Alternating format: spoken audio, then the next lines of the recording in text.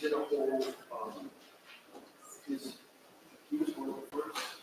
I don't know, I didn't get it.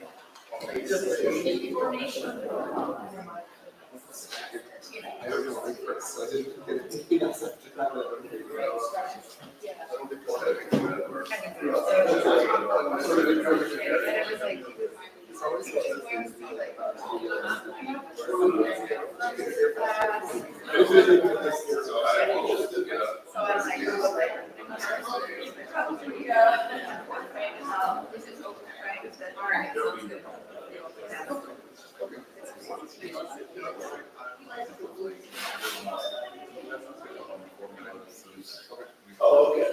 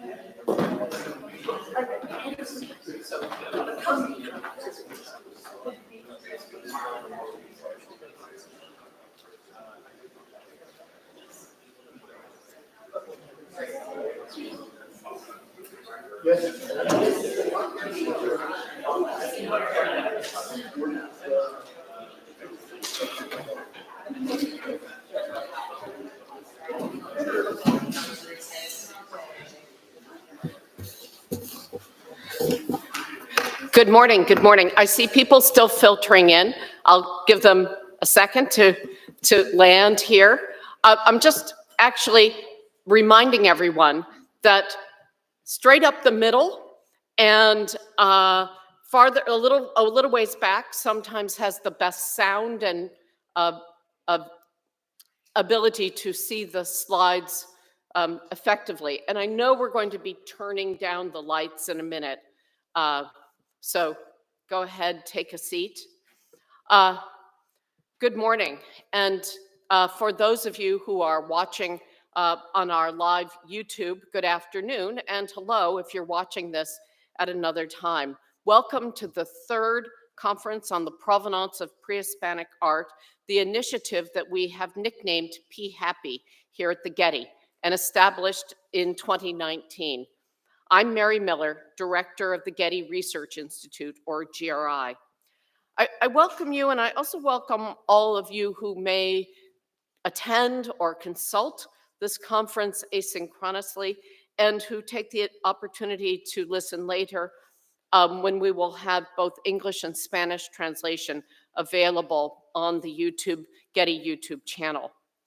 I welcome many events at the Getty, but this subject is one that is especially meaningful to me. And it's a day I've been waiting for. I suppose I've been waiting for it since 2017, when I first convened a group of people whom I knew to be thinking about pre-Hispanic provenance to come together back at Yale. And I'm so happy to see so many of that original cohort of presenters here today. And I did so at Yale because both the University Art Gallery and the Peabody Museum exhibit pre-Hispanic acquisitions from the 19th century alongside donations and purchases that have been made far more recently. When I left the classroom to come to the Getty in 2019, I had found that facing the question of why these works were in an art museum in Connecticut was the first bar that students insisted on addressing. If we of the 21st century could not explain the provenance, the history of ownership, not to mention provenience, the place where the object was found, then students really could not engage with the works. But our approaches, and I say our again because so many of that initial cohort are here, but our approaches were highly local. We would see that an individual object came from a particular dealer, but what was the big picture? Now, instead of looking at individual collections, PHAPI, and any of you joining us today can study the online stock books at Getty and see patterns and generate data. This is at the heart of the PHAPI project. Our subjects today and tomorrow will take us to the history of such collections in Mexico and in the United States and beyond. And as you will see, our speakers will draw on archives in New Haven, in Utica, New York, in Washington, D.C., Mexico City, and of course, Los Angeles, where the GRI is home to the Stendahl Art Gallery archives.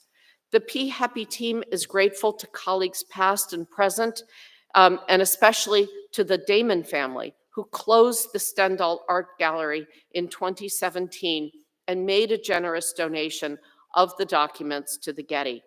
It's fair to say that the Stendahl Archive is the most complete record that will ever come to light of the business of pre-Hispanic art, and I would love you to prove me wrong.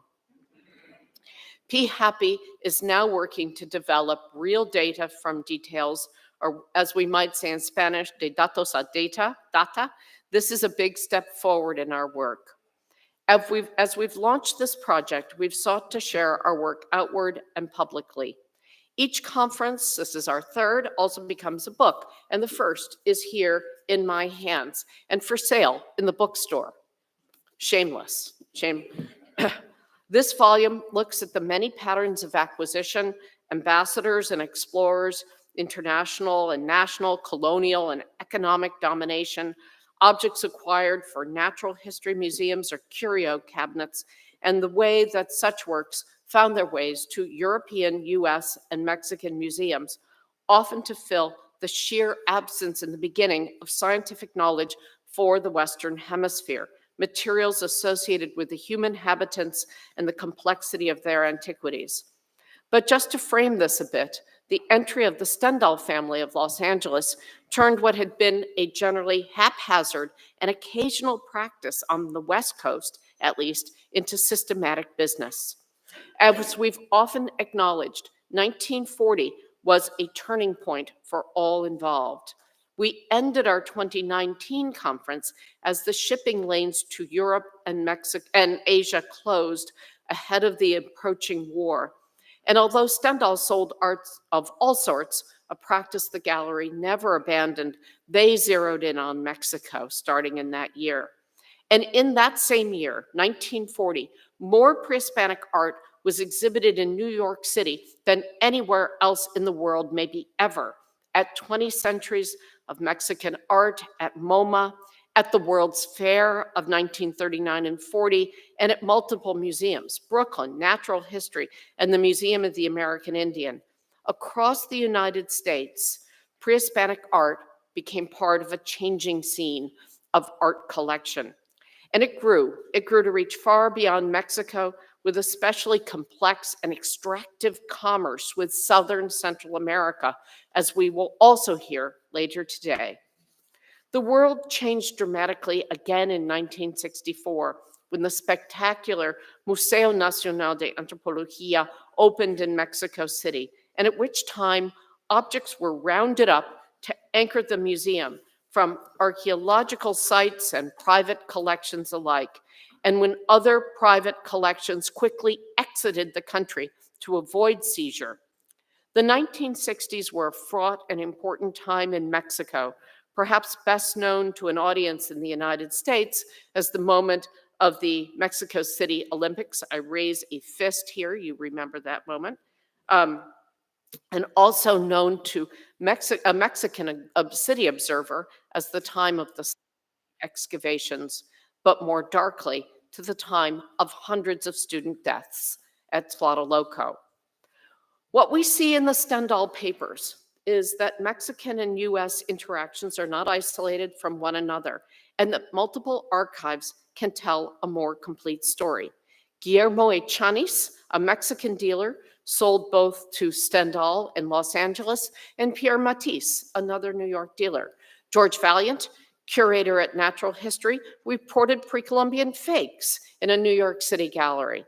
Roberto Montenegro and Miguel Covarrubias, each engaged in the 20th Century show at MoMA, sold works to the Bremer Gallery in New York City, as did William Spratling, with whom we will close today's conference.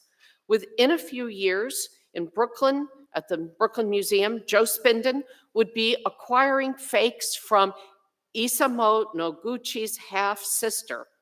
And as we enter the 1950s, George Kubler was writing catalogs based in Stendahl's fakes. In Mexico, Diego Rivera was collecting as fast and as much as he could afford. And surrealists from Man Ray to Marcel Duchamp were finding inspiration and ideas in their acquisitions of the Pre-Hispanic. There are many stories to tell. Because we've asked our speakers to keep to a tight timeline, I've asked them not to thank the Getty. Forget that. Don't use your precious seconds thanking us. We thank you. And join us today and stay with us as we engage with a complex journey into history. Indeed, trying to make history out of what sometimes seems to be anecdotes. We are looking at a past that has often been intentionally hidden from view. But my colleagues and I today argue that there is no future without looking at that history and understanding how events unfold.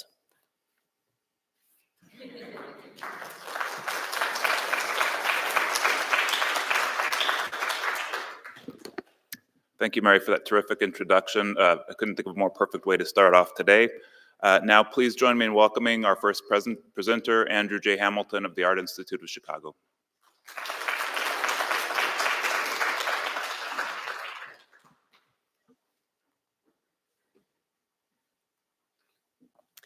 Good morning, and thank you all for listening. In the waning years of the long 19th century, the novelist E.M. Forster offered a caveat, only connect, in the epigram to Howard's End. This was a century that had seen the invention of railroads, time zones, and telegraphs, not to mention the birth of the modern museum due to the compression of time and space and the desire to know the distant and foreign.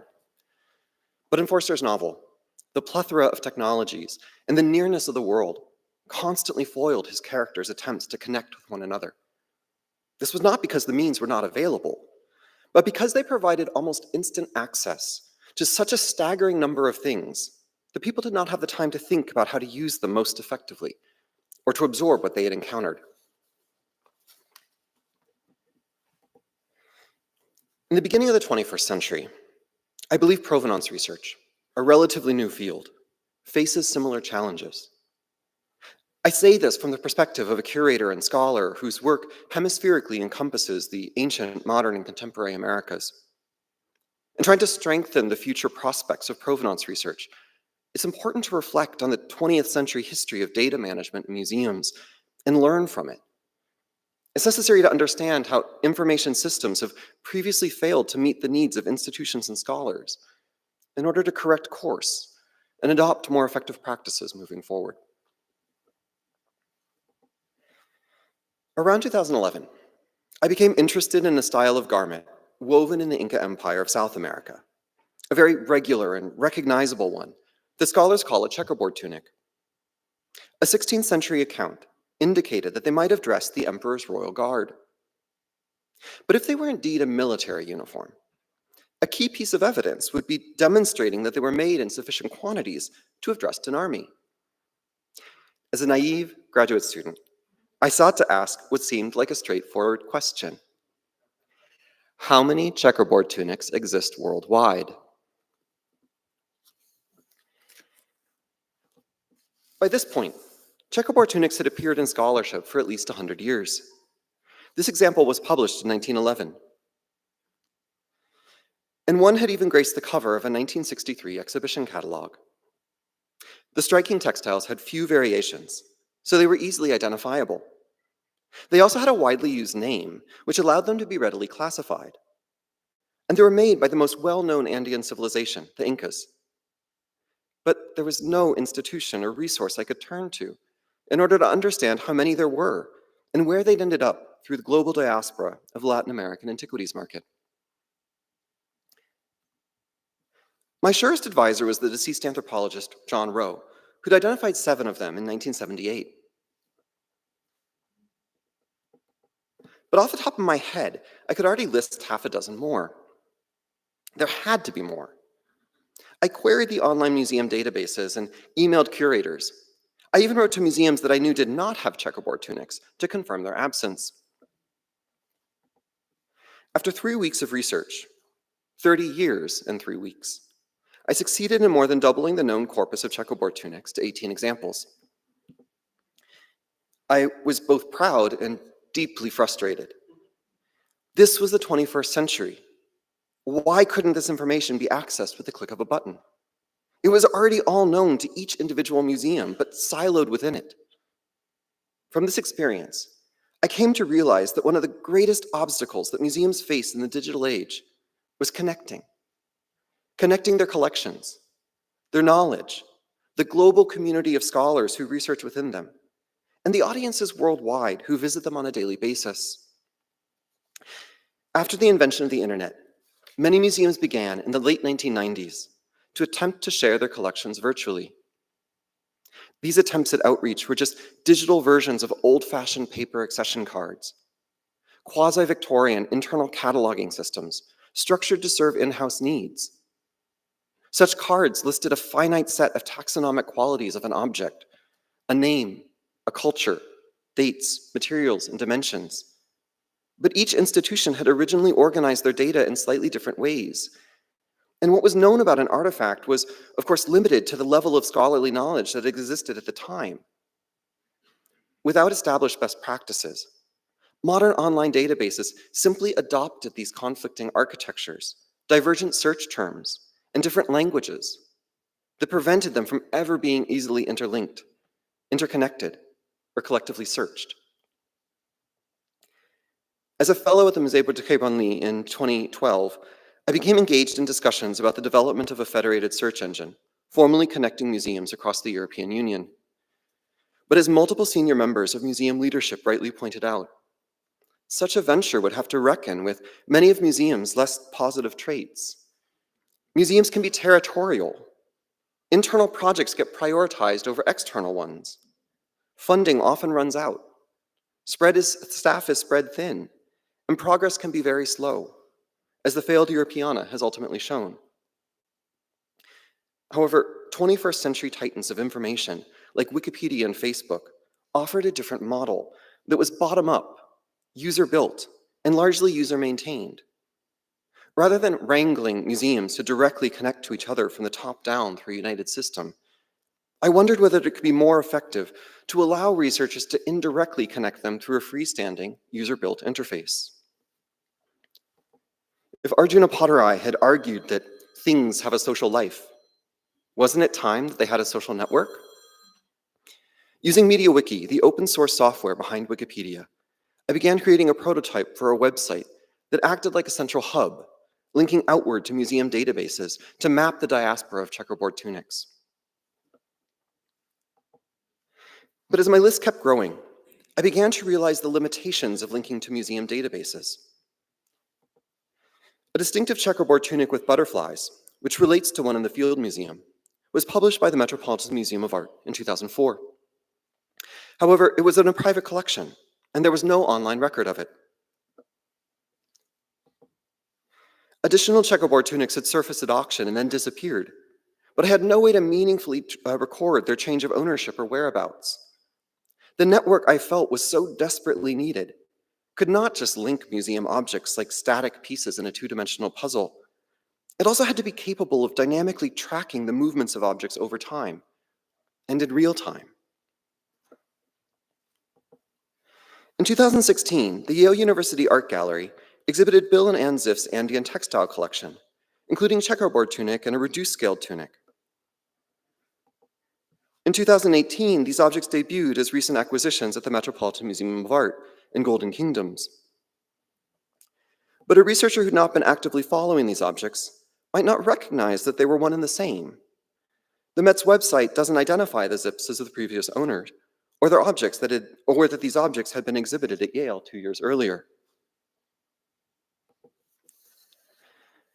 My tally of checkerboard tunics is now up to 26 examples. This may make it the most numerous type of Inca tunic, supporting the assertion that it was a military uniform. But then again, I don't know the quantities or whereabouts of other styles of tunics to draw this simple conclusion with any confidence. I wish I could report that the work of creating a basic tally had grown easier over the past 13 years as digital tools and online databases have matured, but it hasn't really. The only advantage now over when I first started is Google's suggestive image search bar. However, this form of AI only works for these specific objects because of how similar they all look in photographs. Given that many artifacts from the ancient Americas still do not even have images online, it seems unlikely that AI will provide a ready solution to this problem, no matter how exponentially its powers grow. I see checkerboard tunics as a sort of charismatic megafauna, the polar bear that typifies the issue affecting a whole ecosystem, making it easier to see the problem and care. Museum systems for organizing information about objects fundamentally confine information within that object, whether in accession cards, entries in online databases, photographs, or in object files, rather than seeking to connect it relationally to information about other objects in different museums. Furthermore, many significant objects are in private collections and do not have an online presence. These issues have profound implications for provenance research. Because we do not even know where everything is, it becomes hard to fathom how we'll study in any robust or systematic way how it got there. Although museum databases are where a majority of provenance research is currently made public, as someone who works within a museum, I do not believe that they're ultimately sufficient to advance the scholarly field of study. My work as a scholar trying to locate checkerboard tunics has been a bit like seine fishing. I wanted to catch as many as possible, so I cast a wide net and waited for tunics to fall into it over the years. In contrast, my experiences within a museum, researching the provenances of Latin American antiquities, have much more resembled line fishing. I've often been trying to catch a particular fish within a vast sea of data. Regrettably, I've had to throw back most of what I caught because it wasn't relevant. A good example is my research on the Aztec coronation stone. The Art Institute of Chicago acquired it in 1990 from the now closed Time Museum in Rockford, Illinois, whose founder, Seth Atwood, purchased it from the Stendahl Art Galleries here in Los Angeles in 1972. H.B. Nicholson, a scholar of Aztec art at UCLA, frequently visited the gallery and photographed what he saw. His slide collection, conserved by California State University, Los Angeles, contains numerous images of the stone at the Stendahl Galleries. One roll shows it alongside 23 other artifacts, including additional Aztec sculptures, multiple ceramic warriors from Jalisco, sonriente figures from Veracruz, and a Maya cylinder vessel. The roll, marked FEB 71H7, potentially offers a visual cross-section of the imageless Stendahl stock books conserved here at the Getty.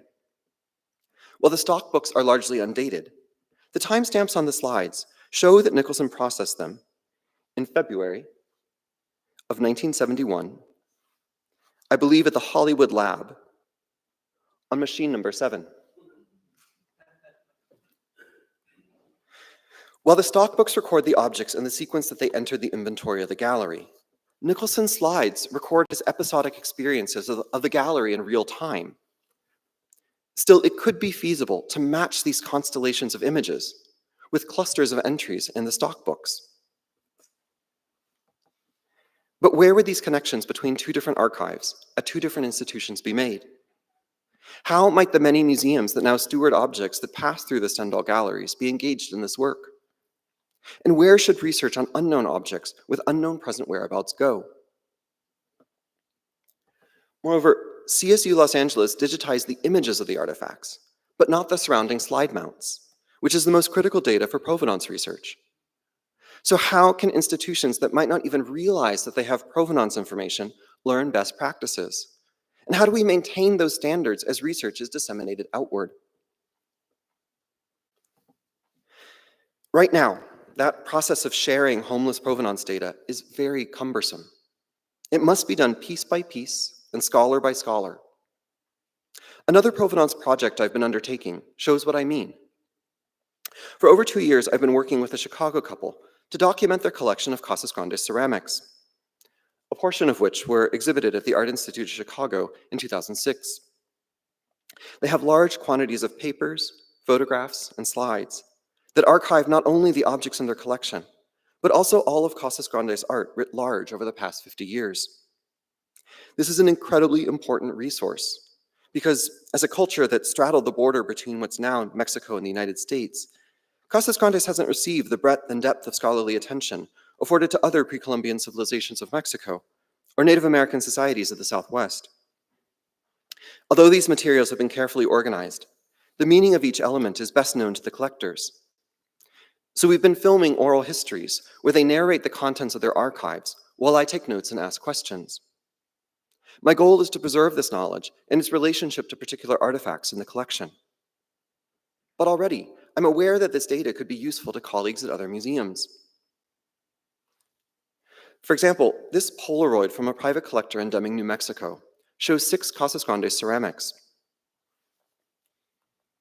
In 1974, the couple acquired the macaw effigy vessel in the front, which was exhibited at the Art Institute in 2006 and published in the catalog.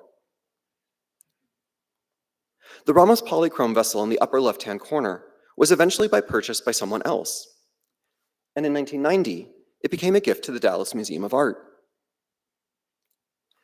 Dallas was also given a unique Casas Grandes Escondida polychrome vessel with a lid. The couple has Polaroids of it that were taken sometime between 1975 and 1978, when it was shown at the Latchstring Gallery in Dallas, Texas. Additionally, Dallas stewards a members bowl that the collectors first saw in 1973 in Deming, New Mexico, in a private collection. They photographed it in 1974 and 1977. 5 years later, it became a gift to the Dallas Museum of Art in honor of Edward S. Marcus. I'm not sure how much of this information the Dallas Museum of Art might already have in their files. I also don't know how Dallas structures their data, so I don't know how best to format it to send it to them, if it would even be of use. If I took the time to write up a report on the Dallas objects and send it along with the scanned photographs and other primary documents in an email to my curatorial counterpart at the DMA, they'd in turn just have to go through the labor of downloading those attachments and either re-uploading them as digital assets to a digital object file, or, if they still use paper, they'd have to print them back out and physically add them to the paper file. Finally, Dallas doesn't currently publish provenance information online. So even if I did share this research with the DMA, it wouldn't be readily accessible to other scholars researching Casas Grandes collections. Were someone to ask them or me for more information about these objects, we'd each have to go through the process of resharing documents. And how would we prevent distributing outdated information as each of us continues our research and learns more? As this makes clear, we all stand to benefit from each other's research on the lives of objects. Indeed, when I was researching a Lembeeke beaker in the Denver Art Museum within Junius Bird's files at the American Museum of Natural History in New York, I appreciated the annotations on black and white dealer photographs that reveal which of the silver objects are now held by the Metropolitan Museum of Art. I don't know who identified them and provided their accession numbers, but I'd always wondered if this information had come from Kylie King, perhaps when she was preparing her exhibition, Reign of the Moon. Provenance research is not simply administrative or clerical. It's research. And yet, when museums write or update provenance statements, this research isn't attributed to a particular scholar, whether the curator, the collection manager, or someone from outside the institution. This must change.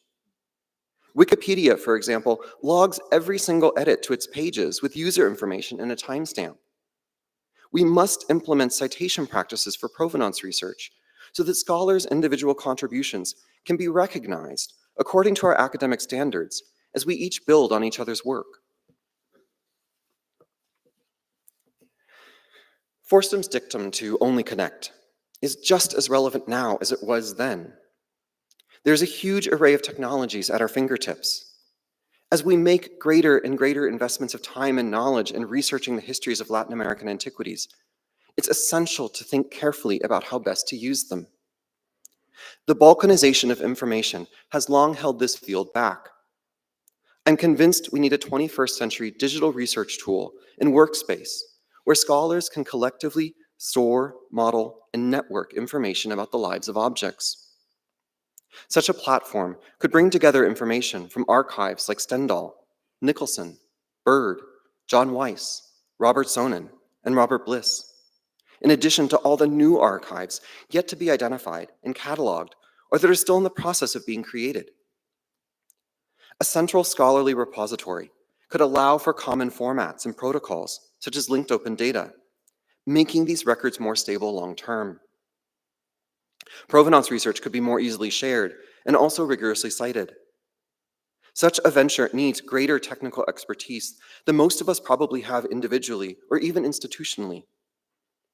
Scholars would benefit from trainings for building digital provenance archives, as well as project grants for digitization and intern positions.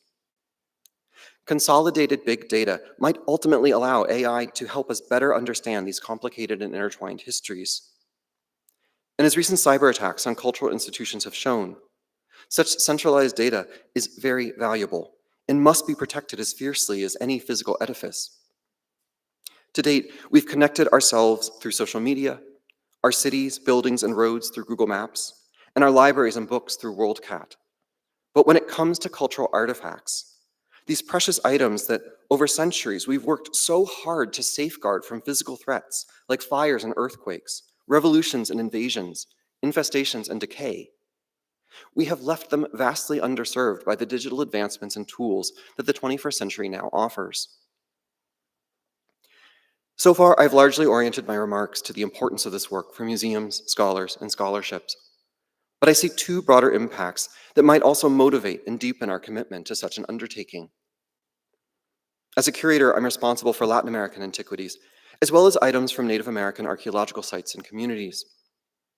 These two areas of my work are shaped by very different forms of legislation with distinct aims.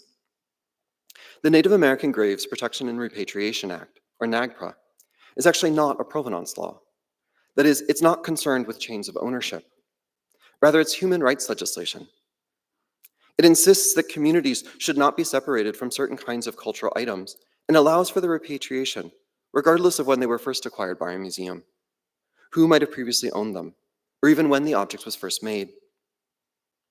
The first step of NAGPRA is for a museum to prepare lists of all the items in the collection that fit certain criteria and send them to relevant communities to allow for consultation. This required act of list-making essentially acknowledges that museum online databases are incomplete, inconsistent, and difficult to navigate. But the preparation, transmission, and review of these lists can be time-consuming for all parties, with a lot of paperwork and email threads to manage. As repatriations proceed, museums must publish notices on the Federal Register that advertise the repatriation will soon take place, so that different museums across the country and tribal nations all have equal access to this information. NAGPRA has been slow work, and indeed the 30-year-old law was revised earlier this year in order to make it more effective. It's possible to see how a single centralized SharePoint for information about objects in museum collections could help streamline processes like these. And it may be that NAGPRA eventually offers a model for international consultations about indigenous cultural patrimony throughout the Americas. If so, such a platform might be essential for handling the sheer volume of artifacts originating from many different nations. It may also serve as a critical tool to be able to translate information back and forth into multiple languages, to foster access and facilitate dialogue.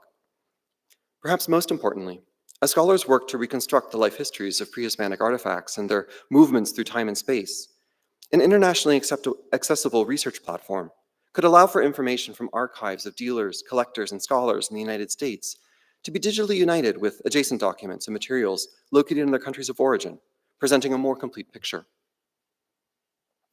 Second, at present, public awareness of provenance histories is largely limited to a few key examples, such as the Elgin marbles and the Benin bronzes. However, knowledge of these cases is often gleaned from news headlines, which can lack nuance and detail. While these cases may act as another sort of charismatic megafauna, generating interest in this particular issue, in fact, it's relatively difficult for members of the public to find resources explaining provenance histories of works of arts as narratives. Museums tend to publish provenance histories in precisely worded and punctuated statements, as recommended by the American Association of Museums' Guide to Provenance Research. But as we found at the Art Institute, it becomes necessary to teach people how to read these texts. For example, a semicolon indicates that a work of art passed directly from one owner to another, while a period separates two owners when a direct transfer didn't occur or isn't known to have occurred. These are important but very subtle differences. As scholarly research allows the scope and scale of these provenance histories to come into greater focus, it's important that there be mechanisms for disseminating this information to a broader, interested public. Sharing more of this knowledge, rather than less, can serve to educate audiences about the breadth and complexity of these issues worldwide. Circulating knowledge about these topics will, I hope, better support this work in the present, and ideally serve to avoid repeating or replicating these issues in the future. Thank you.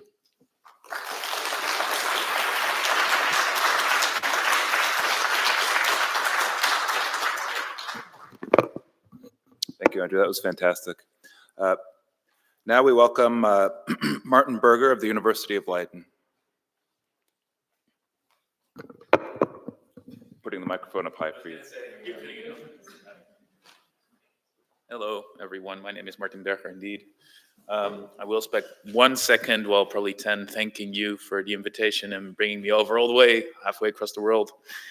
I guess not thinking about climate change, but okay. I say this to myself, not to you. It's going to be the first time in my life that I read out a presentation so as to make sure that it actually coincides with what the people online hear in Spanish, so bear with me. I guess I'm here to present a sort of view from afar, focusing on European museums and how they acquire this kind of material after the Second World War, thinking about how these patterns that emerge after the Second World coincide with or differ from the patterns that we see before 1945. So let's start with, let's say, maybe the most famous pieces in Europe of this kind, right? Much of the scholarship on collecting Mesoamerican material in Europe has focused on the period prior to the Second World War. The trading and looting of material in the early 16th century led to the creation of the earliest collections of this kind of material in Europe. And study of the provenance of these collections abounds. We need to think about, Christian Feest, Laura Laurentius Milendi, Marjorie Kegel, or Eric Taladoire, more recently Davide Domenici. A lot of people have worked on understanding how this material comes to Europe, what the histories are, and what the institutional histories are in moving this material within Europe. Similarly, if we start thinking about the early 19th century, while we lack an exact understanding of what happens actually to this material between 1600 and 1800 in Europe, the start of systematic collecting in the early mid-19th century has been amply studied, starting with Alexander von Humboldt, who we see here on the left, a circle of European collectors based in both Mexico and Central America, embarked on the systematic creation of collections. And Viola Koenig gave an excellent sort of outline of how this worked in Germany in the first PHAPI Symposium, which is in the book that Mary actually held up and can have up again. Many of these actors, like for example, Hermann Strebel or Karl Ude, who's the guy with the glasses on here, had a background in commerce and trade. So this enabled them to ship large collections to Europe. Similarly, in France, actors like Eugène Bobon, who's also been studied extensively by Jane Walsh, amassed large collections, often for commercial purposes as well, as did Henry Christie in the UK. In fact, these large-scale collections laid the foundation for many of the ethnographic museums that are founded around this time and that to this day are the most important collections of this material in Europe. So this first period of systematic collecting is then followed by development in the late 19th and early 20th century, in which we see more targeted scholarly collecting coming to fruition. I'm not saying that Humboldt wasn't a scholar, of course, but there's a much more systematic way of people going about this here. Collector scholars like the French Alphonse Pinard, who we see here, who for a time was the husband of Celia Nuttall, actually. The Englishman Thomas Gann, that I know Andrew Turner highlighted in an earlier PHAPI Symposium as well. And of course, the most famous of all these peoples, the German Eduard Seeler and Cecilia Seeler-Sachs from Germany, amassed massive collections during travel and fieldwork in the region, which eventually made their way to the big museums in Europe. Again, these actors are very well understood, they're very well known to scholars, they're sort of the foundation of our discipline to a certain extent. And the patterns of collecting and the networks of collecting are relatively well understood, at least, and I need to add that here, for let's say the central countries such as France, the UK, and Germany. We start thinking about the Netherlands, for example, where I'm from, that situation is markedly different. So in contrast to these earlier periods, the patterns and networks of collecting in the post-World War II era are significantly understudied. Similarly, our understanding of networks and collecting in more, let's say, peripheral European countries is limited. Nonetheless, the post-1945 period is actually a period of very active collecting, both here in the US and in Europe, of course, as well. So what I set out to do in this presentation is to take a look at the collecting histories of European museums post-1945, trying to better understand how the patterns and networks of collecting in this period are different from or similar to the periods that those established before the global upheaval of the two world wars. And in doing so, I focus on museums that are both within the European centers of collecting and on the periphery. So this work is sort of motivated by three, or it bases itself upon three very basic questions. First of all, what kind of Mesoamerican material do we actually have in Europe that's collected between 1945 and 1975? So which cultures are represented, what time periods, which countries do these things come from, who brings them in, importantly as well. Second, how did museums collect? So did they buy, did they trade, did they get donations, did they get legacies? And then of course, from whom did these museums collect? Who are the people that actually make sure that this material crosses the Atlantic, right? Because it's not self-evident that there's enormous collections of this material halfway across the world. The basic approach that I'm taking here is a combined qualitative and primarily actually quantitative approach, using museum acquisition data as the primary quantitative way into the data. Looking at numbers and statistics provides a very basic way of looking at and understanding how many things came to a certain museum, where they come from, and when they come in. And these basic numbers provide better insight into patterns of collecting, while at the same time directing a qualitative approach that looks at biographies of both people and objects. So as mentioned, this study starts in 1945. Why run it until 1975? As most everyone hearing this will know, the 50s, 60s, and 70s were a time of large-scale collecting and large-scale commercial exploitation and looting of archaeological sites. It's a context that I don't need to explain too deeply, I think, for most everyone here. At the end of the 1960s, more awareness was raised in the global academic and museum community about the resulting large-scale destruction of archaeological sites. Most famously, Clemency Coggins drew attention to this in her 1969 article. And of course, a few years later only, the UNESCO 1970 Convention was introduced, which further solidified the idea that acquiring Mesoamerican archaeological material without a documented provenance was problematic. Of course, it didn't impact all museums equally directly, one could say. And moreover, many market countries actually did not ratify UNESCO 1970 until a very significant number of years or even decades later. But at least by 1975, we can say that it had an impact on the general awareness of how problematic it actually was to acquire this material that was then coming onto the market. So just briefly, the work presented here builds on earlier research on the collections of the National Museum of Ethnology in Leiden and the Tropen Museum in Amsterdam, which are now called Wereldmuseum Leiden and Wereldmuseum Amsterdam since last October. And this work was published in the latest issue of the Journal for Art Market Studies. There's a QR code here if you're interested, and actually quite a few people who are presenting here today are actually also in that journal. So I'm not only shamelessly promoting myself, but also some of the other people here. So this preliminary work, as you see in the graphs, on the collections in Amsterdam and Leiden showed that there was a very pronounced peak of collecting in the 50s and 60s. You see this most strongly in Amsterdam on the bottom, where there's basically nothing before the World War II, and then it's UNESCO and they stop.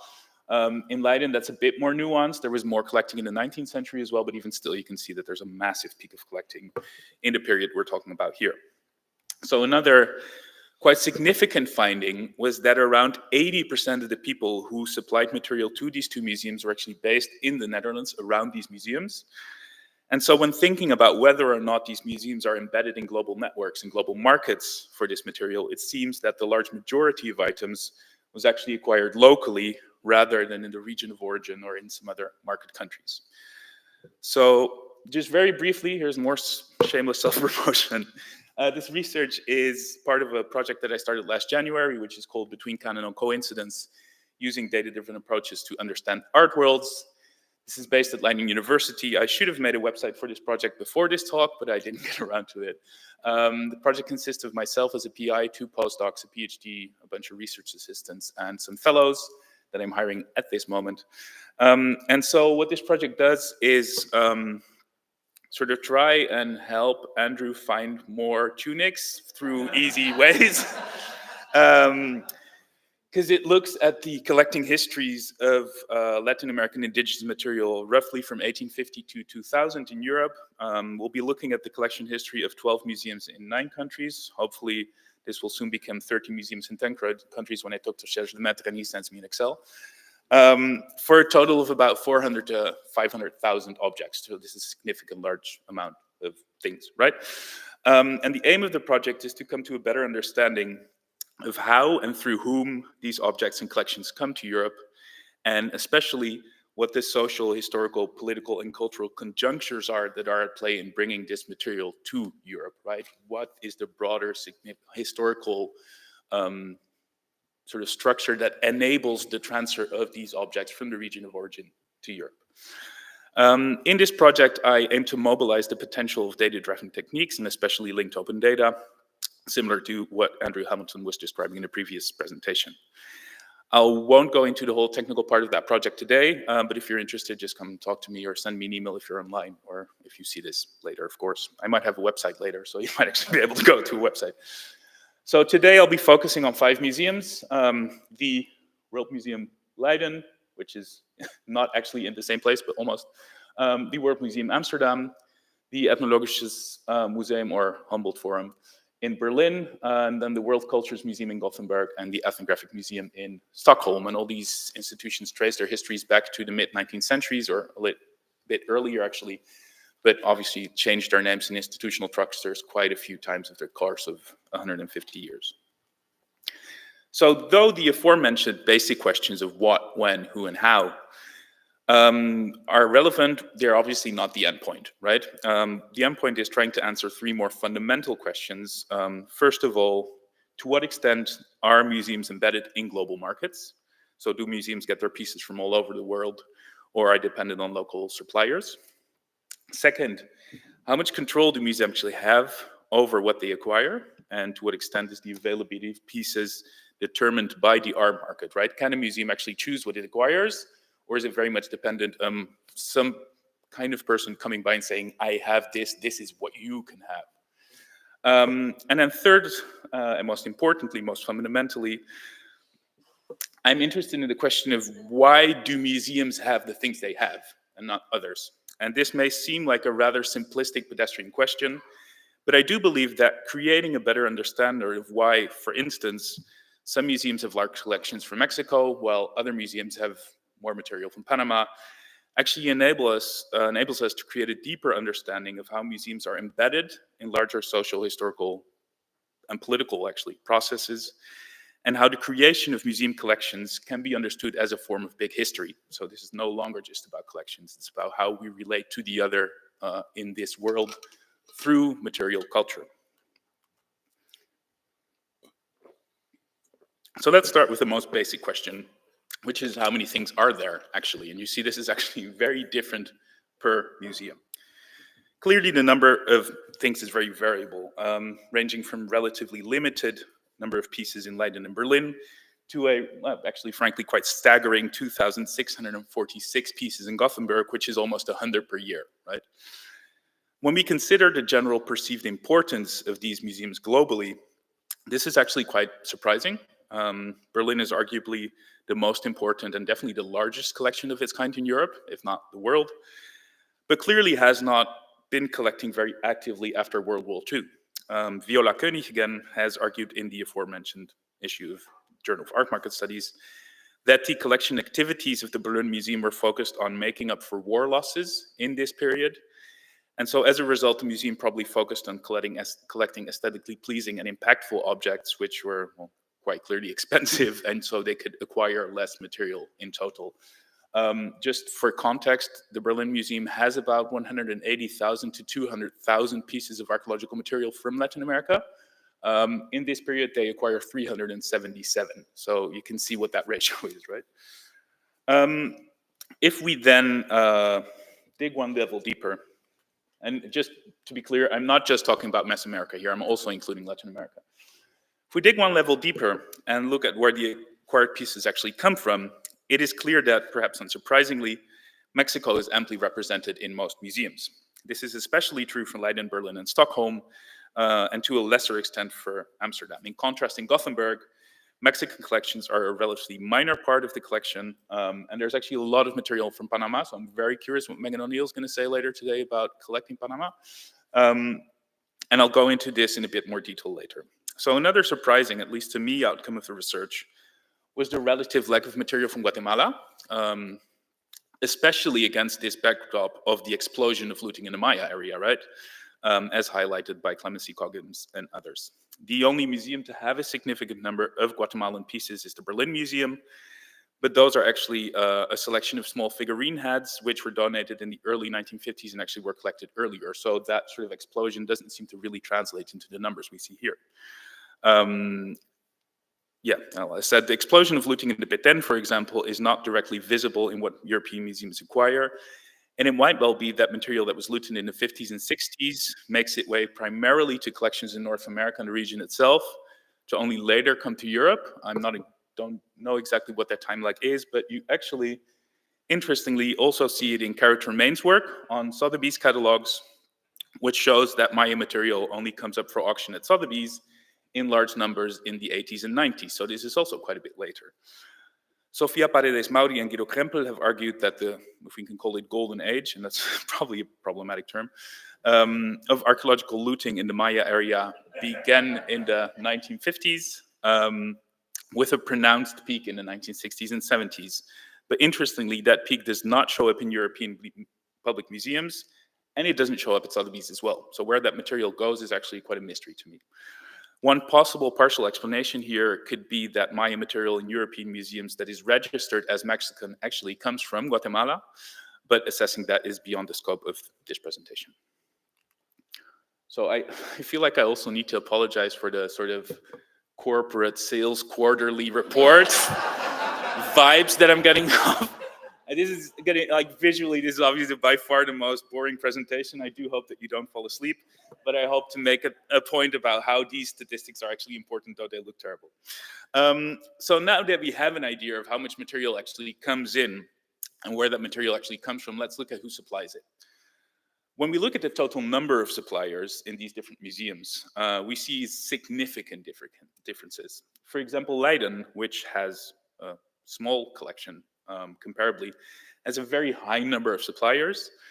And in contrast, Gothenburg, by far the largest collection, this is about 8 times as large, actually has the smallest number of suppliers. So if we then look at the ratio of object to supplier, we see that in Leiden and Berlin, many different people supply smaller collections, while in the other museums, a reduced number of people actually brings in larger collections. This is very clearly a reflection of different acquisition policies, right? It's a very different type of collecting. This seems significant also when thinking about how widely spread this kind of material is in a particular country, and how many people have access to Mesoamerican material in general in a particular locale. If we zoom in a bit further, and again, I'm sorry about the graphs, on where these people are actually based, where they actually come from, we see that there's quite a number of people that are not based in the country of the museum itself. Of course, when thinking about the embeddedness of a museum in a global network and a global market, this is an important indicator of how connected museums are globally. So where suppliers to Stockholm are only based in 5 countries, and this includes Sweden itself, in Leiden, 12 different countries are represented, despite the fact that the collections in Stockholm are actually 3 times the size, or more than 3 times the size of those in Leiden. Apparently, Dutch museums had access to pieces in a more widespread global network than the museums in Sweden. These suppliers are based in a wide variety of European countries, even though there are no British or French, Belgian, Spanish, Swiss museums in this corpus. We do see that individuals from this corpus supply material to the countries that we're looking at. Of course, when thinking about the embeddedness of a museum in a global market, this is an important indicator of how connected a museum is. When we look at the Americas, we see Mexico and the US, obviously, showing up. We see some countries in Central America. Interestingly, Mesoamerican material is also acquired from a selection of suppliers in South America, showing that material from the region didn't only make its way up north, it also made its way down south. And I don't think anyone has really studied that connection, but it seems interesting. Conversely, some countries in Central America, and again, most notably Guatemala, have no direct lines of contact to these museums. Whether this is a question of acquisition focus or of how the market in these countries worked. So for example, a Guatemalan piece would go to Mexico, then to the US, then to Europe, or Guatemala to the US to Europe, is also, like many things in this presentation, a subject for further research. So when considering differences between continents from which this material is acquired, we see clear differences again. Both museums in the Netherlands acquire almost exclusively from Europe, so they do not seem to have many agents or collectors on the ground in the region itself. In Sweden, the situation is quite the opposite, most pronouncedly in Gothenburg, of course, which acquires almost all of its pieces in the region, and Stockholm for about 3/4. And most of these pieces are actually collected by agents of the museum itself, an aspect I'll get to in a second. This is the ugliest slide I have. I apologize. It might get better from here on out. When looking at acquisition strategies, we also see marked differences again. So before we saw, a lot of suppliers, small connections, many suppliers, many suppliers, small collections versus few suppliers, large collections. If we now look at if these things are actually bought or donated, we see actually very important, I think, differences when we think about acquisition policies and targeted acquisitions in museums. Whereas Leiden buys more than 85% of its collection, Stockholm and Amsterdam acquire only about 10% of their pieces through sales. And it seems reasonable to infer from this that Leiden has a more market-based collection, while Stockholm and Amsterdam are more dependent on outside collectors. The fact that Mexico is so strongly represented in the Leiden collections might be an outcome of this market orientation, simply because Mexico was so strongly represented in the market itself. So, what do all those graphs mean if we think about them in a more structural way? Of course, this presentation is a very superficial jump into the data. In 25 minutes, there is no room to go into the entire collection history of 5 institutions in 3 different countries over the course of 30 years. Still, my hope is that these preliminary results show that even a very brief look at these collections already reveals interesting differences and similarities that should be explored further. And so for the remainder of this talk, I'll try to paint some broad strokes histories of what the acquisition of this material in this time period actually meant. First of all, Swedish acquisitions seem to be largely museum-based and primarily acquired in the region itself. In the case of Stockholm, there is a very significant percentage of gifts.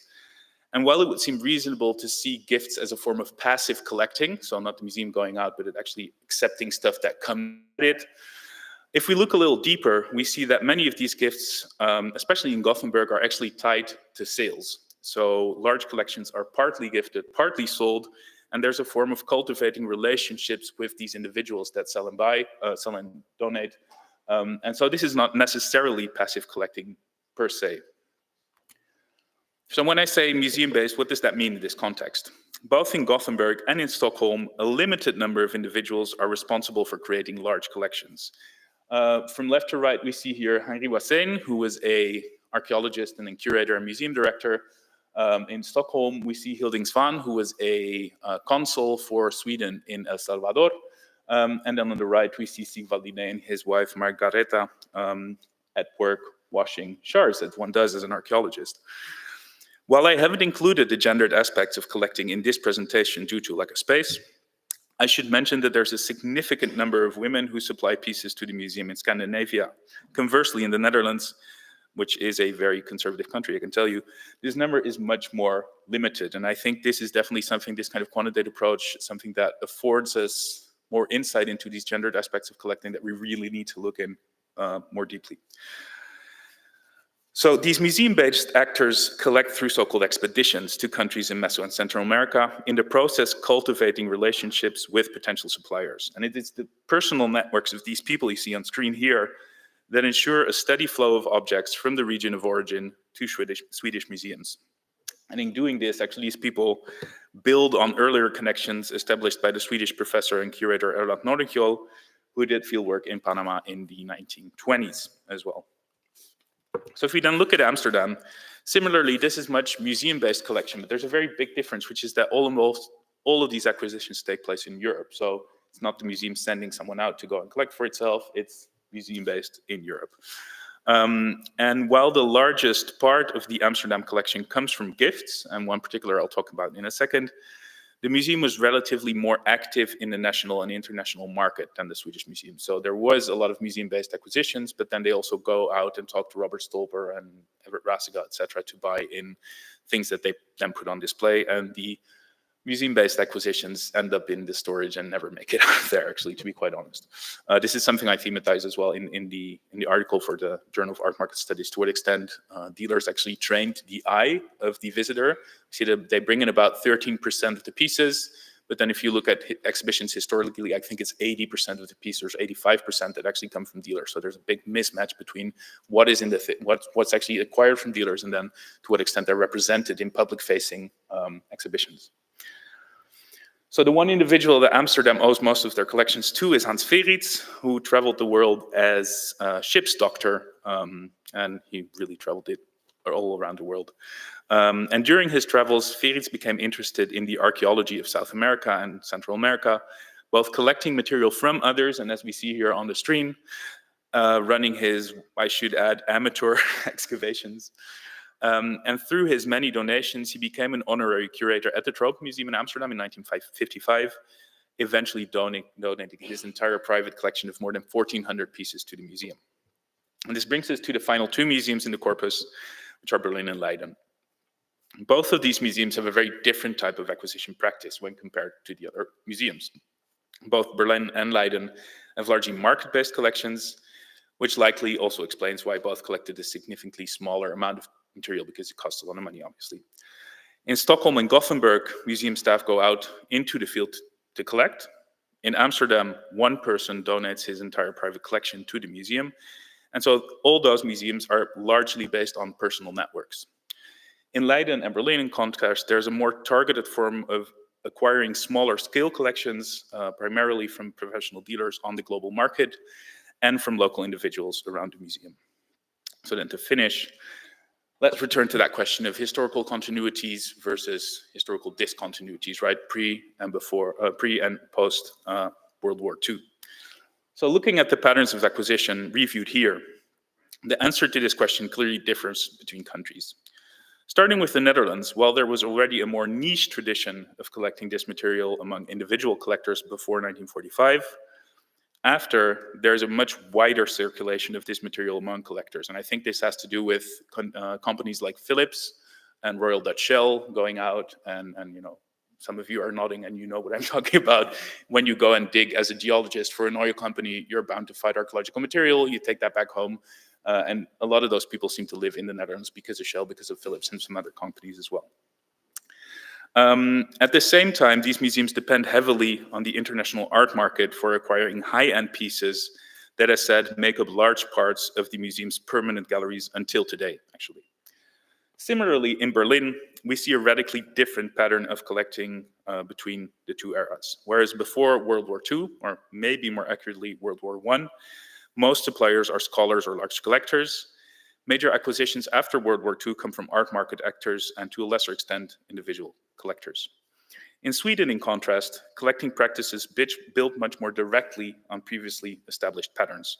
While some art dealers, primarily the omnipresent Robert Stolper, and to a lesser extent Robert and Marion Huber, do make it out to Sweden, the museums are far less embedded in global market and depend largely on their own museum staff to go out and collect things.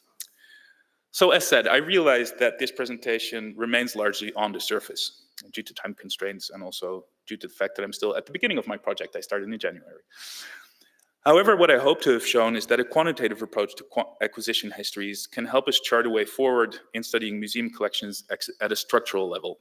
So I really do believe that what we need going forward is both a high-level quantitative approach that combines with the beautiful, valuable, fine-grained archival approach to create a more holistic understanding of why we have the things we have, what they meant in the past, what they mean in the present, and what they can mean in the future in building relationships also with the countries of origin. So, thank you.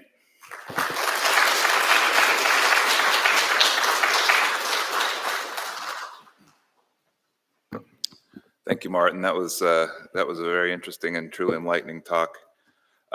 For our next presentation, Kylie King will present a paper that she's written with Peyton Phillips Quintanilla, me, Andrew Turner, and Alicia Maria Hautrau. Welcome, Kylie.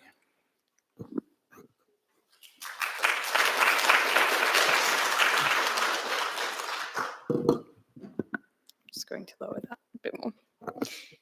Good morning, everyone. Sorry, I'll leave that up for 2 seconds. And then...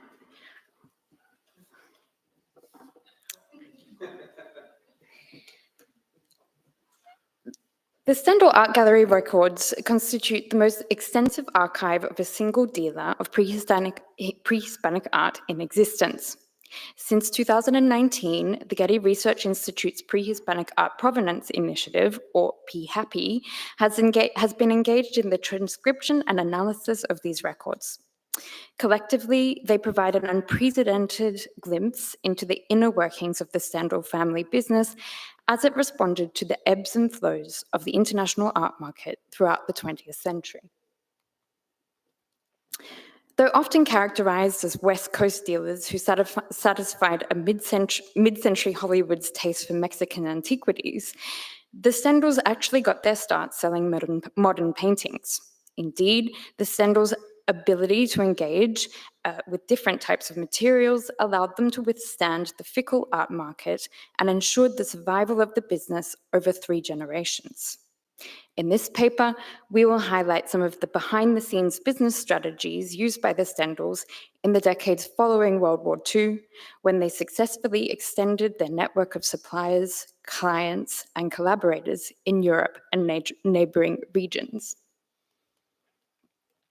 Upon the gallery's closure in 2017, Megan O'Neill, Matthew Robb, Kim Richter, and Joanne Pillsbury facilitated the donation to the GRI of the family business archives by 3rd-generation owners Ron and April Damon. Building upon April Damon's comprehensive 2011 biography of Earl Stendahl, shown here on the left, this extremely rich archive serves as the basis for the first large-scale analysis of the 20th century market for pre-Columbian art. The resources that are now available to us at the GRI, thanks to this donation, include the Stendahl stockbooks, inventory cards, invoices, customs documents, exhibition catalogues, photographs, and extensive correspondence.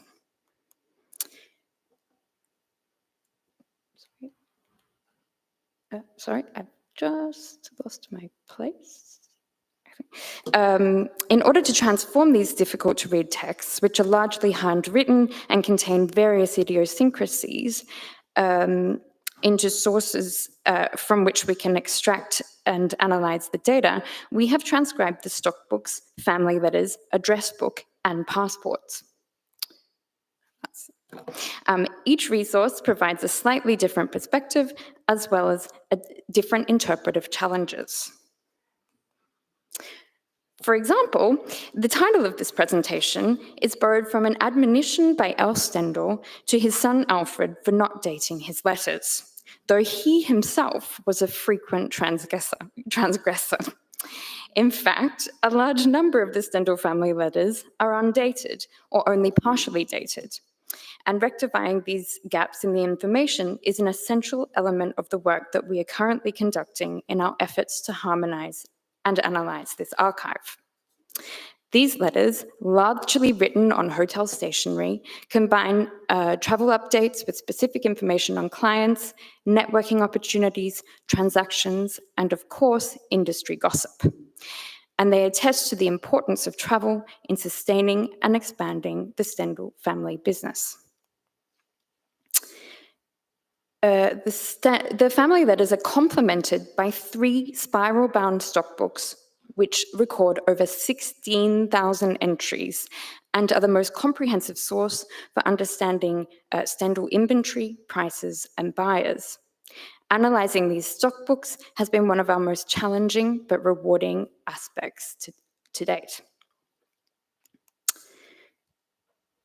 In order to extract as much information from our transcriptions as possible, we developed spreadsheets that retain the complex structure of the stockbooks and preserve how the data was recorded on each page.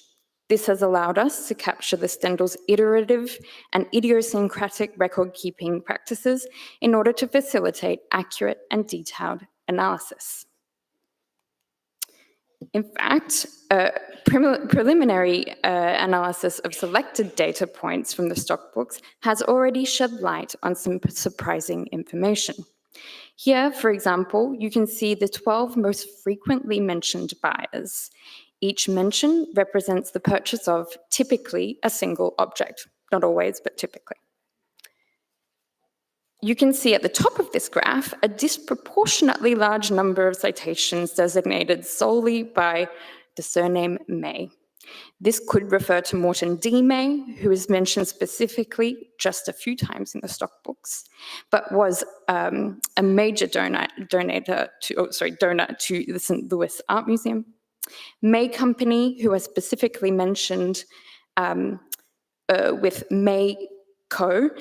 Just 16 times and on higher priced items, or indeed the unrelated Californian architect Cliff May, who the stockbooks tell us definitely bought 2 inexpensive items. Indeed, we could expect that the large sum of 754 purchases was made by May Company, as we know that the Stendahls were ongoing suppliers to the department store chain. And while an easily repeated 3-letter M-A-Y, truncating the co, indicates that it probably does refer to a bulk buying intermediary, we have not collapsed this individualization quite yet, so as to preserve the nuance necessary for subsequent object and transaction research, which could lead us to confirming the identity with certainty. And of course, Matthew Robb is working on the May-Stendahl relationship. Most of the top buyers, such as William Palmer, the Arensbergs, and Robert Woods Bliss, are by now well-known names associated with the Stendahls' activities stateside. But let me draw your attention here to third place, where we find the Milanese sculptor, collector, and dealer Franco Monti, and at equal 11th with Jacques Sarli, the Munich-based dealer Ludwig Brettschneider.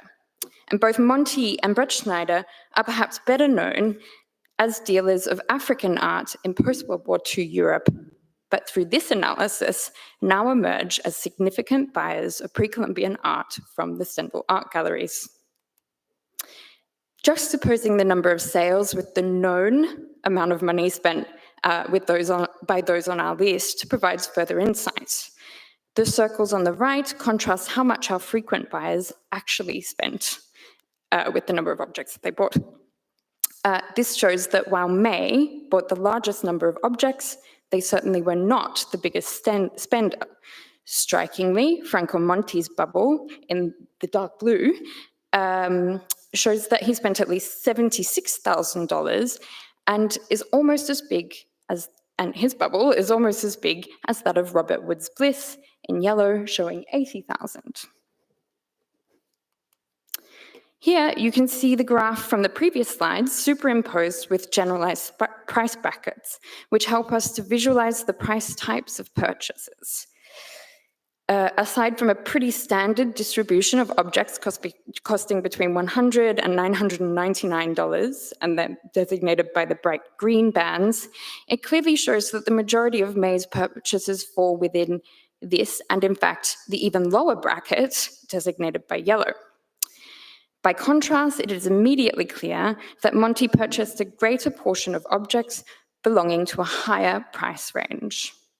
These disparities can be explained by the individual purchases of purposes of each buyer, while May's intention, should May be in fact short for May Company, was to on-sell objects. But Monti clearly had a more selective target, reflecting his collector-dealer status. Further, we can calculate that only 2.5% of May's purchases belong to the $4,999 category, which is designated by the aqua color band.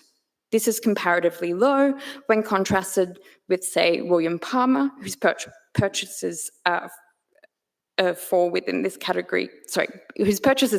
category correspond to some 36% and almost 12% for Franco Monti. It should be noted here that this exercise also reveals that a considerable amount of price data is absent from the stock books, and this is designated by the purple bands. This is suggestive of several possibilities, such as perhaps deals between friends, sales on the fly to frequent customers, gifts, consignments, loans, or storage solutions. Again, transactions that merit further investigation. Or perhaps the gaps in information could also indicate the existence of other ledger books with more complete records that we do not have in our archive. On this slide, we have also given our top buyers list a shake-up by considering recorded price information where available in the stock books as the primary factor of analysis. In fact, Sy, Francis E. Pratt, Ian Arundel, and Brett Schneider have all been replaced by a certain Rowan, Minneapolis Museum of Art, and William F. Kaiser, as well as Francis and Mary Kane, who were private collectors residing in the Florida Keys.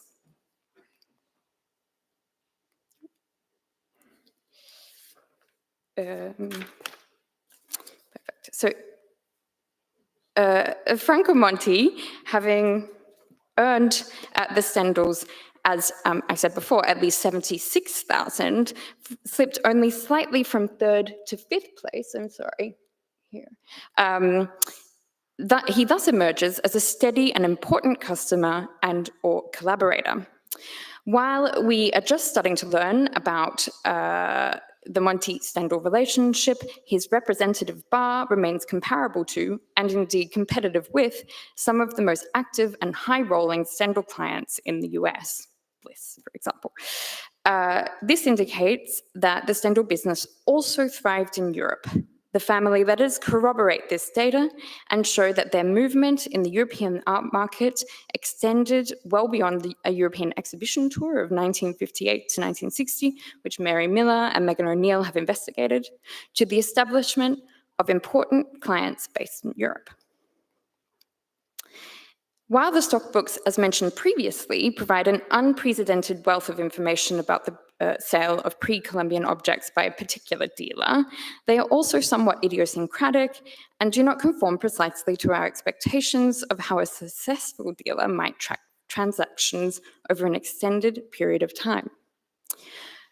Not unlike the letters, the stock books contain few dates, and we often rely on museum accession records of known objects to place chronological markers within the data.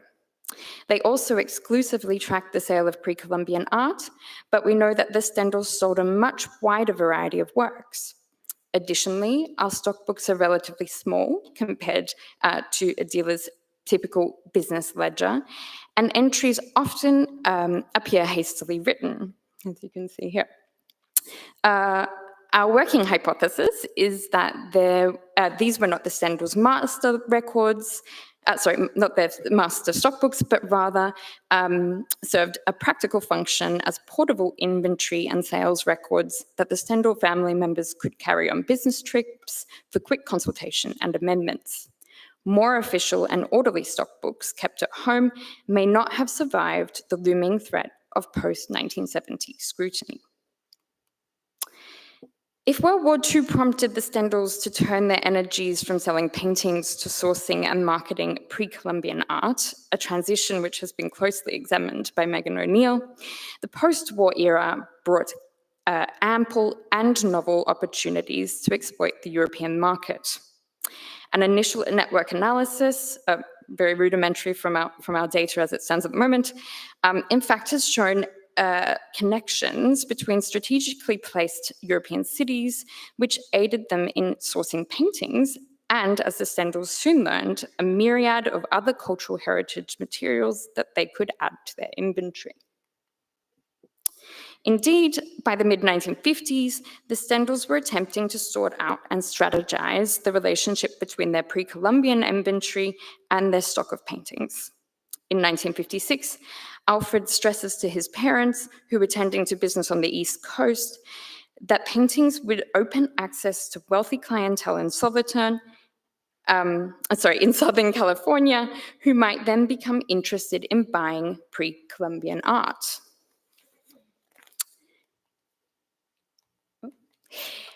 In a subsequent letter, he suggests that paintings should never be sold to dealers, but instead kept on hand for prestige and investment, as, quote, "we should be able to do enough pre-coal business to keep alive," end quote. Oh, sorry.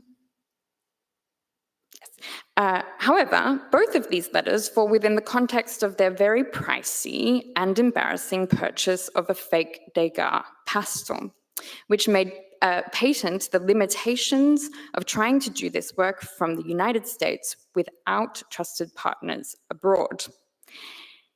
They had established eyes, ears, and feet on the ground in Mexico and elsewhere in Latin America, and they needed to do the same in Europe. Pre-Columbian art was their ticket. The work began with their 1958 to 1960 whistle-stop tour, exhibition tour of their pre-Columbian collection in museums and galleries across Western Europe. With this in mind, it is perhaps unsurprising that, in addition to a network of contacts and collaborators thusly established in Germany, Italy, France, and the UK, Switzerland emerges front and center in the Stendahl family's travel-related correspondence between 1958 and 65. In fact, Joe referred to Switzerland as the happy hunting ground for paintings in a letter dated June 2nd, 1959. This in fact foreshadows one of their business's strategies, that is, intercepting paintings before they formally hit the market. It also speaks to Enid's concern about the, quote, Berlin situation, which she described in a letter written in December 1958 as Cold War tensions intensified in Germany. Switzerland was indeed a happy hunting ground, long home to highly prominent collectors and well-established collections, both public and private. Post-war Switzerland also continued to be a marketplace for materials looted and displaced during the war. And the Stendahls quickly confirmed that a wide variety of paintings, from old masters to masterpieces of the avant-garde, could be found in Switzerland's museums, bank vaults, and homes. And they spent considerable energy and money navigating this murky market. Numerous letters make clear that the Stendahls were well aware of provenance issues surrounding European paintings, as well as other types of materials that they hoped to source via new contacts. In terms of private collectors, the Müller family of Solothurn, which is located between Zurich, Bern, and Basel, became close friends and important clients of the Stendahls. This relationship offers key insights into the Stendahls' business strategies in Europe and beyond. Their story begins with the Stendahl family taking a journey by car from Zurich to Milan in November 1958. On their way, they made a strategic detour to Solothurn to meet Josef Müller and his family on the advice of Elsie Lutzinger, then director of Zurich's Museum Rietberg, who called Müller's collection, quote, stupendous. Enid, tellingly, says that the Müller collection, quote, reminds one of the Ahrensbergs. Further confirming their interest, by February of the following year, Earl writes that the Müller family started collecting around the same time as, and very similar materials to, the Arensbergs, giving the Stendahls a solid point of reference. Though Joe's reaction after his first visit, which you can see at the bottom of this slide, suggests that they found it even more impressive. It is thus clear that the Stendahls sought to lean on well-placed individuals like Lutzinger and the Müllers, and also on their own background and knowledge, and experiences. Indeed, Earl decided, seemingly based on this introduction to the Müllers, that, quote, all the paintings I will find will not be from dealers, only from banks and private individuals whose names we got from directors of different museums, end quote. This statement comes in the context of a Rembrandt that he sourced from Joseph Müller's sister, Gertrude Duby Müller, also a major collector. The Raising of Lazarus was at the time on long-term loan to the Rijksmuseum in Amsterdam.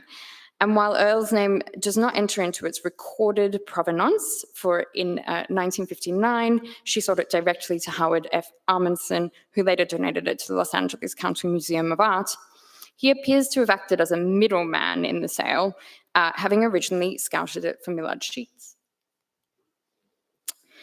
The wider Müller family included such high-profile European collectors as Edith Hafter-Kopman and Rudolf Schmidt, who also became clients of the Stendahls for pre-Columbian art through both purchases and trades. Even a young Monique Babia Müller, Joseph's daughter, makes several appearances in the letters. In short, Solothurn as a city may not have offered the breadth of business opportunities available in, say, Zurich or even Basel or Bern, but it was home to a family who facilitated their entry into key European art markets and social circles, as well as access to a diverse array of materials outside of pre-Columbian art. As discussed previously, the data in the stock books and the letters have also revealed that the Stendahls found fertile ground for their business south of Switzerland and into the Italian peninsula. Indeed, the lucrative opportunities that lay in wait in Milan were not lost on Enid. On January 13, in 1959, she wrote in a letter to her son Al and daughter Eleanor from Zurich, quote, "This would be the time to establish dealers in Netherlands, Italy, Milan is rich, Belgium, if we have enough stock," end quote. In the early 1960s, Earl wrote to his family about Franco Monti's new, carefully styled apartment, which was particularly conducive to selling larger and more expensive pieces. Quote, "He has a fine, large new apartment, number 14, Via Spirito in Milan. He's doing good business. I will have the Rietberg Museum send him the large blow-up photo of the seated clay figure from Veracruz. His new place can now show off large pieces to advantage," end quote. Not only does this suggest that these types of partnerships help the Stendahls to establish a presence with some stability in the face of instability in the European art market, but also that they sought to replicate the very kind of relationship that they had developed with the Müller family in Solothurn, using these select contacts to carefully expand their network of clients through people they knew and trusted. In fact, in addition to procuring his own substantial stock, as we saw earlier, and collection from the Stendahls, Franco Monti also appears to have played a role in connecting them to other dealers. Indeed, it is highly possible that he introduced them to Beatrice Monti della Corte, whose legendary Milanese Galleria dell'Ariete was located 2 blocks away from Monti's home. In fact, Monti della Corte appears to have also become a lasting associate of the Stendahl Art Galleries, for they mention her in multiple times in correspondence dated around the 1960s, sometimes referring to her rather intimately as our girlfriend or our girl dealer in Milano. In fact, from records found in her gallery's archives, which are also preserved at the GRI, we have learned that in 1961, Beatrice sourced a phallic sculpture for her friend, the modernist poet Raffaele Carrieri. Raffaele Carrieri.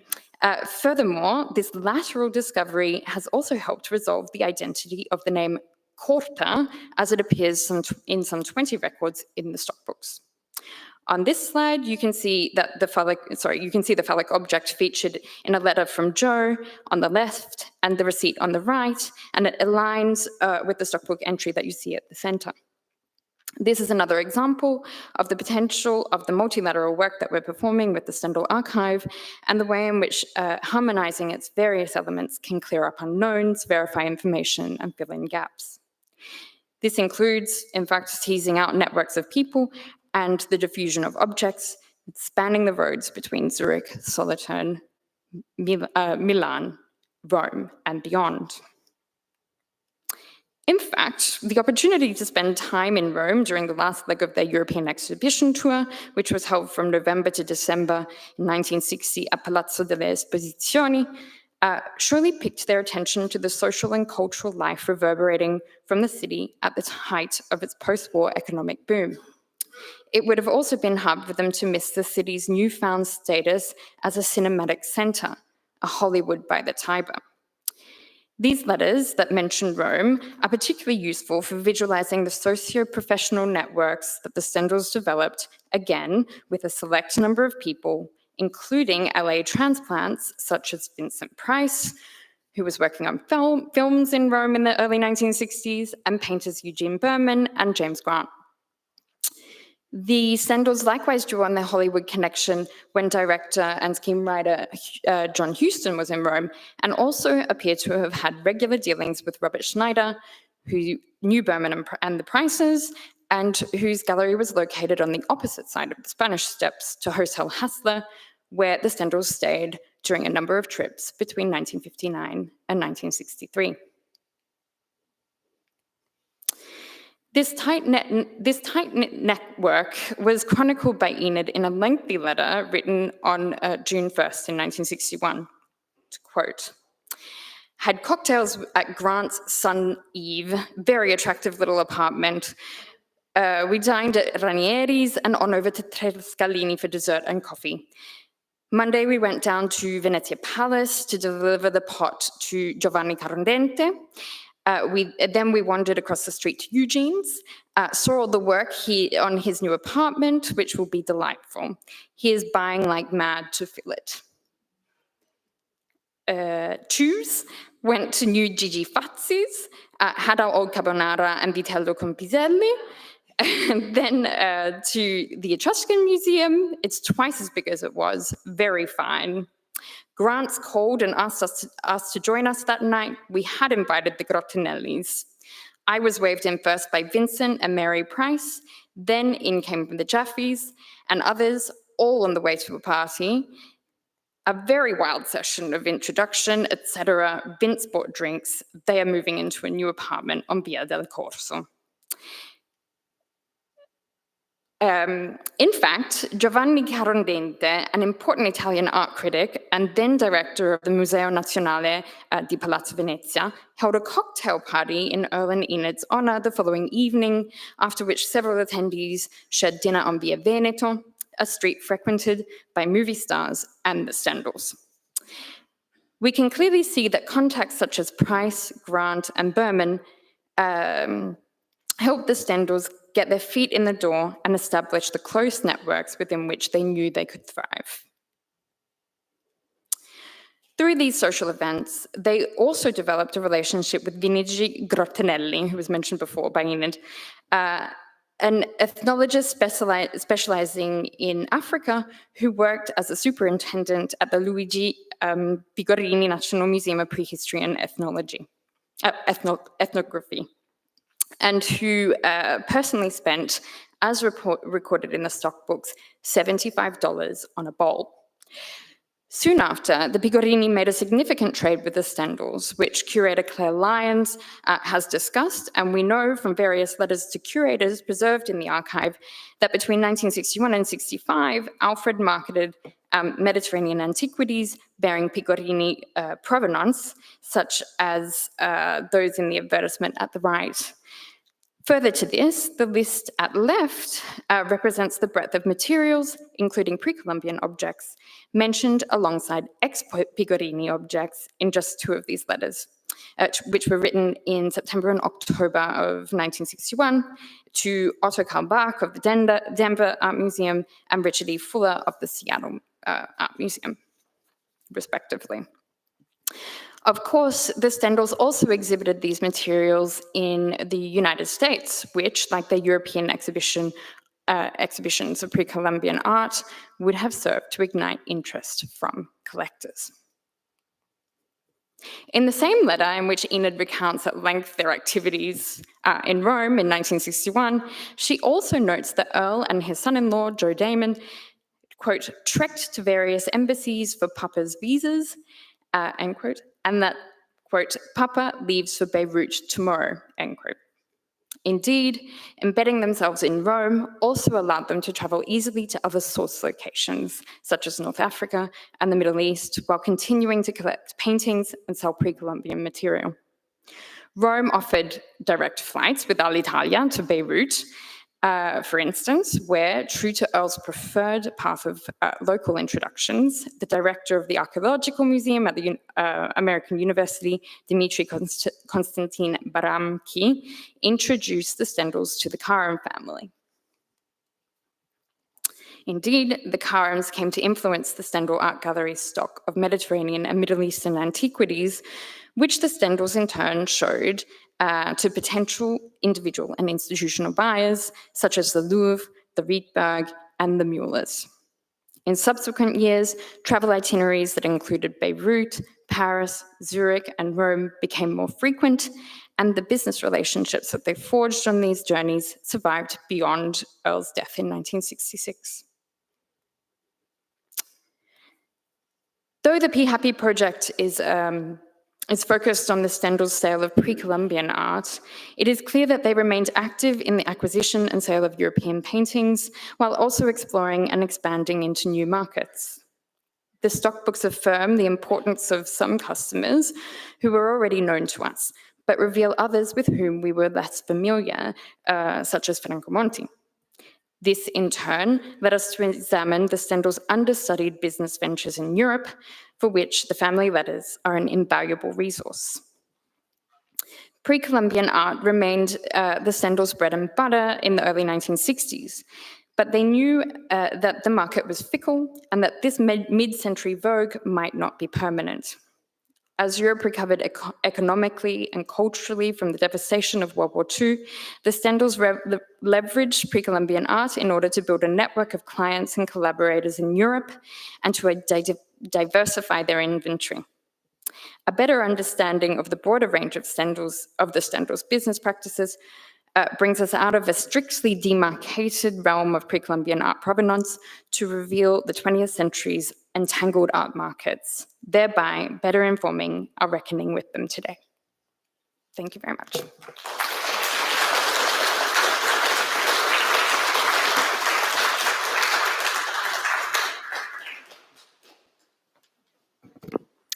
Thank you so much for that, Kylie.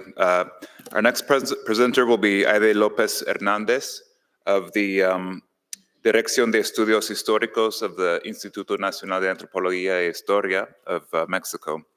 Unfortunately, she couldn't join us, but she recorded her presentation. We'll view that, and then we'll follow up with a discussion and question and answer among the previous presenters.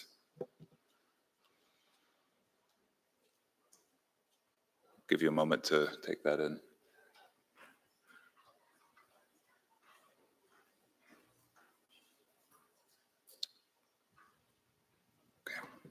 Buenas tardes, saludos desde la Ciudad de México. Antes que nada, les agradezco mucho la invitación para participar en este foro. Voy a dar lectura a mi trabajo mientras les voy a compartir una serie de imágenes para ir acompañando el texto.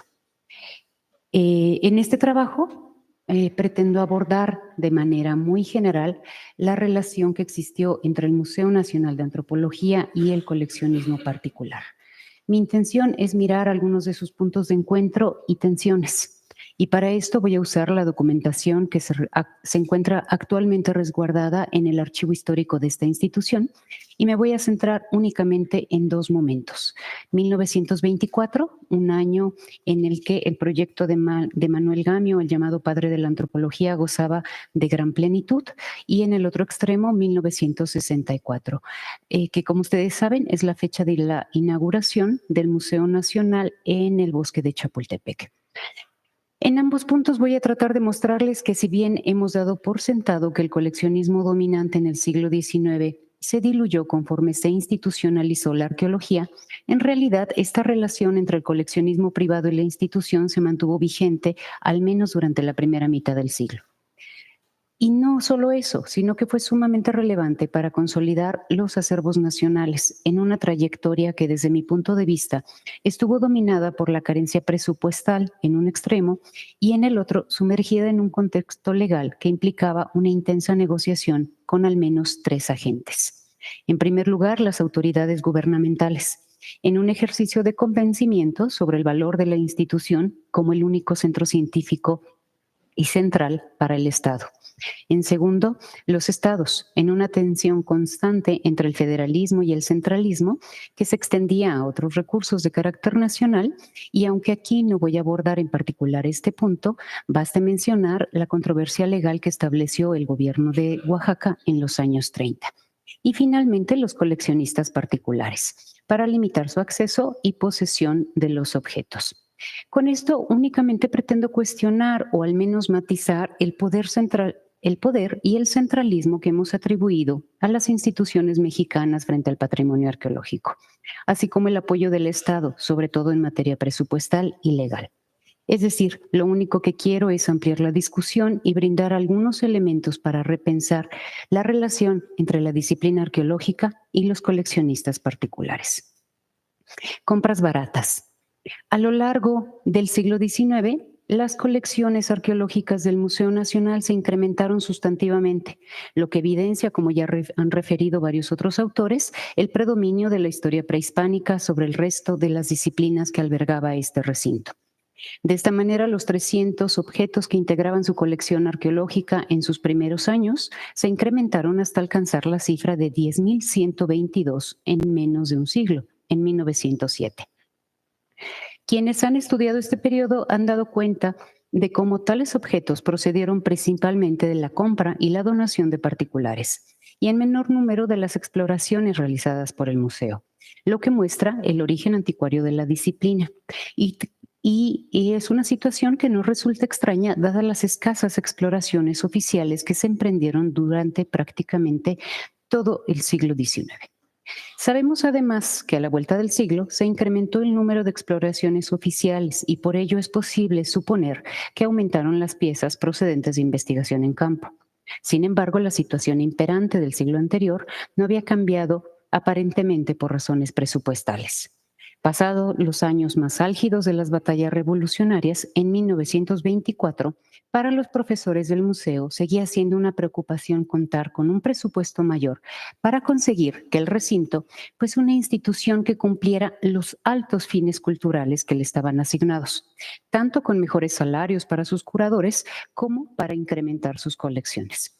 Respecto a estas últimas, consideraban que hasta la fecha, y lo cito, muchos de sus salones se han formado de obsequios o compras de ocasión y baratas, lo que trae por consecuencia la inferioridad de los objetos y muchas veces el ningún interés de estos para figurar en una colección importante. Cabe recordar que para ese momento, además, en el museo existía una dirección de antropología, que era el proyecto de Manuel Gamio, que integraba las funciones de la anterior inspección de monumentos y que la ley en la materia llevaba casi 30 años vigente. Sin embargo, el reclamo de las autoridades del museo implicaba que la mayor parte de sus colecciones no procedían de exploraciones emprendidas y avaladas por tales instancias, por lo que la valoración estética, histórica e incluso económica de los objetos, pero sobre todo su posesión, seguía siendo compartida con los particulares, al igual que lo fue en el siglo XIX, al grado de que seguían dependiendo de la compra para conformar una colección importante. Las autoridades del museo consideraban que tal situación no solo iba en detrimento del carácter nacional y del prestigio del establecimiento, sino que representaba un riesgo latente, porque pese a la legislación, nada impedía que tales objetos salieran de contrabando del territorio nacional como ya antes había pasado. Esta advertencia, girada al secretario de Educación, no resultaba trivial, pues poco antes había dado a conocer el expolio de las piezas del cenote de Chichén Itzá a manos del excónsul Edward Thompson.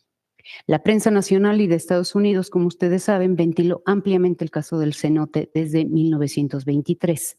Y es de suponer que no era el único conocido por los intelectuales mexicanos, porque años atrás, por ejemplo, también se discutió y denunció aquel saqueo realizado por Alfred Mosley, aunque no tenemos estudios puntuales al respecto. Lo que me interesa destacar aquí es la solución que propusieron las autoridades del museo, quienes solicitaron un mayor presupuesto para realizar compras de lo que denominan objetos de valor, que estuviesen en manos de coleccionistas, evitando con ello que los extranjeros adinerados pudiesen adquirirlos y sacarlos del país. Esto resulta llamativo por las implicaciones que pueden desprenderse. La primera y la más obvia es que aun cuando el coleccionismo no estaba sancionado por la legislación vigente, la comunidad de estudiosos no lo aprobaba porque consideraba que resultaba pernicioso para la formación de las colecciones nacionales en el legítimo centro de la conservación del pasado nacional, con objetos de valor y no productos de compras baratas.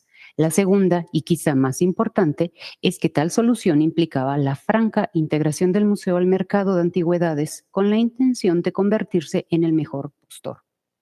Hace falta mucha información para evaluar cómo se estimó lo que ellos denominan valor de los objetos. Al menos en los documentos que consulté, pareciera que no está vinculado a la información contextual, aunque con esto no se descarta una consideración histórica, porque cabría recordar que gran parte del trabajo de investigación del pasado prehispánico durante la primera mitad del siglo estuvo vinculada a la interpretación iconográfica de las piezas, sin necesidad del análisis de su contexto original. Un dato adicional parece corroborar este supuesto. En el presupuesto referido, en 1924, el monto que se solicitó para adquirir piezas por compra superaba al pedido para realizar exploraciones. En el primer caso se pedían 50,000 pesos mexicanos y en el segundo 30,000. Voy a volver después a esta diferencia porque parece ser una tendencia en las siguientes décadas. En tercer lugar, es claro que pese a que la entidad central que tiene el deber de custodiar los bienes nacionales, el museo no contaba con autoridad alguna para ejercerla. Y al menos en esta documentación descartaba la posibilidad de que se pudiera mejorar la vigilancia de las exploraciones sin autorización y por lo tanto evitar el saqueo y la salida de las piezas o la del tránsito aduanal para evitar su salida del país. Esto podría ser comprensible en el contexto nacional de 1924. En aquel entonces, el polvo levantado por las luchas revolucionarias aún flotaba en el aire. Y van a pasar varios años más hasta que se acabe con el último caudillo disidente, por lo que sería ingenuo considerar que la salida de piezas arqueológicas pudiese figurar entre las primeras preocupaciones del Estado. Además, seguramente los profesores del museo tenían muy claro el panorama institucional. Por un lado, un puñado de guardianes. En realidad eran 4. Y 2 profesores arqueólogos para custodiar e investigar los alrededor de 1,000 puntos que se tenían registrados por entonces. Por el otro, no era extraño que parte de ese personal facilitara las salidas de las piezas, como ya ha documentado Adam Sellen. Finalmente, la legislación vigente no sancionaba el coleccionismo particular. Hemos abordado poco las inquietudes de la comunidad de estos años respecto a la legislación y al coleccionismo, aunque parece una preocupación constante. Al menos desde 1927, la Secretaría de Educación giró un acuerdo para crear una comisión de trabajo para el estudio y la formulación de una ley de conservación de monumentos que estuviese basada en el estudio comparativo de las legislaciones de otros países. En su respuesta, el entonces director del museo advirtió al secretario que desde hacía meses ya había designado a 2 profesores para que realizaran un estudio de ese tipo y que el proyecto había tomado como antecedente la legislación recién expedida por el gobierno de España. Posiblemente se refería al decreto Callejo de 1926, con el que se definió y reguló por primera vez todos aquellos bienes muebles e inmuebles dignos de ser conservados por razones de arte y cultura, y lo que en conjunto va a constituir el denominado Tesoro Artístico Arqueológico Nacional bajo la tutela del Estado español. Como fuera, en el Museo Mexicano, al menos uno de los profesores comisionados siguió trabajando en el proyecto hasta 1932, aunque pronto advirtió que para finalizar la comisión era necesario conocer el alcance que tendría la ejecutoria de la Suprema Corte de Justicia sobre el petróleo, porque de ello se desprendían las facultades de la nación sobre la propiedad privada y, por ende, la posibilidad de protección, es decir, de la propiedad del Estado sobre las riquezas científicas, históricas y artísticas.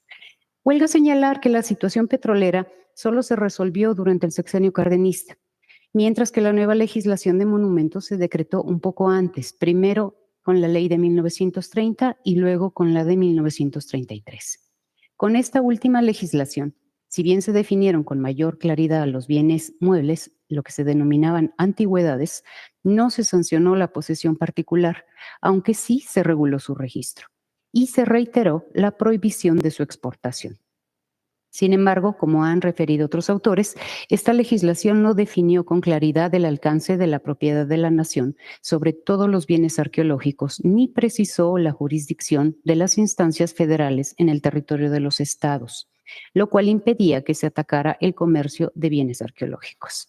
De hecho, como ya han señalado otros, esta nueva legislación, al igual que las emitidas en otros países de Latinoamérica por las mismas fechas, lejos de frenar el tráfico ilegal de piezas arqueológicas, parece haberlo impulsado, al menos considerando el alto número de piezas en las subastas parisinas, en un ajedrez complejo que también fue jugado por los políticos de Estado, quienes también eran coleccionistas. Y en el caso mexicano tenemos a Alberto Pani. Como es bien sabido, en el caso mexicano, la propiedad absoluta sobre estos bienes por parte del Estado solo se va a alcanzar 4 décadas después, con la legislación de 1972. En tanto, el museo va a seguir reclamando un presupuesto más digno, mientras incrementaba sus acervos con piezas de valor procedentes de las colecciones particulares. Grandes presupuestos. Ha sido ampliamente relatado el reto que implicó la construcción de la nueva sede del museo en el bosque de Chapultepec en 1964. Tras décadas de solicitar un nuevo edificio, los profesores finalmente alcanzaron su propósito, un área de 12,000 metros cuadrados para la exhibición, espacio que lamentablemente no tenían cómo llenar. Sin embargo, la situación había mejorado desde 1924 y en esta ocasión el presupuesto no fue una limitante, por lo que contaron con la cantidad de presupuesto necesario para incrementar las colecciones y llenar los salones con piezas valiosas y ya no con compras baratas, como pueden ver en la tabla 1. Del presupuesto destinado para incrementar las colecciones, la arqueología contó con la mayor parte, poco más de 300,000 pesos, para realizar expediciones en la Ventilla Teotihuacán, en la Huaxteca Potosina, la zona en la que entonces se estaba construyendo la presa El Infiernillo en Michoacán y Guerrero, en Jaina y en otros lugares.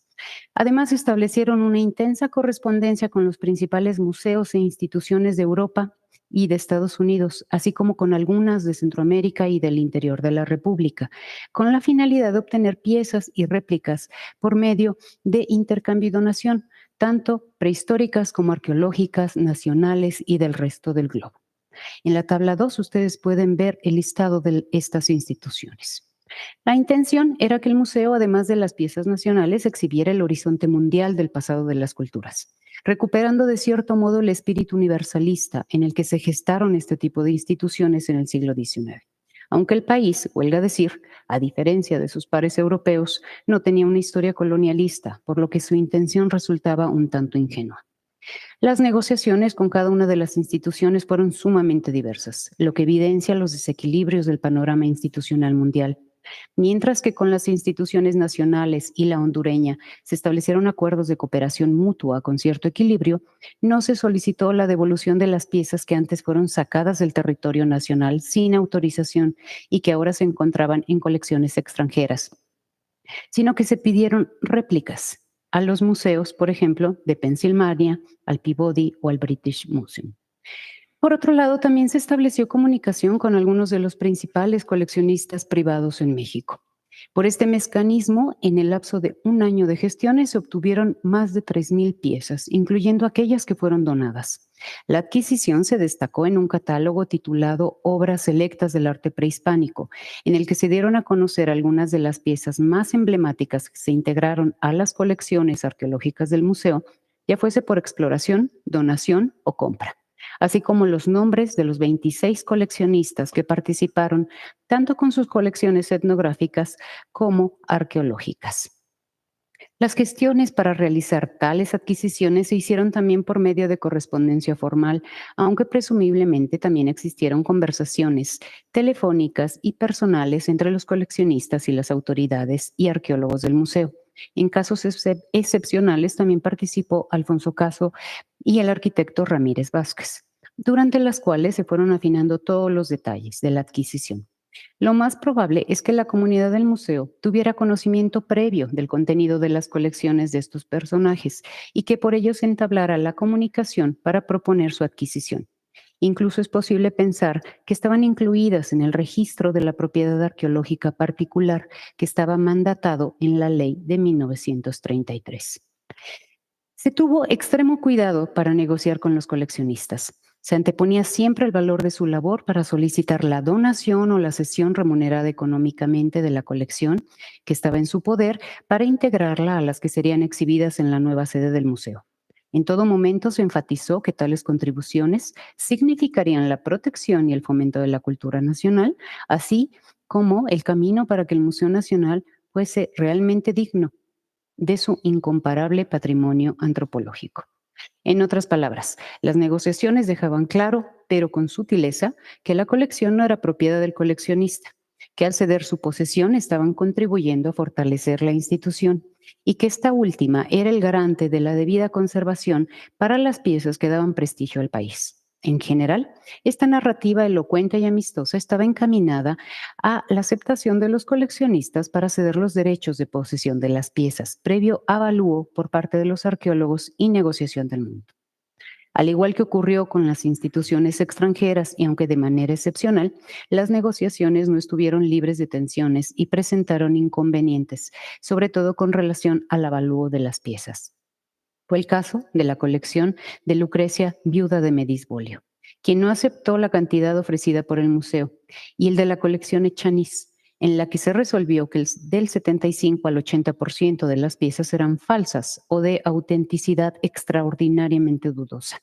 Además de que se trataba de objetos imitados con pésimo gusto, sin valor científico ni estético, o piezas genuinas, pero que eran objetos comunes de importancia y valor muy relativos. Ninguna de estas colecciones fue adquirida. En otros casos, como en la escultura del luchador, la adquisición se concretó solo tras la compleja y larga negociación. Más allá de los diferentes resultados de las negociaciones, en estos tres casos, quiero destacar el papel jugado por las autoridades superiores, porque las adquisiciones y posiblemente la selección de las piezas y colecciones estaban sujetas a su autorización, incluso cuando iban en contra de la recomendación académica. Fue el caso del luchador. Desde un inicio se juzgó que la gratificación solicitada por el coleccionista Gustavo Corona era totalmente desproporcionada para un objeto que a fin de cuentas, decían, es legalmente propiedad de la nación, y erogarla equivaldría a sentar un pésimo precedente. Ello, sumado a las reservas y a las condiciones legales que Corona pretendía imponer, inclinaban el dictamen a abandonar la infructuosa negociación y a olvidar el asunto. No obstante, la adquisición se concretó 7 meses después, por la mitad de la cantidad solicitada en un inicio, pero solo por la intervención e insistencia, quizá imposición, de Alfonso Caso, quien estaba convencido de que la pieza debía pertenecer al museo por ser una magnífica muestra del arte olmeca. No habría que omitir el peso que tenía este personaje, tanto en la academia ni en su interés por la llamada cultura madre. Asimismo, es posible que, al menos en algunos casos, las propuestas de compra derivaran de las autoridades superiores y no precisamente de la comunidad de estudiosos. Es el caso de la colección Echanis. En el dictamen se resuelve que la adquisición era perjudicial porque gran cantidad de piezas falsas sancionaría favorablemente en forma tácita a actividades fraudulentas. Por ello, el dictamen sugería que, de persistir el interés de las autoridades de la SEP en la adquisición de la colección, se impusieran condiciones más dignas que dejaran a salvo el respeto que merecen nuestros museos y nuestras instituciones de la investigación antropológica. El resto de las negociaciones, sin embargo, fueron tersas. E incluso tras la adquisición inicial, algunos coleccionistas siguieron ofreciendo piezas al museo, por ejemplo, Spratlin y Juárez. Así se concretaron las adquisiciones sistematizadas en la tabla 4, a través del Programa Federal de Construcción de las Escuelas de la SEP, es decir, con un presupuesto independiente y adicional al que se otorgó inicialmente al museo para el incremento de sus colecciones y que arriba les compartí. El monto total de las adquisiciones debió superar mucho el mostrado en esta tabla, considerando que este estimado no incluye las colecciones de Frederick Field, Rosa Cowan y Rosaura de Márquez, que también se refieren en obras selectas. No obstante, la estimación permite observar que el monto destinado a la adquisición de piezas en manos de particulares superó en mucho al que se brindó para la exploración, que hace rato les mencioné. Tal desproporción también se reflejó en el total de piezas que ingresaron a las colecciones por ambas vías.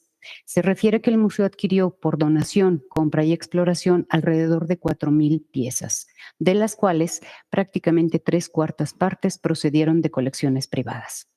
La desproporción es inquietante, sobre todo considerando que para esas fechas la comunidad del museo aún mantenía la preocupación por el coleccionismo. A este respecto, Abeleira refería, y lo cito: los mercados fraudulentos, nacional y extranjero, que trafican activamente con la arqueología mexicana, están inundados de estos y muchos objetos más de incalculable valor antropológico y estético. Cada uno de ellos representa, dada la naturaleza de su obtención, una merma a las posibilidades de ampliar nuestros conocimientos sobre la historia precolombina del país. Termina la cita ahí. ¿Sería posible considerar que, como antes, el alto número de adquisiciones a privados mantuvo el objetivo de antaño de competir en el mercado y evitar con ello la salida del país de piezas excepcionales? Pero además, me parece que existía la intención de construir una relación tersa con los coleccionistas. Las autoridades la llaman más fructífera y razonable, que tendiera, por un lado, a reconocer la autoridad del museo sobre los objetos y, por el otro, a limitar su poder frente a la posesión particular.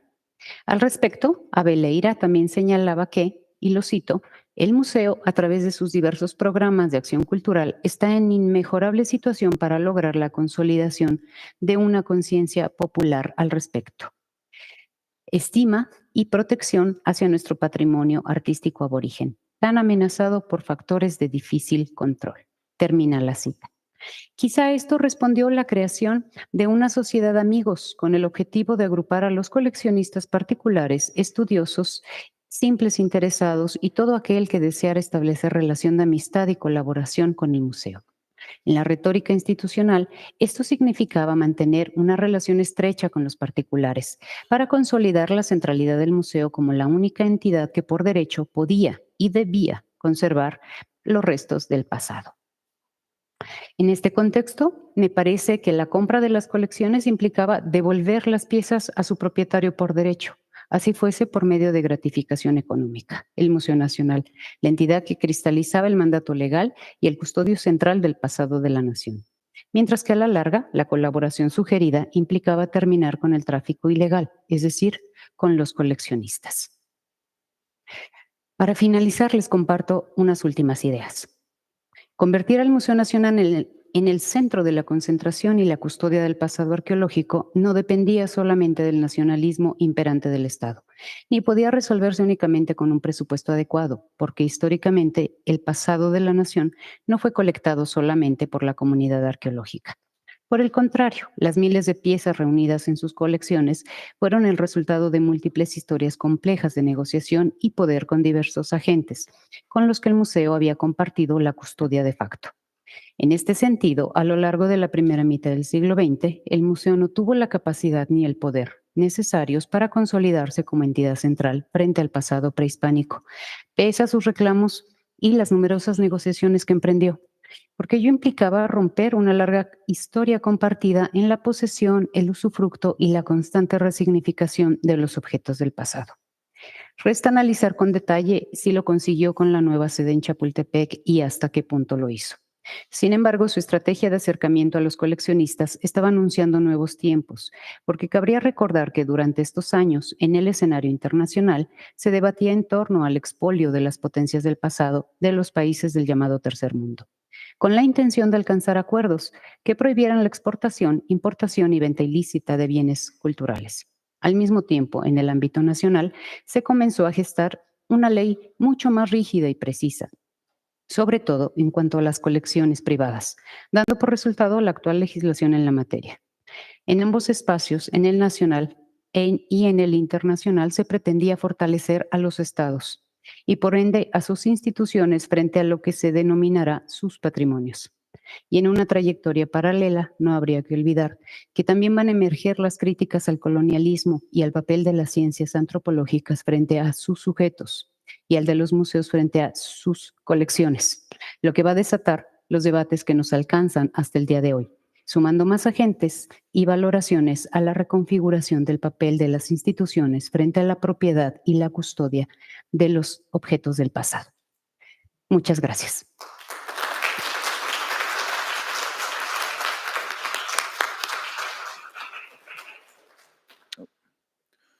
Well, we would now like to invite the presenters up to the front for a round of question and answers from the audience.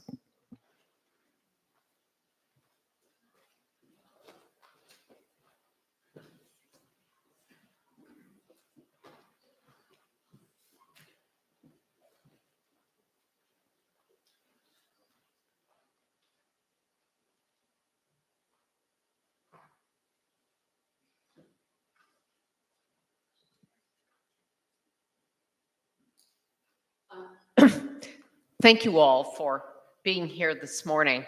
And I thought I might start the questioning off by taking really the challenge that Andrew Hamilton laid down for us and to ask the other members of the panel this morning. Andrew, you're imagining a kind of linked open data world in which I'm imagining a hand that comes down and samples things from museums here and there. Does anyone here have any idea, you're all much more data-oriented people than I, how such a thing might actually work? Is there a kind of a clearinghouse? And I'm looking at Martin thinking, is that what you're, or is there going to be a kind of central data warehouse? Kylie, as you've looked at all this very messy data, please start dating your letters. What are some of the possibilities of actually getting to a place that would bring some of this data together? I'm hoping you'll all answer me. I have no answer. Should I maybe, is this on? Yeah, I think so. Should I start because I'm sort of trying to do this project in the coming 5 years? So the project that I'm trying to do brings together this acquisition data from these 12, 13, hopefully more in the future museums into linked data as well, so into a knowledge graph, which is something that I can't claim to entirely understand how that works technically, but this is why I'm hiring a computer scientist. And to be quite honest, and this may sound a bit weird, but I would be indeed looking to a place like, for example, the GRI to host that kind of stuff, because you do have already here the Provenance Index, which has this amazing source of expertise and knowledge in linked data as well, with people like Sandra van Ginhoven, previously Christian Wemer. So we hope you're here. I know that Sandra had a meeting from 10:15 to 10:45, so I think she may be in a different meeting, but I think she was here earlier. Okay, great. I think in creating that creating that unified data, it's then about placing it in a place that people can find it, right? And I think that's what you're getting at. And I think actually this is the perfect place to have that data coming together. So I would ask you, would that be something that you think the GRI would be able to facilitate? And this is obviously also for my self-interest for my project. I just want to say that if the data at your own institution, so I won't name names, but I was looking actually last night at a kind of grumpy email that I had written to someone to say, well, if the name of the dealer is incorrectly spelled, the object is not correctly identified. And I could find it by looking at 300 objects on your website, when in fact it is probably a relatively unique Maya object, as opposed to having to look at everything Maya. So I'm going to use a term of data hygiene. So do you have to demonstrate data hygiene to be able to participate in this world? And I'm looking actually now at Andrew Hamilton, because he's seen a lot of data with very bad hygiene. Absolutely. I think data hygiene is a real consideration within this. And I think to the point that you're making, right now, getting that data to a better state of hygiene often goes through a few people on a museum staff. So when you're thinking about bringing all these records to a better standard, there's a bottleneck effect, you know? So that's why I think like having a platform that's more accessible, that's more broad. If you've recognized that there's a misspelling, you know, you could change it. Something along those lines that allows this data to actually come into a place where we all can pool our knowledge about objects, and it's not so gate kept by, you know, an individual institution, a house style, etc. One of the things I just want to say, I'm putting in a plug here for the Getty vocabularies, because if you put in the name of this dealer, Rasica, his name has been mentioned today, and he gets spelled all kinds of ways in the records. Matthew Robb, who's done a lot of work on Rasica, is nodding ferociously on that. You know, is it one S or two? And the Stendahls would tell you, you could spell that name 10 ways.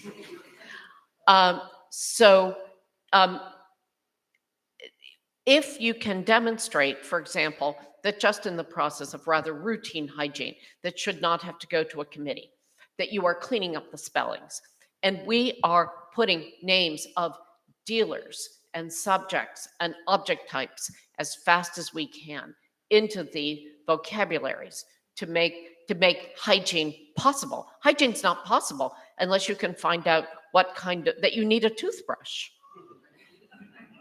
Something I've found endlessly frustrating is that even within a single institution, there isn't really often uniformity, because acquisitions are made over decades or even just sort of inconsistently recorded by the people who are entering data. Like, for example, take the word ceramic, or take a ceramic vessel. Do you call it ceramic? Do you call it terracotta? Do you call it by any type of wares, chocolateware, brownware, creamware, etc.?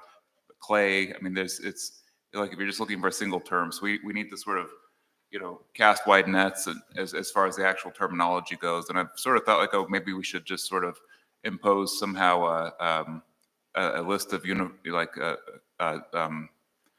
terminology that everyone should accept. But I don't think that's a very realistic expectation that people would do that. So we need to basically sort of capture the metadata somehow by reaching out to it, rather than trying to get everybody to adopt these our practices, I think. Does it work? Yes. Am I on now? Yeah. Yeah. And I just wanted to add to that, because that's something that, well, I grapple with on a daily basis. I'm responsible for cleaning the data of the stock books. And as you saw, and I think we tried to touch on it a number of times in the presentation with the graphs, where we had certain initials or names that we're not certain of in inverted commas. We're trying to sort those out and identify them before actually attributing them to people.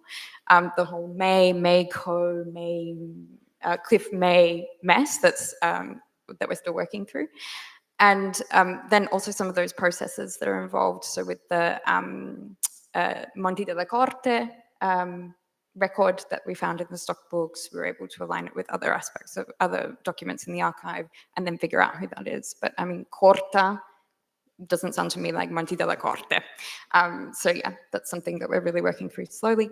And then to touch on what you were saying, it's another thing that we have to deal with is objects and trying to sort out the object classifications. Even the persistence of historical terms that we don't, well, I mean, terms that were used historically that we don't use anymore. Like we have a lot of objects labeled Toltec that are from Teotihuacan, when people used to think that Teotihuacan was the Toltec capital, or Tarascan for anything found in West Mexico, which is, you know, the culture that was there at the time of contact, not, you know, 300 BCE, for example. Just to very briefly add, and I'm assuming, yeah, this is on. I think this is what you're saying, the vocabulary is essential, but I think this is also the beauty of linked data, because it's in the reconciliation of unique identifiers that we can tie all of these different spellings and all of these different ways of existing of data to unique identifiers. And this is why I really believe that linked data is sort of the way forward in this.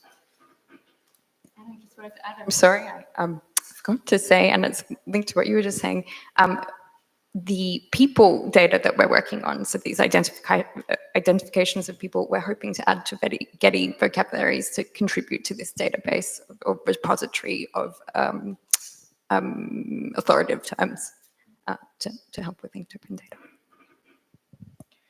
Does anyone on the panel have a question to ask of one another? I don't think we can ask Heidi. I don't think she's here with us.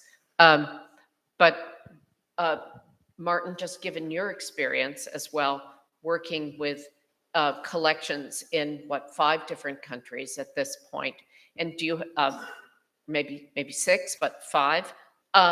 Do you find particular challenges of national canon documentation? And I was thinking of Heidi in this question as well. And I'm just thinking that Andrew may also have some thoughts about Peru in this respect. But yeah, I think if in terms of canon documentation, I don't think that there's a very clear sort of difference.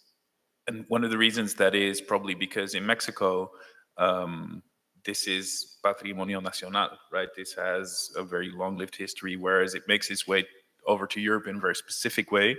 And while I've tried to highlight all the differences between countries, actually there is structurally a large sort of similarity between how these things are then marketed and understood and translated and academic knowledge is created.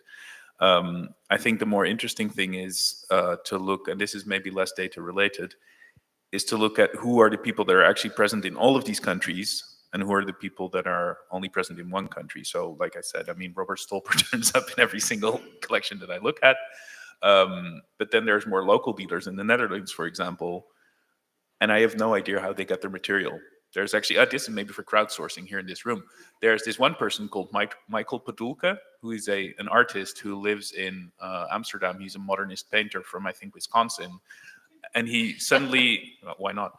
Suddenly, out of the blue, sells about 80 archaeological pieces from Costa Rica to both of these museums in the Netherlands. How he comes by these things, I have no idea. Why he has them, there's no correspondence, because he just walks into the museum and says, hello, things. And so, on the one hand, it's about pooling knowledge to understand who these people are, but on the other hand, it's about understanding how on earth all this material makes it to all of these different people. I think that's really the fundamental question that we need to look at.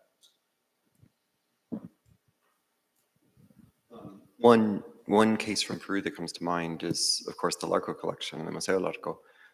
And one thing I would just point out there is that if you haven't actually spent time with the Museo Larco database, it's a really wonderful database.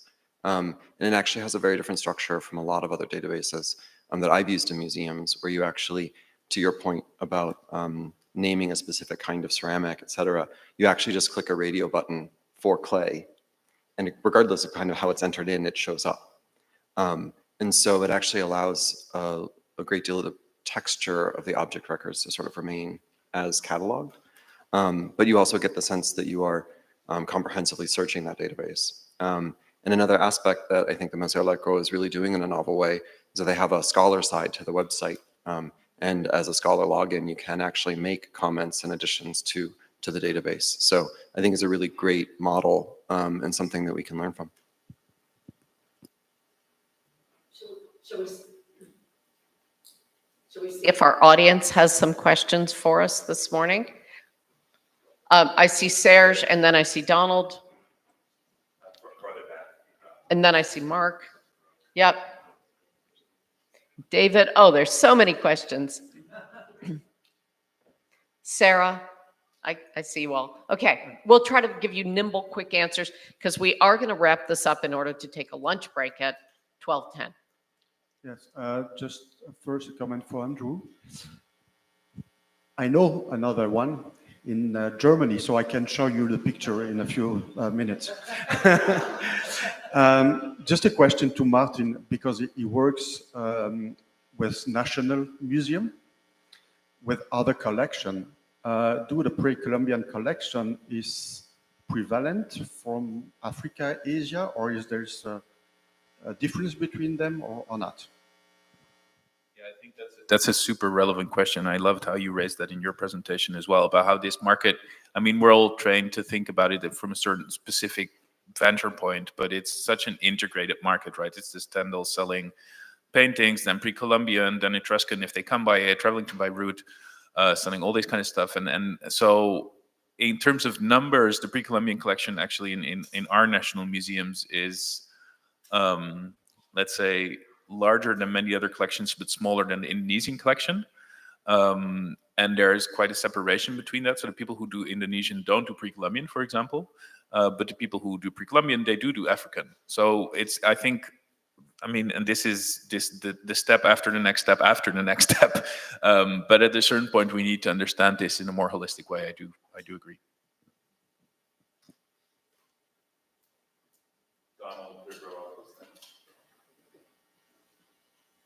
Martin, I have one observation on the collections you've looked at in Europe. Have you checked the overlapping of the dates of the Earl Stendahl shows in the various countries, and after the shows, what the sales went up in what countries?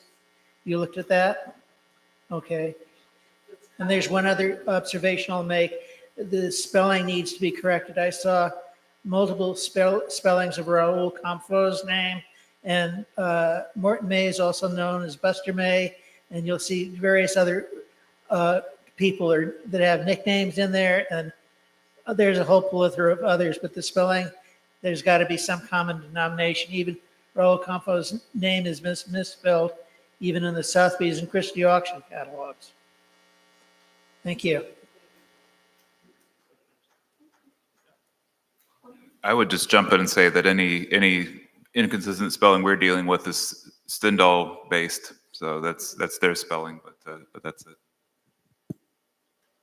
And maybe just briefly about the European show, that does not, to the extent that I see it, at all show up in museums. Earl Stendahl is not mentioned in any of the museums that I've looked at. And I just read a letter the other day in which he says, I work with trusted dealers that sell for me in Europe. So while he's not mentioned in the stock books in Leiden, Amsterdam, Gothenburg, etc., he is present in some way. My impression is that much of the selling that comes from that particular show that you've looked at in detail actually goes to individuals more so than museums, with the exception of Switzerland.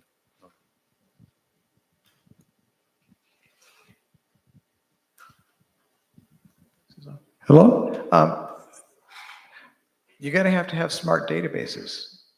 If maybe something you can hover over a name and it'll say, here's the alternate spellings, or something like that. So or even just having ceramic, pottery, terracotta, or whatever synonym. You're going to have something in the database where when you put a word in, it will, or when you click on a word, or when you hover over a word, that it will come up with the alternative spellings and the alternative words for that.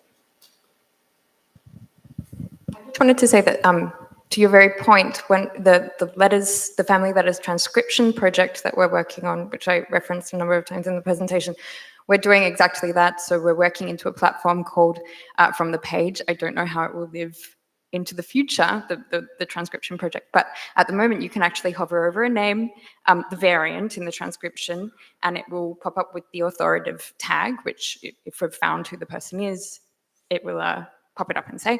It also gives a list, an entire list of the variants that are found and identified throughout the letters that we've managed to tag so far. And I think I showed a clip of, again, Beatrice Monti della Corte, who is referred to as our girl dealer in Milan. How are you going to find her unless she's tagged, or identified and tagged by us, in fact, in the Stendahl letters, family letters. So yeah, this is definitely something we're working on. Comment for Kylie. Those bar charts, for example, on the number of things individual collectors purchase and the amount they spend, it leaves out something which is probably obvious to everybody in this room, but does not make it into the chart, which is the personalities and tastes of the dealers, of the collectors. For example, that Martin May is collecting hundreds of Totilko figurines, which were, when he was getting them, dirt cheap. That Bliss loved large jades, which were more expensive, and so that's the why of the difference between those charts, and it doesn't make it into the charts. Yeah, thank you for that comment. And in fact, there are a number of different charts that I couldn't run, and I could actually show that as well. Your very point, but we didn't have the space or time to do so. But yeah, absolutely, object layers. We can do it. Part of the parsing of the metadata from the transcription allows us to do that. We've assigned like an authoritative column into the data spreadsheets that allows us to analyze an object type. And that, again, is part of that work that we need to do in terms of identifying object types and coming up with authoritative terms for certain types of objects as well. We can also do things like trace the prices of a certain object type over time as well. So there's a lot of things we can do. We just haven't gotten to all of it yet.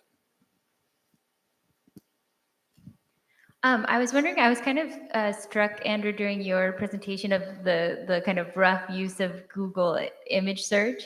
And I was wondering, it seems that some of the issues that come up are about kind of the urge to digitize kind of a human researcher's way of thinking about a collection of objects and how we connect them kind of naturally as people, and whether there's any possibility of trying to sort of flip that with kind of new developments in AI to say, let's just see what an AI puts together, and maybe that somehow kind of reveals something about, certain types of objects that certain collectors are drawn to that you wouldn't necessarily see looking at it kind of as a human researcher, or kind of what possibilities there are for using that in a different way, I guess. Yeah, I think that's a really great point. I think one of the challenges with Google is that it's pulling images from all over the internet. So Google doesn't necessarily know whether it's an art object or, an animal or something else. So it works really well for those checkerboard tunics, just because when museums take photos of them, they take them in a very specific way. They crop it to the edge. There's like a usually plain background. It always has the same proportions, so the computer can recognize it. It still has false positives, like it brings in other things that clearly aren't in checkerboard tunics. But I have tried running it with other kinds of objects. And of course, just depending what angle the thing is taken from in a photograph, the color background that's used, then AI can't recognize it. So you really do kind of need to have the photos of objects in a separate corpus that kind of AI is running off of, to be like these things that are already identified to be museum objects look alike, Briefly add to that, sorry, because this, I think it's a wonderful question. It's actually exactly one of the aims of the project I'm running at the moment. So the idea is that, and this is not based on an image, but on textual data. And the idea is that because we were working with 500,000 objects and about 5,000 to 10,000 suppliers, we will not, as humans, be able to understand what's going on. So what we'll be doing is, because we'll be working into a knowledge graph, we'll be doing this thing called knowledge graph embedding, in which the algorithms basically look at statistical patterns that are similar between large groups of objects, that then give you a way into the data to understand, okay, well, this is a similar pattern to this. how can we understand this as this or this in relation to that? So, and the idea of that is to really create tools for museums to use going forward as well, that are open source, so that everybody can use this technology. Because as we all know, working in museums, we have zero time, we have a lack of human power, and so it's about mobilizing that AI to understand our collections also in relation to other collections. I have the feeling that I'm looking at William. And I want to thank the Getty staff who are helping us in making this conference possible.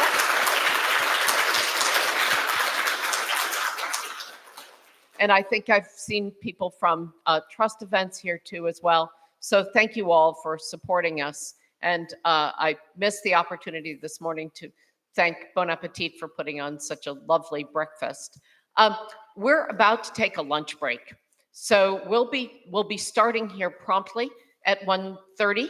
So I think that means you want to be in your seats at 1:25 so that we can get the afternoon going. And we'll be drilling down into many specific case studies after lunch. See you then.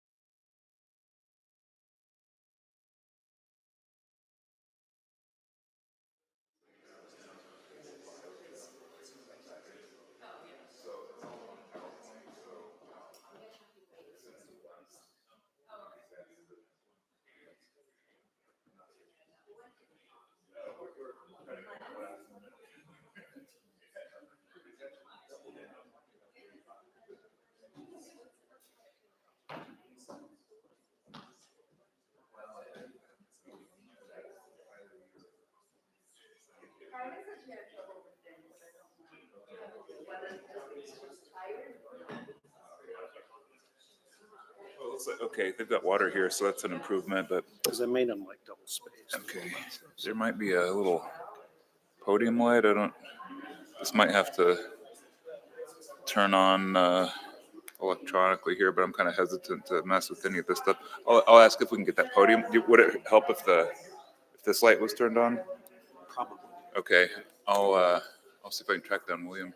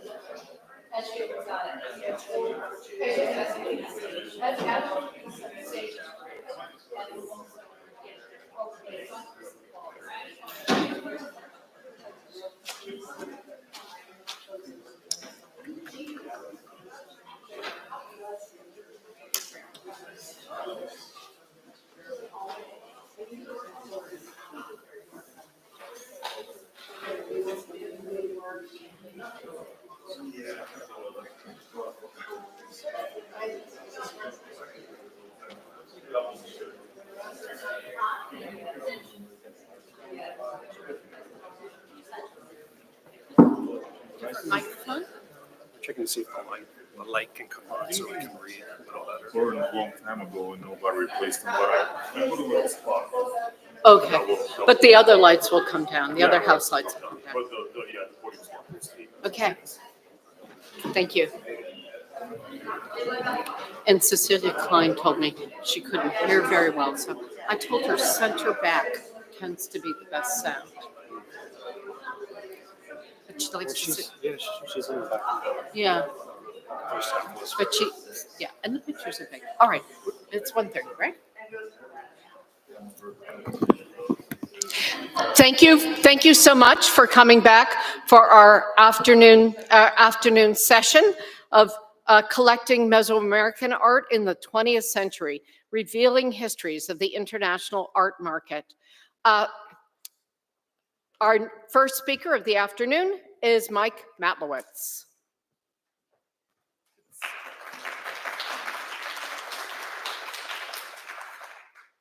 Oh, no, wrong way. Do you know?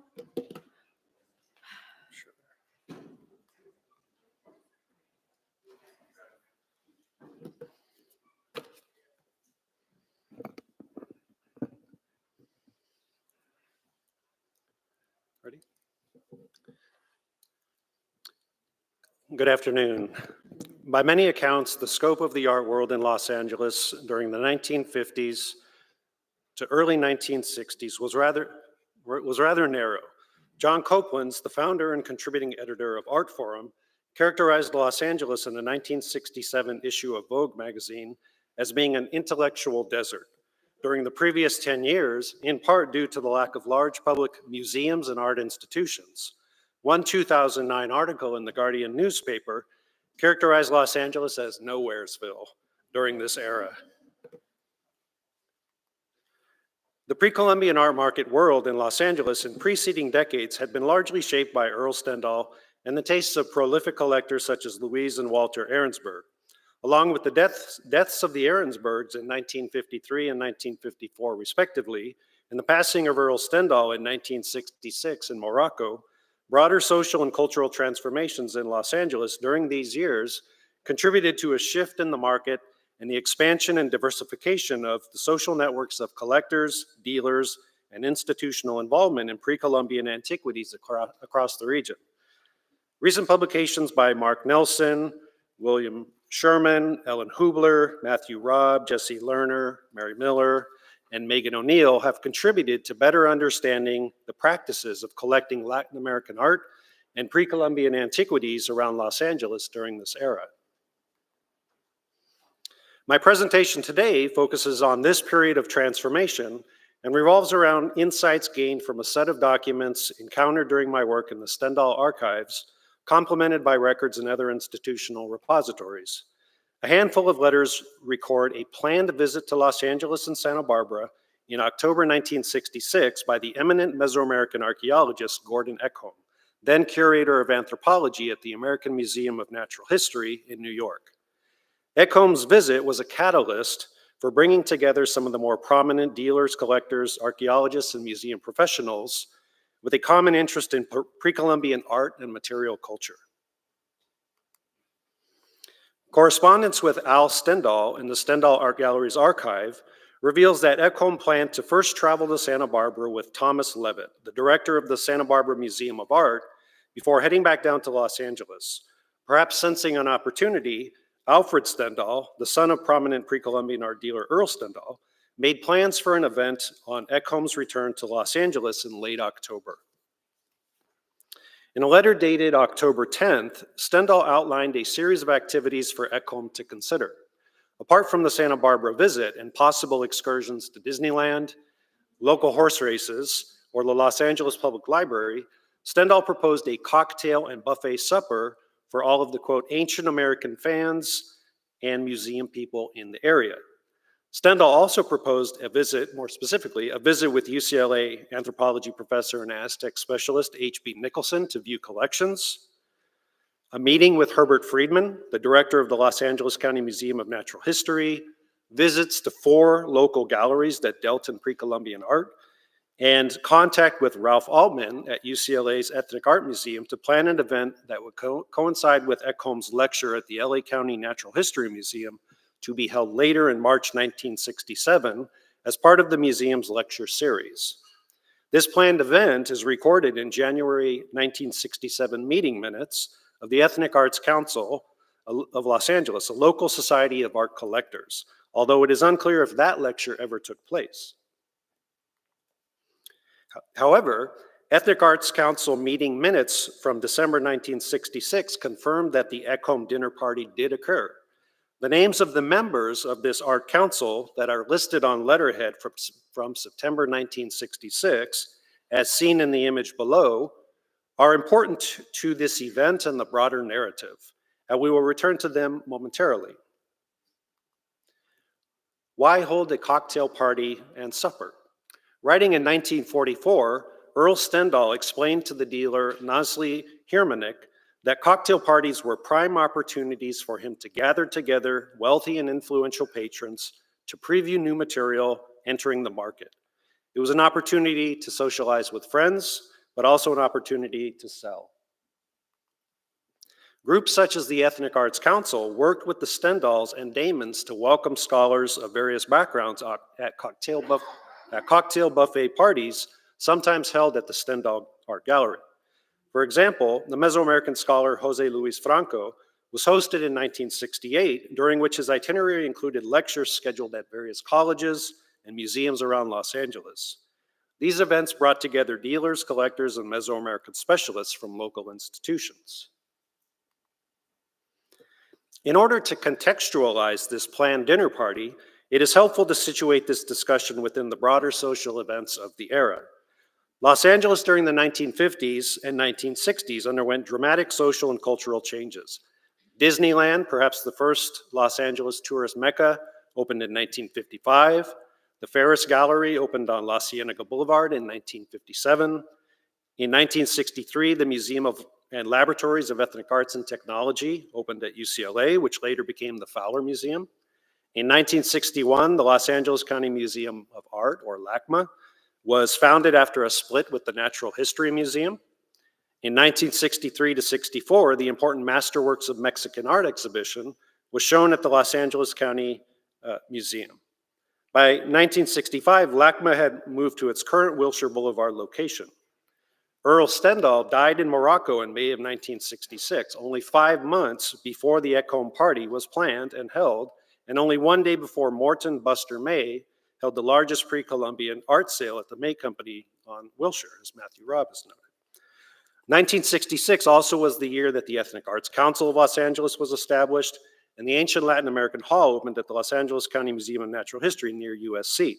In other words, the late 1950s to 1960s was a period of transformational change in the art, culture, and social scene of Los Angeles, which we'll explore a little further. In this photo, we see opening day of the Los Angeles County Museum of Art on Wilshire, which took place on March 31st, 1965. When LACMA split from the Natural History Museum, the pre-Columbian objects remained at the latter institution, although donors such as Proctor Stafford, who purchased from the Stendahls, helped to build the LACMA collections in pre-Columbian art. Today, LACMA is undergoing major renovations with the construction of a new pre-Columbian art building and galleries underway. Over the course of 30 years, between 1940 to 1970, the population of Los Angeles nearly doubled from 1.5 million to just under 3 million people. In broader Los Angeles County, this increase was even more dramatic, growing from 2.8 million to around 7 million people. Los Angeles was a rapidly expanding, multi-ethnic and multicultural city. During this time, many of the freeways that crisscross Los Angeles were built. But while these infrastructure projects increased connectivity, many local communities were disrupted and partitioned as freeways sliced through neighborhoods. In the 1950s, Los Angeles was a boomtown, in part due to the Hollywood movie industry and the post-World War II aerospace industry. However, there was little focus on public art institutions. With the growth of the city, social relations were fraying, and the city exploded in violence with the Watts Rebellion in August 1965 following an incident with police. Martin Luther King Jr. visited Los Angeles shortly thereafter, noting that economic deprivation, unemployment, social isolation, inadequate housing, and increased population density in the city were factors that led to despair and violence. It is within these broader social contexts that Ekholm scheduled his visit to Los Angeles. Upon learning that Ekholm would arrive shortly, Al Stendahl hand-wrote 2 lists of potential attendees to the dinner party. The immediacy of these lists suggests that these invitees were among the most important pre-Columbian aficionados at this point of time in mid-1960s Los Angeles. In the ensuing discussion, I will identify these figures and highlight additional details of select individuals and their contributions that will help to shed light on the nature of changing social networks in the pre-Columbian art market world of the area, the local area. We can group the invitees to this dinner party into 5 main categories, although the boundaries between these categories are not always easy to define. The first group are those affiliated with colleges, universities, museums, and art institutions. These include personnel affiliated with UCLA, such as Chancellor Franklin Murphy, Professors H.B. Nicholson and George Kennedy, and anthropology graduate student Peter First. Museum personnel include Carl Dentzel and Hasso von Winning at the Southwest Museum, Millard Sheets from Scripps College and the Otis Arts Institute, Herbert Friedman, Fred Truxell, and Charles Rosaire from the Los Angeles County Museum of Natural History, and Ginny Weaver and Mary Hartzell from the Los Angeles County Museum of Art. The second group is comprised of art gallery owners and dealers, including Ralph Altman, former owner of Altman's Antiques and curator of ethnic art at UCLA. Herbert Palmer from the Fagan Palmer Art Gallery, Edward Primus and David Stewart from their combined Primus and Stewart Gallery, Frank and Edith Wiley from the Egg in the Eye Gallery and Restaurant, and Joe Damon and Al Stendahl of the Stendahl Gallery. The third group includes Hollywood stars such as Vincent Price, as well as former Hollywood talent agent Phil Berg, who was married to silent film star Layla Hyams. Let us consider for a moment Phil Berg, a figure who played a key role in the development of mid-20th century West Mexican archaeological research. Berg made his wealth representing film legends including Clark Gable, Judy Garland, Lucille Ball, and others. His clients also included Dalton Trumbo, Charles Lawton, and Edward G. Robinson, who were pre-Columbian art collectors that were part of the Stendahl Gallery network. Berg's wife, Layla Hyams, starred with Charles Lawton in the 1932 film Island of Lost Souls by H.G. Wells, shown in the advertisement on the previous slide. It may have been through these Hollywood connections that Berg himself became associated with the Stendahls. Berg was a diverse collector of global antiquities, and a good part of his collection ended up at the Los Angeles County Museum of Art. He sponsored exhibitions of his collection at the Los Angeles County Art Institute Galleries and LACMA in 1959 and 1971, respectively. The objects depicted here come from across Mesoamerica and form part of the Berg collection at LACMA. A full coverage collector, Berg's Mesoamerican collection included Teotihuacan tripods, Zapotec urns, Colima hairless dogs, Aztec sculptures, Lower Central American gold, and classic Gulf Coast sculpture. At right, we see a transparency of a West Mexican shaft tomb sculpture that Berg purchased from the Stendahl Galleries, which is evidence that he was a participant in the Stendahl social networks. The top half of this Maya carved panel, reportedly from Palenque, was owned by Phil Berg, while the bottom half now resides in the Museum of Fine Arts, Houston.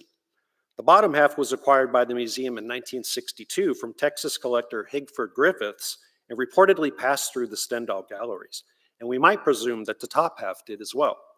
This fragmented panel may reflect the practice of partitioning stone sculptures or reliefs for sale to multiple collectors, a strategy that may have been more profitable in the art market. For over a decade, I have been working in the Fowler Museum archives and collections pertaining to the UCLA West Mexican Archaeological Program conducted during the 1950s to 1970s. In 1956, Phil Berg sponsored a UCLA archaeological project at Penitas, Nayarit, headed by Professors George Brainerd and then Clement Meehan. That was the dissertation focus of student Jacques Bordas.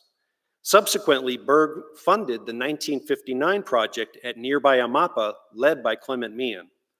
Berg brought down a group of Los Angeles-based collectors from whom he had solicited funds.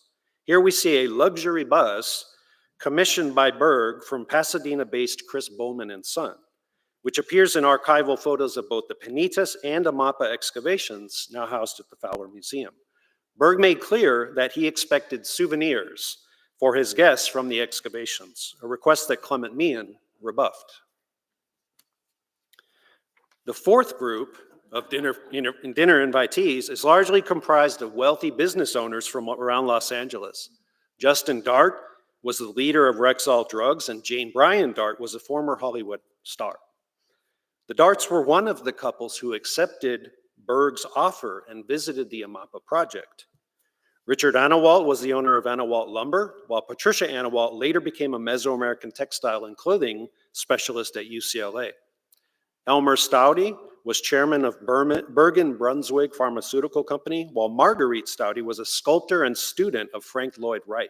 And she is perhaps best known for designing the Chapel of the Holy Cross in Sedona, Arizona. This photo shows Justin Dart and Jane Bryan Dart, the two Los Angeles-based collectors and partial sponsors of the Amapa project, standing with UCLA professor Clement Meehan and UCLA graduate student Gordon Grosscup in the Amapa field camp during the course of excavations at the site. The artifacts on the table are Aztlan, post-classic West Mexican cultural objects, excavated during the field season. Jules Berman, also an invitee, was owner of the Kahlua Liquor Company, which famously incorporated West Mexican shaft tomb sculptures from Berman's collection into its advertisements, as Judy Sund has detailed in 2 publications. Curiously, shaft tomb sculptures were not the first choice for the advertising campaign. Berman noted in a 1995 interview that the plan was to produce ceramic bottles in the form of clowns. Ultimately, the Kahlua clown ad campaign never materialized. Most of the individuals described thus far were members of or affiliated with the Ethnic Arts Council of Los Angeles in some capacity. Other Ethnic Arts Council members on the Stendahl invitation list are Helen Kuhn, Elaine Irell, Anne-Marie Wilson, Mrs. Arthur Manella, Henry Clifford, and others for whom we presently have less background information. Documents in the Stendahl Art Gallery archive indicate that the Kuhns donated a Tlaloc rain god brazier to the Stanley Museum of Art at the University of Iowa in 1972, shown in the photo at right in the museum collection. A thank you note to the Kuhns in the Stendahl Gallery's archive included a CC to Al Stendahl, which suggests that he had some role in its sale or donation. A number of individuals on the Ekholm dinner party invitation list show up in the Stendahl archives, not just in the stock books, family letters, or correspondence, but on transparencies of specific objects marked with a sticker. These stickers contain the Stendahl object number, the names of individuals or institution that presumably purchased the object, and sometimes other information including size and price. If we map the locations of these universities, museums, institutes, galleries, and homes of these collectors, dealers, and professionals, we see that they largely cluster around UCLA and across a narrow region of Western Los Angeles, shown here on this map. Al Stendahl noted in his letter to Ekholm that there were 4 other galleries that sold pre-Columbian objects, and these seem to all be located on La Cienega Boulevard. In the 1950s and 1960s, West Hollywood held art walks on La Cienega, largely between Santa Monica Boulevard and Melrose Avenue. This area, formerly known as Restaurant Row, by the end of the 1960s was known as Gallery Row. Sarah Schrank, in her 2009 volume Art and the City, Civic Imagination and Cultural Authority in Los Angeles, reports that a core group of around 24 to 36 galleries were located on this strip, with over 100 galleries total in the surrounding blocks. Anywhere from 1,000 to 2,000 people from diverse backgrounds would wander in and out of galleries. Some have characterized these galleries as functioning like civic art museums.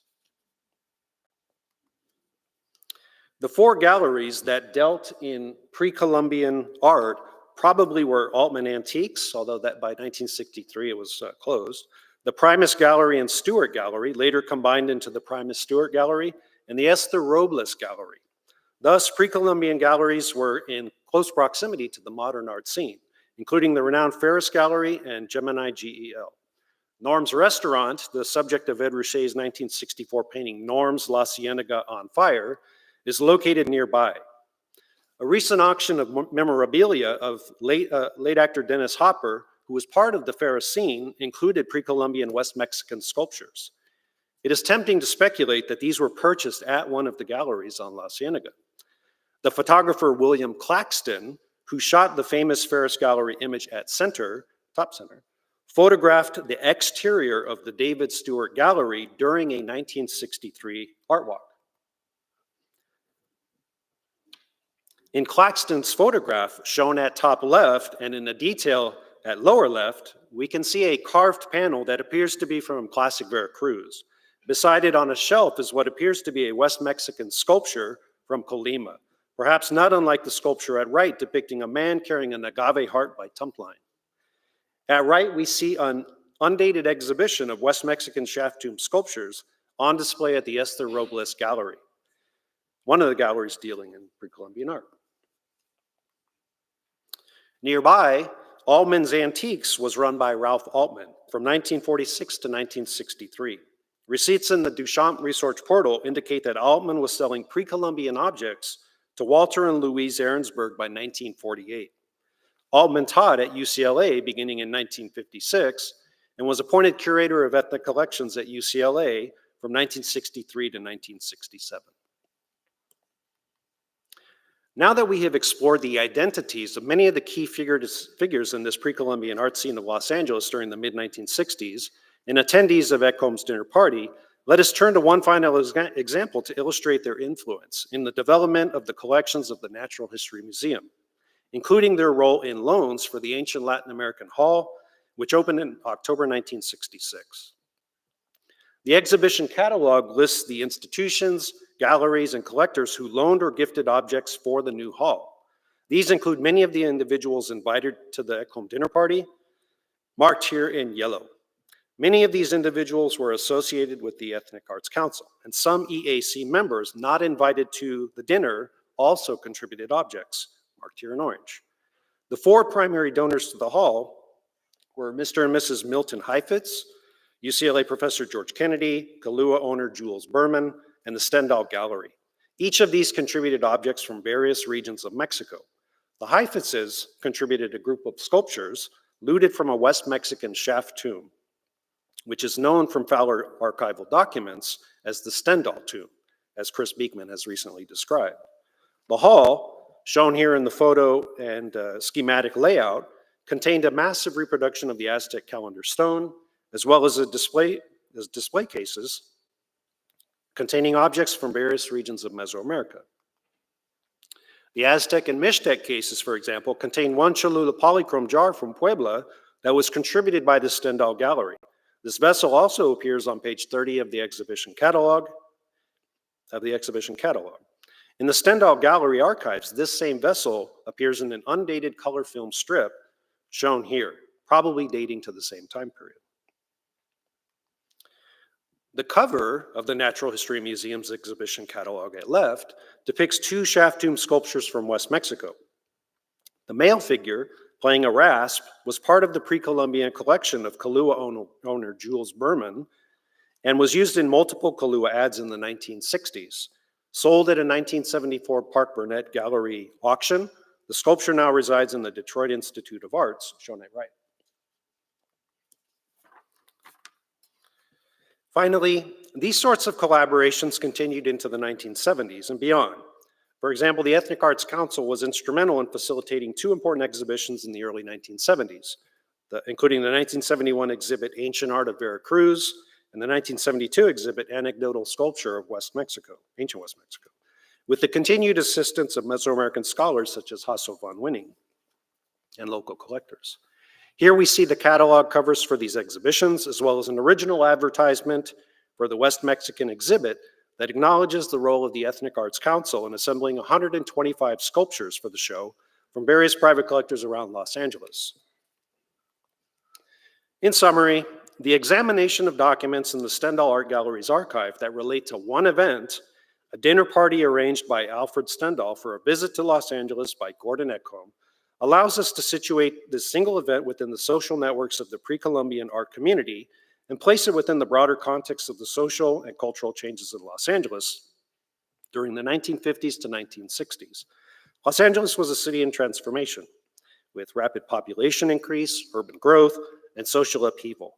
New art institutions, galleries, museums, and art councils reflect the emergence of Los Angeles as an art mecca.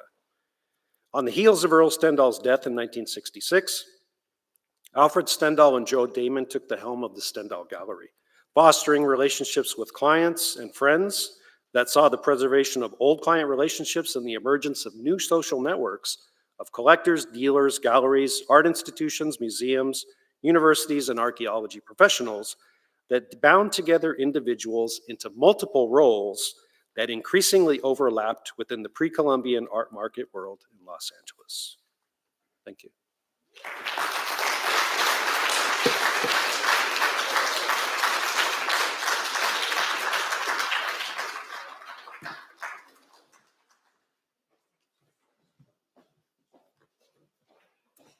Thank you. Our next speaker, let me see if I can get this microphone, bring it down to my height. Our next speaker is Maria Galvan from the National Museum of the American Indian, part of the Smithsonian Institution.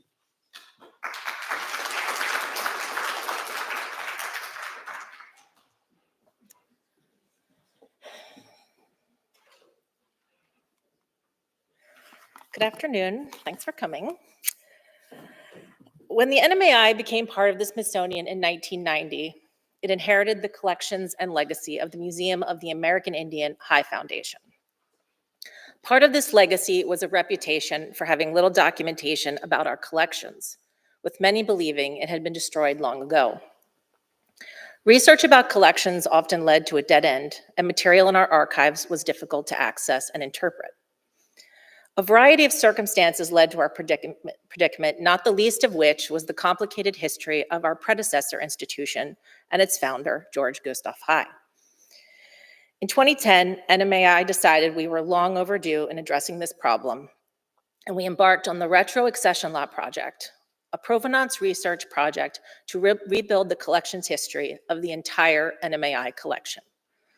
The project turned out to be a tremendous success and has helped us enter a new phase of collections research and transparency. Today, I'm going to discuss some of the discoveries we've made about our pre-Hispanic collections, But first, I'd like to give you a brief overview of the museum's history and the project so you can see just how far we've come. George Gustav Heye was the son of a wealthy German immigrant who made his fortune in the oil industry. He trained as an electrical engineer and began collecting Native American objects in 1897. Within a few years, he devoted his full attention to collecting, and by 1906, he began talking about founding a museum in New York for the anthropological study of the Native people of the Americas. He sought assistance from museum professionals and archaeologists, many of whom were associated with the American Museum of Natural History. They helped Heye build an intellectual agenda for the museum based on serious anthropological research. And in 1906, Heye began funding major expeditions, beginning with Marshal Seville's first expedition to Ecuador. It was at the University of Pennsylvania Museum where Heye learned about museum administration, while he served on the board of managers for the American section. He also loaned his growing collection to the museum beginning in 1909 and funded several staff to care for his material and continue collecting new items. The University Museum believed that Heye would eventually donate his collection to their institution, but Heye never gave up his dream to build his own. Heye's idea to build a new museum in New York to rival the American Museum of Natural History was discouraged by many, including famed anthropologist Franz Boas. However, in May 1916, Heye founded the Museum of the American Indian with the help and support of some wealthy benefactors. His collection was entirely withdrawn from Penn by 1917, and in correspondence with Boas, Heye noted that he could do whatever he wanted with his money. After delays from World War I, the Museum of the American Indian opened to the public at Audubon Terrace in Upper Manhattan on land donated by Archer Huntington. In addition to object collections, the MAI built a rare book and archival collection. In 1930, due to lack of space at the museum, Huntington built an addition to the existing Huntington Free Library in the Bronx. This became the repository for the MAI's rare book and manuscript collections. Now, Heye is often described as an obsessive personal collector, rather than as a museum builder. This focus on Heye has obscured the thousands of other individuals involved in the creation of the MAI collection. Heye staffed his museum with trained anthropologists and archaeologists and sponsored expeditions throughout the Americas.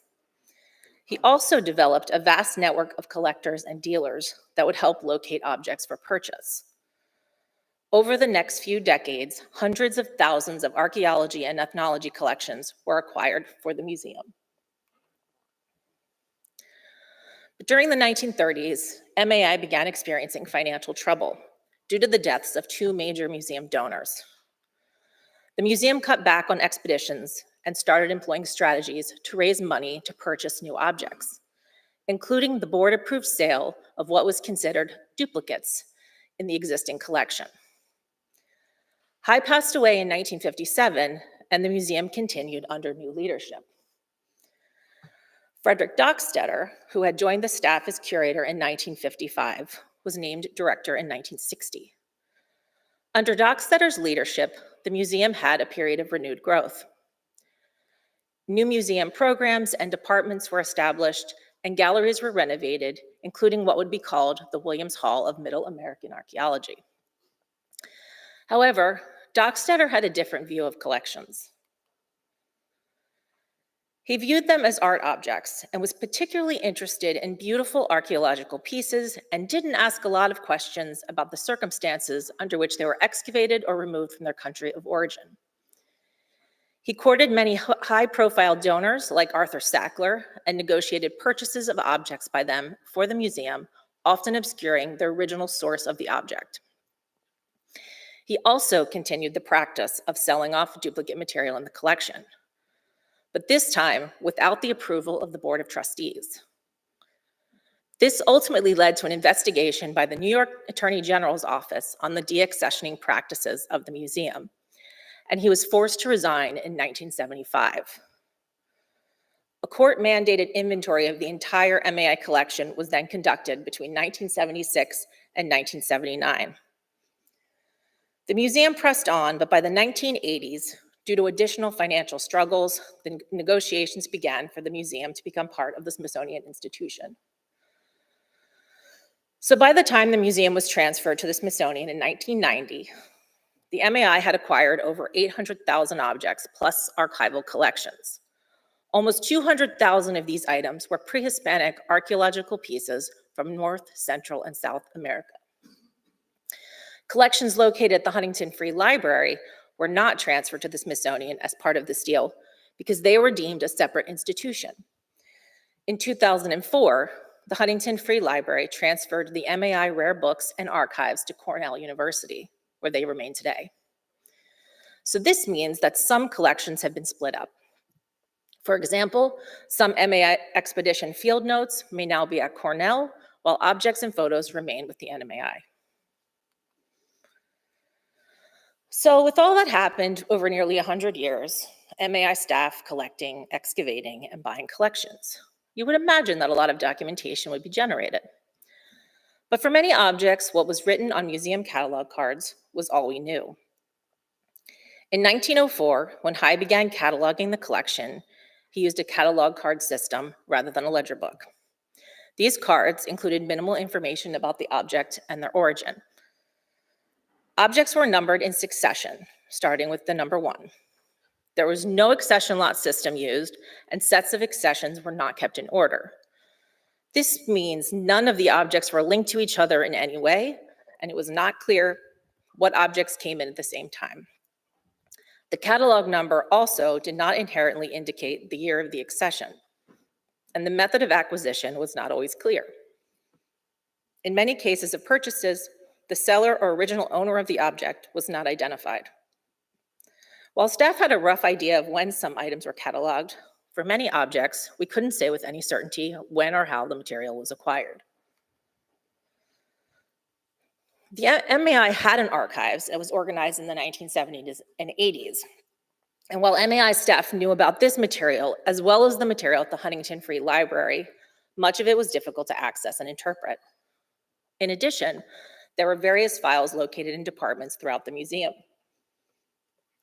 All this material was transferred to the Smithsonian in the 1990s, but many boxes looked like this.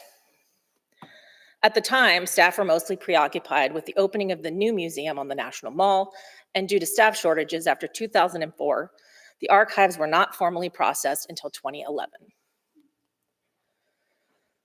So the now processed MAI records date from 1890 to 1989 and encompass about 400 linear feet, meaning 600 plus archival boxes.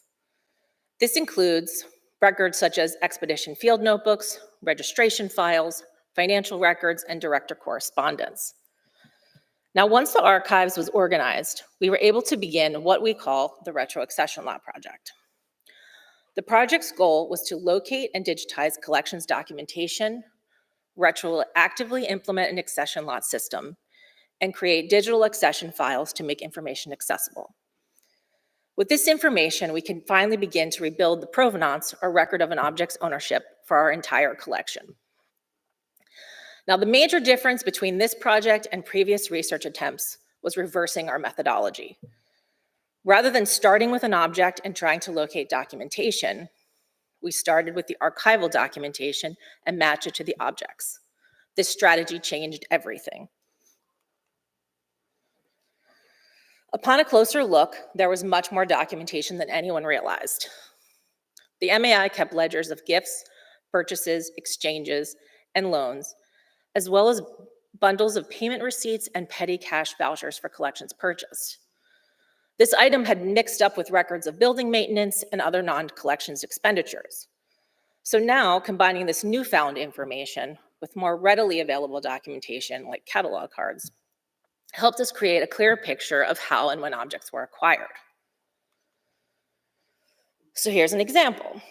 During the project, we determined a collection of figures from Teotihuacan came into the museum in 1972 as a sponsored purchase. Now, many different types of MAI records have been found referring to this succession. Previously, all we knew about this was information from the catalog card, which listed this material as a gift from museum donor and entertainer Dick Cavett. We now realize that the gift was actually the funds used to purchase this material. The original seller of the objects, an art dealer based in Mexico named John McGee, was omitted entirely from the catalog.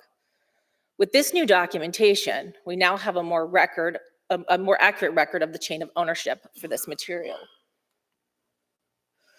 Now, each one of the different types of documentation associated with this lot originated in a different physical location in our archives. So by creating a virtual accession file, we can now bring all of this information together. So this is our database. This allows us to better direct researchers and communities on where to find documentation or provide them with digital copies. This work is critical not only for our knowledge about the NMAI collections in our care, but also for future repatriation efforts and the Smithsonian's new ethical returns policy.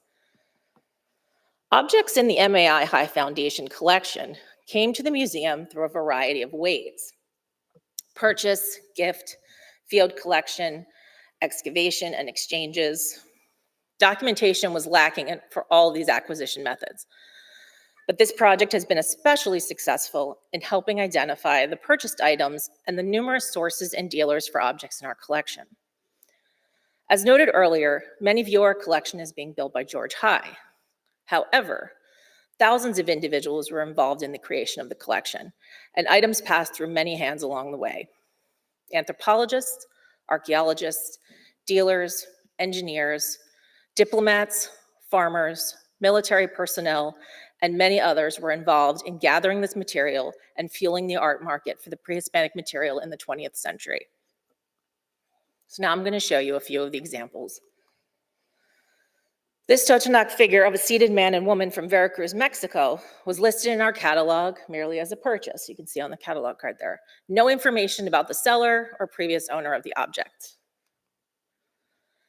However, buried in our archives was an invoice from September 1954 from Julius Karlebach that included this item. Further confirmation that this figure was indeed the one listed on the invoice were the objects cataloged immediately surrounding the figure that matched descriptions of the other objects on the invoice. So with the discovery of this invoice, we went from scanned information on catalog card to a solid connection to Karlebach, a New York City dealer. Further documentation revealed that Karlebach was not only a frequent source for MAI objects, but also a frequent buyer and exchange recipient of museum objects during the 1940s when George High was selling material out of the collection. The museum had an ongoing account with Karlebach, with money and objects exchanged back and forth for nearly 2 decades. Untangling their transactions was complicated and revealed some confusing methods the museum used to record acquisitions. This Mixteca gold ring was noted as being acquired through an exchange with the Reading Public Museum. The catalog listed multiple items collected this way, but there were no other records of such transactions with Reading. A dig deeper into documentation revealed that what actually happened was money from the sale of MAI collections to the Reading Public Museum was later used to buy collections from dealers such as Karlebach. Now, it's unclear why the museum complicated the issue by calling these exchanges and recording them this way, especially since collection sales were approved by the museum board. But this discovery gave us more insight into how MAI museum practices, and also led us to analyze documentation more carefully rather than taking things at face value. George High made frequent trips to Paris and London and bought items in auctions or directly from dealers or collectors.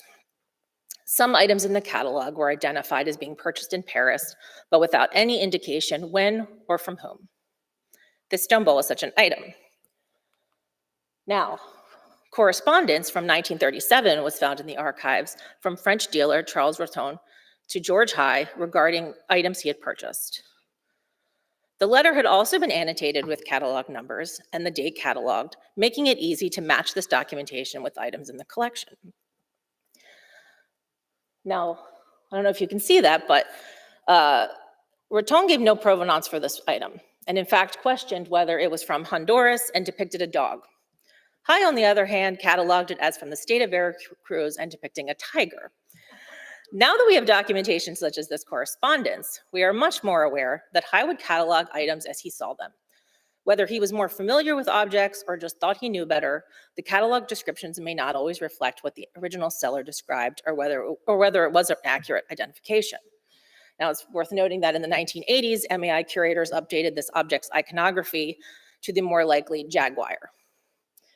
So now that we have the fuller picture, we have a better understanding of cataloging methods and the accuracy of the catalog.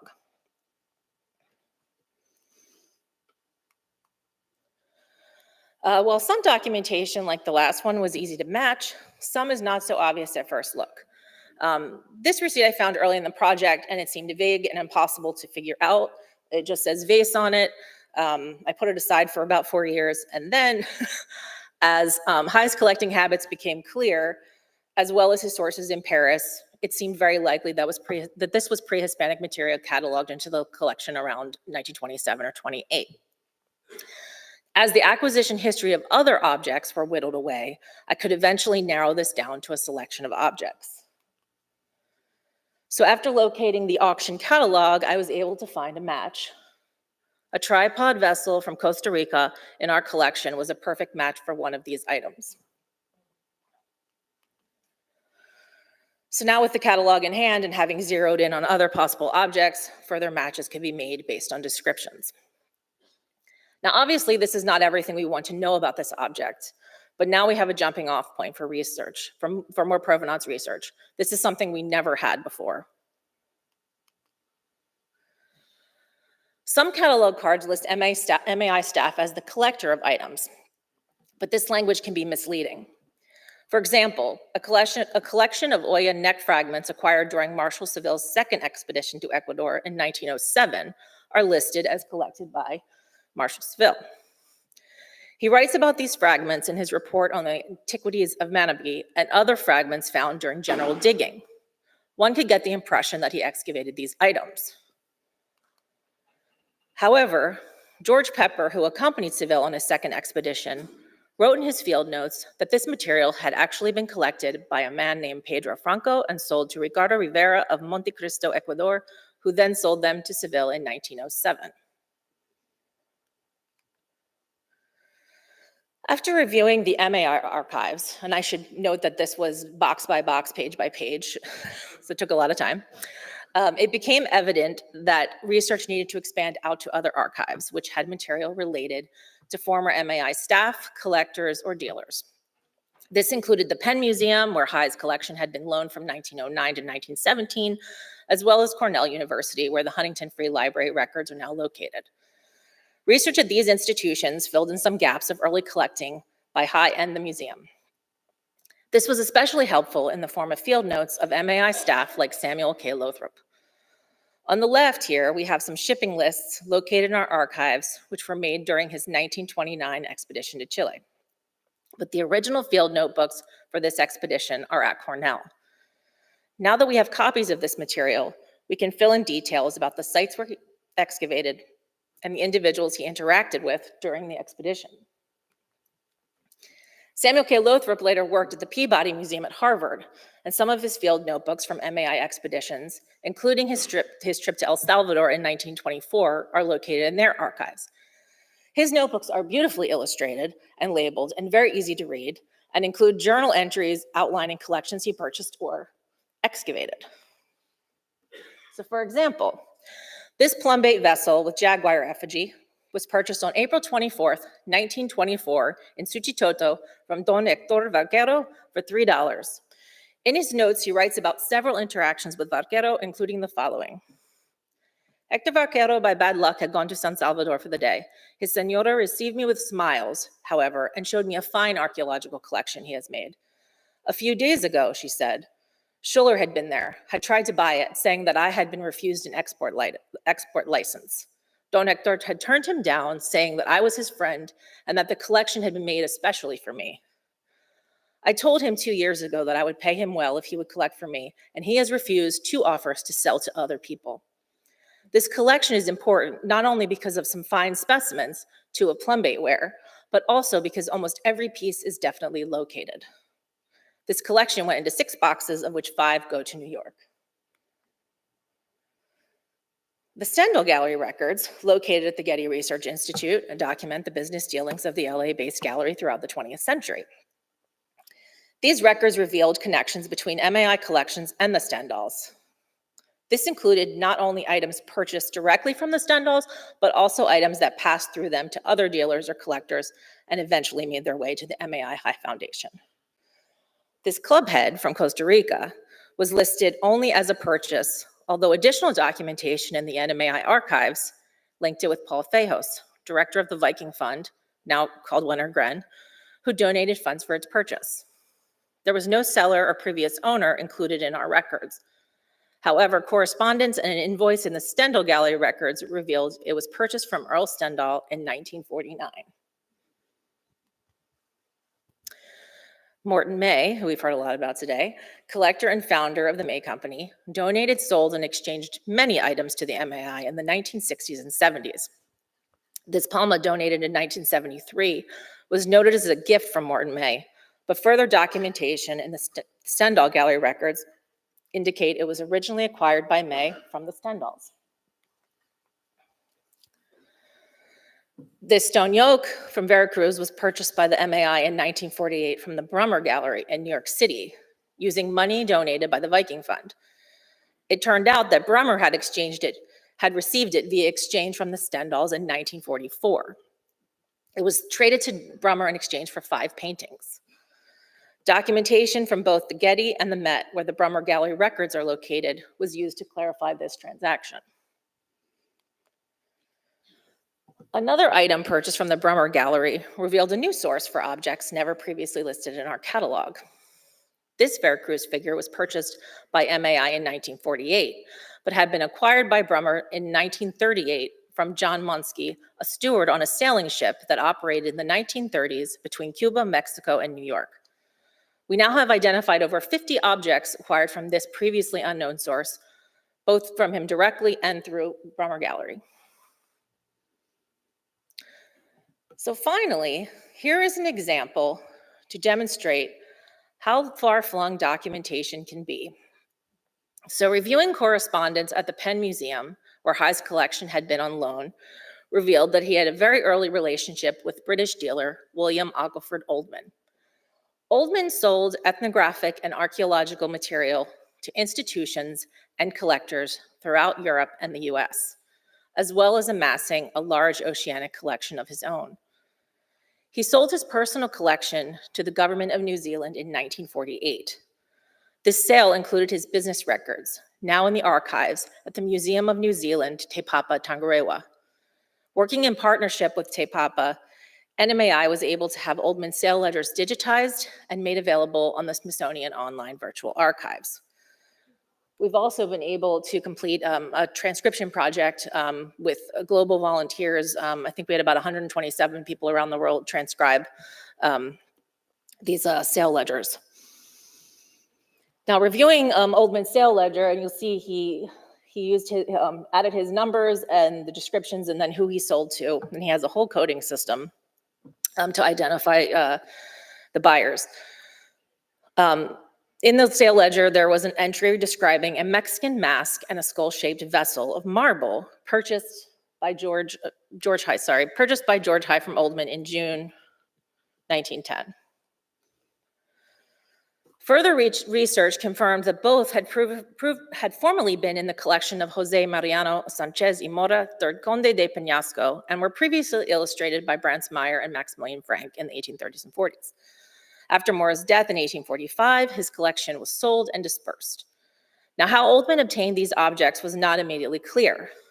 However, a second Oldman archive existed, which had remains in England.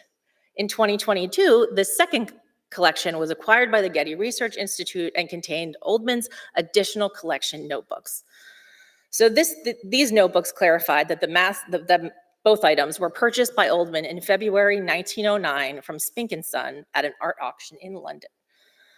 So now research continues to determine the ownership of these items between 1845 and 1909. These items are not the only material from the Peñasco collection now in the NMAI. After reviewing the digitized Frank illustrations at the British Museum, another illustrated piece matched an item in our collection. This Aztec stone sculpture depicts the setting sun god and was acquired by the museum through an entirely different source in 1923. Maurice de Camp Crawford was a scholar and author who had specialized in textiles and was affiliated with the American Museum of Natural History as a research associate. So he exchanged this piece to the MAI for about 24 textile fragments and some weaving tools. So these are really just a few examples of discoveries we've made. There's so many more success stories, and as noted, it's not just pre-Hispanic material, it's the entire collection that we've been working on. So the project is ongoing and constantly evolving as we continue to discover more connections and rebuild our collection's history. As we piece together more and more clues, we continue to update our records and publish collections online to reach the many communities in the Americas whose items we steward. Now, while the NMAI had some unique circumstances in inheriting this collection and building a new institution, the lack of provenance information isn't unique to NMAI. It is inevitable that objects disconnected from their origins and homeland and changing museum practices over the last 100 years have ultimately led to a loss of knowledge about collections, acquisitions, and provenance. The NMAI considers this endeavor to be a success, and the project has provided us with new understandings of our collections and created new opportunities for research. It has also been expanded to include reconstructing MAI's history and its practices. An object's story doesn't end with its acquisition. It continues with its life in a museum, exhibitions, research studies, community consultations, virtual engagements, and in some cases, its return home to its community. Understanding every aspect of an object's journey helps us to be better stewards of the collection. So if it has been a long time since you've inquired about objects in our collection, I encourage you to check out our collection search site to see updated collections histories. Thank you.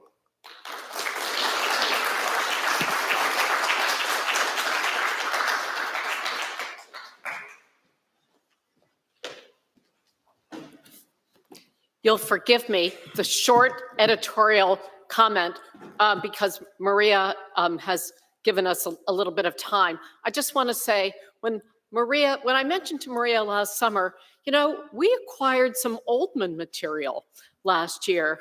Naoko Takahatake, many of you know her, she's now at the Grunwald, had said, Mary, I think these might be of interest to you, so we acquired them.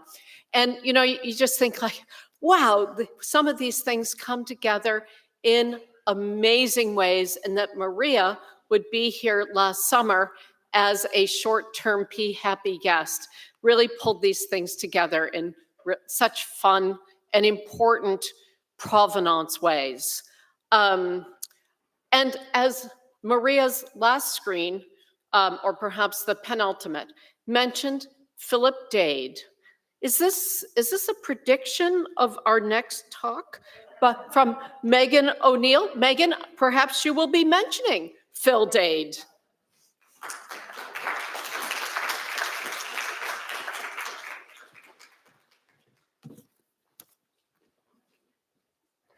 Yes, I will. I feel like in so many ways the previous talk set up mine, but also maybe disproved some of it. We'll see. Good afternoon, everyone. I'm so happy to be here.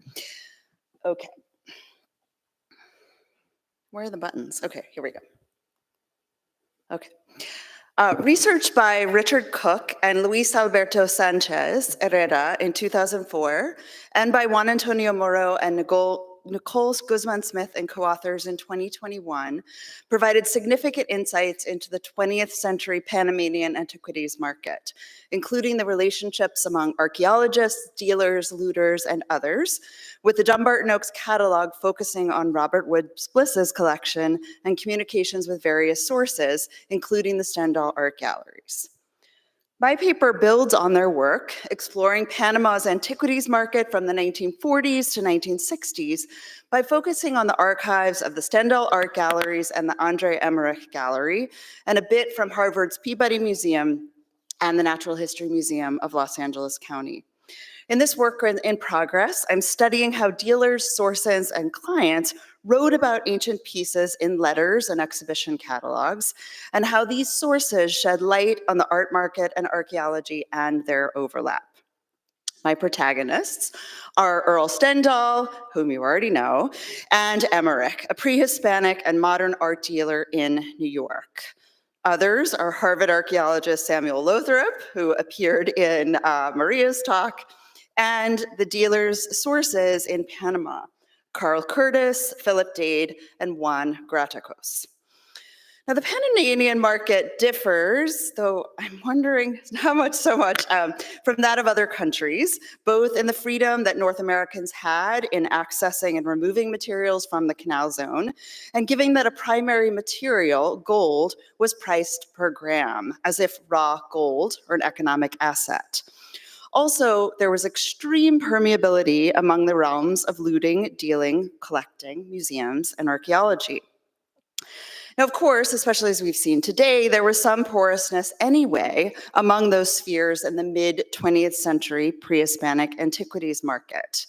Dealers, whether Pierre Matisse, who sold relatively little pre-Hispanic art, or the Stendahls, who carried more than 10,000 pre-Hispanic items, communicated with archaeologists or museums in the US and countries of origin to learn more about items they bought or hoped to acquire.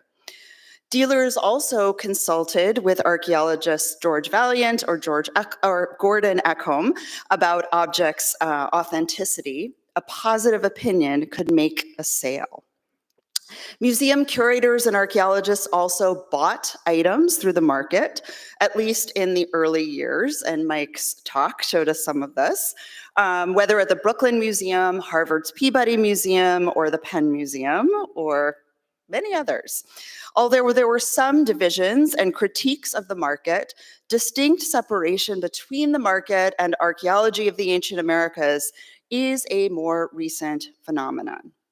And for Panama, there was even more fluidity.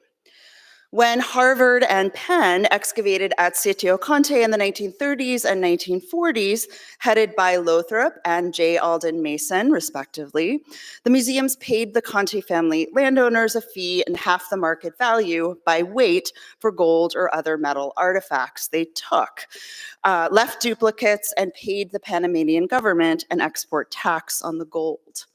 George Schaefer of Chase Bank helped process the transactions, and the bank held the gold until it could be shipped to the US. Harvard and Penn thus obtained collections, exchanging excavated objects for money. This was an important precedent for putting a monetary value on such artifacts, and the market followed, pricing artifacts per gram. Indeed, Cook and Sanchez write that sending materials to outside museums had negative repercussions in Panama and created the popular idea that the principal objective of archaeology was to find objects of monetary worth. Also, the 1934 newspaper articles about Lothrop's Peabody excavations emphasized the discovery of piles of gold and treasures, highlighting the artifact's monetary value, including discs whose, quote, gold content is estimated at $100 to $150 a piece at the old price for gold, close quote.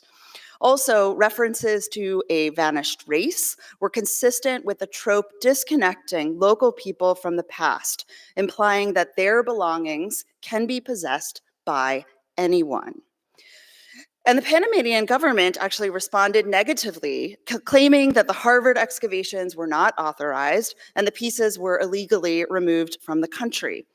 Harvard disputed this, but this is certainly why Harvard did not return to Sitio Conte. Instead, the Penn Museum excavated at Sitio Conte in the 1940s. As Mason described to Lytton Satterthwaite, quoted by Pamela Hearn, the gold glittering in this grave makes Schlieman's treasure of, was it Agamemnon? And that of Ecuador look like pikers, close quote. Because of that gold, Mason had to keep asking for more money from the museum because they had to pay for them, but explained to Satterthwaite that they could pawn the items at the bank and leave them there as security. And that's a quote. The artifacts were again seen for their monetary value. Satterthwaite subsequently thanked Lothrop for his guidance, noting, quote, "Everyone seems very much pleased of your ability as a gold prospector," close quote. Likely joking, but feeding into the idea that archaeology was about seeking treasures of monetary value. Not much later, Earl Stendahl arrived on the scene. At first, he bought existing collections, which he then had to get out of Panama.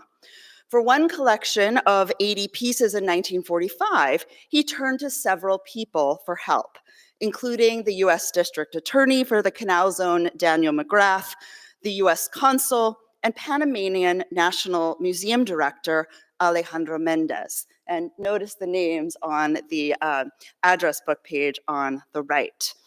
Stendahl left the gold in the National Museum's vault while trying to arrange to send the collection via Pan American Airways so that it did not have to go through Panamanian customs. In one letter, he says that he needed to pay $4,500 to Mendez, the museum director, but another mentions a check for someone else, Carlos Roberto Burbe, suggesting that Mendez was an intermediary. Even so, they kept this quiet, for Stendahl wrote about Mendez, "In his position, he would not want to be identified in getting these things to me," close quote.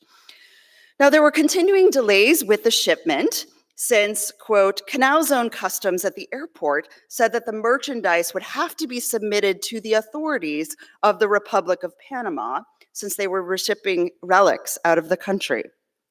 Nonetheless, and I don't know how it happened, a January 1946 consular's invoice reports the importation of, quote, 80 antique Indian curios that were valued at $6,516.60, shipped from Ancon Canal Zone.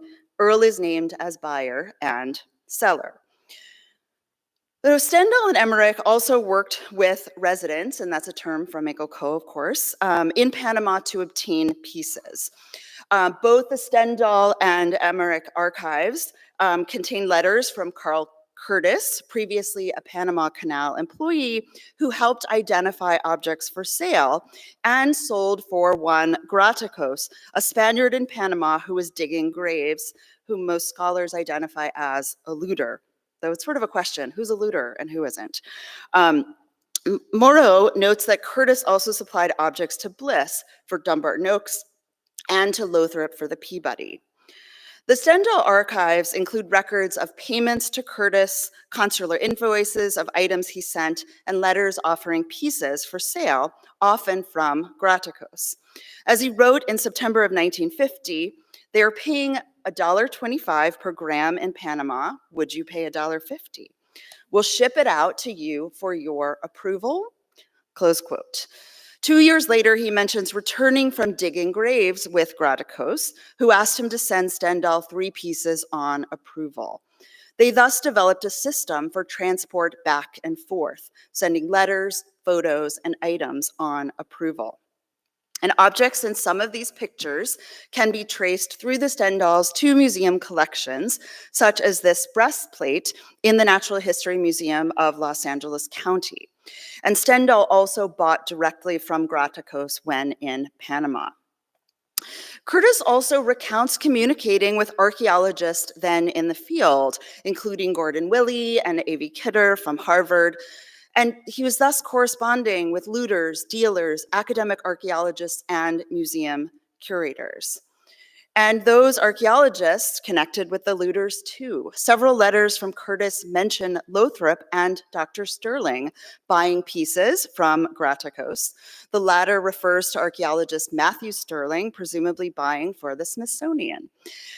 Cook and Sanchez also mentioned that Lothrop and Sterling visited looters' excavations and studied their materials, noting that Lothrop's 1950 Veraguas publication included materials found by Graticos. Also, Eleanor Lothrop's very bizarre book, Throw Me a Bone, states that Lothrop bought Veraguas items from Graticos for the Peabody, and that, quote, Don Juan made arrangements for us to stay with a native Panamanian family on whose property were known to be countless untapped graves, closed quote. So in multiple ways, the worlds of archaeology and the market were intertwined. So Lothrop too continued to excavate. Unable to return to Sitio Conte, he excavated in the early 1950s at Playa Venado or Venado Beach, which is on US military property in the Panama Canal Zone, which gave him enormous leeway because of the special situation for Americans in this zone, and because, as Smith Guzman and collaborators note, permits were granted by the US military. Bliss funded the project in exchange for pieces for his collection. In fact, Smith Guzman and collaborators remark that, quote, the conditional sponsorship of Lothrop's excavations by Bliss in exchange for Lothrop gifting any spectacular objects to his collection clearly demonstrates that the lust for pre-Columbian art objects reached the highest levels of professional archaeology, closed quote. But this was not the first time, though, for Bliss had offered to fund another Sitio Conte field season for Lothrop in exchange for select items, as recorded in the Peabody archives.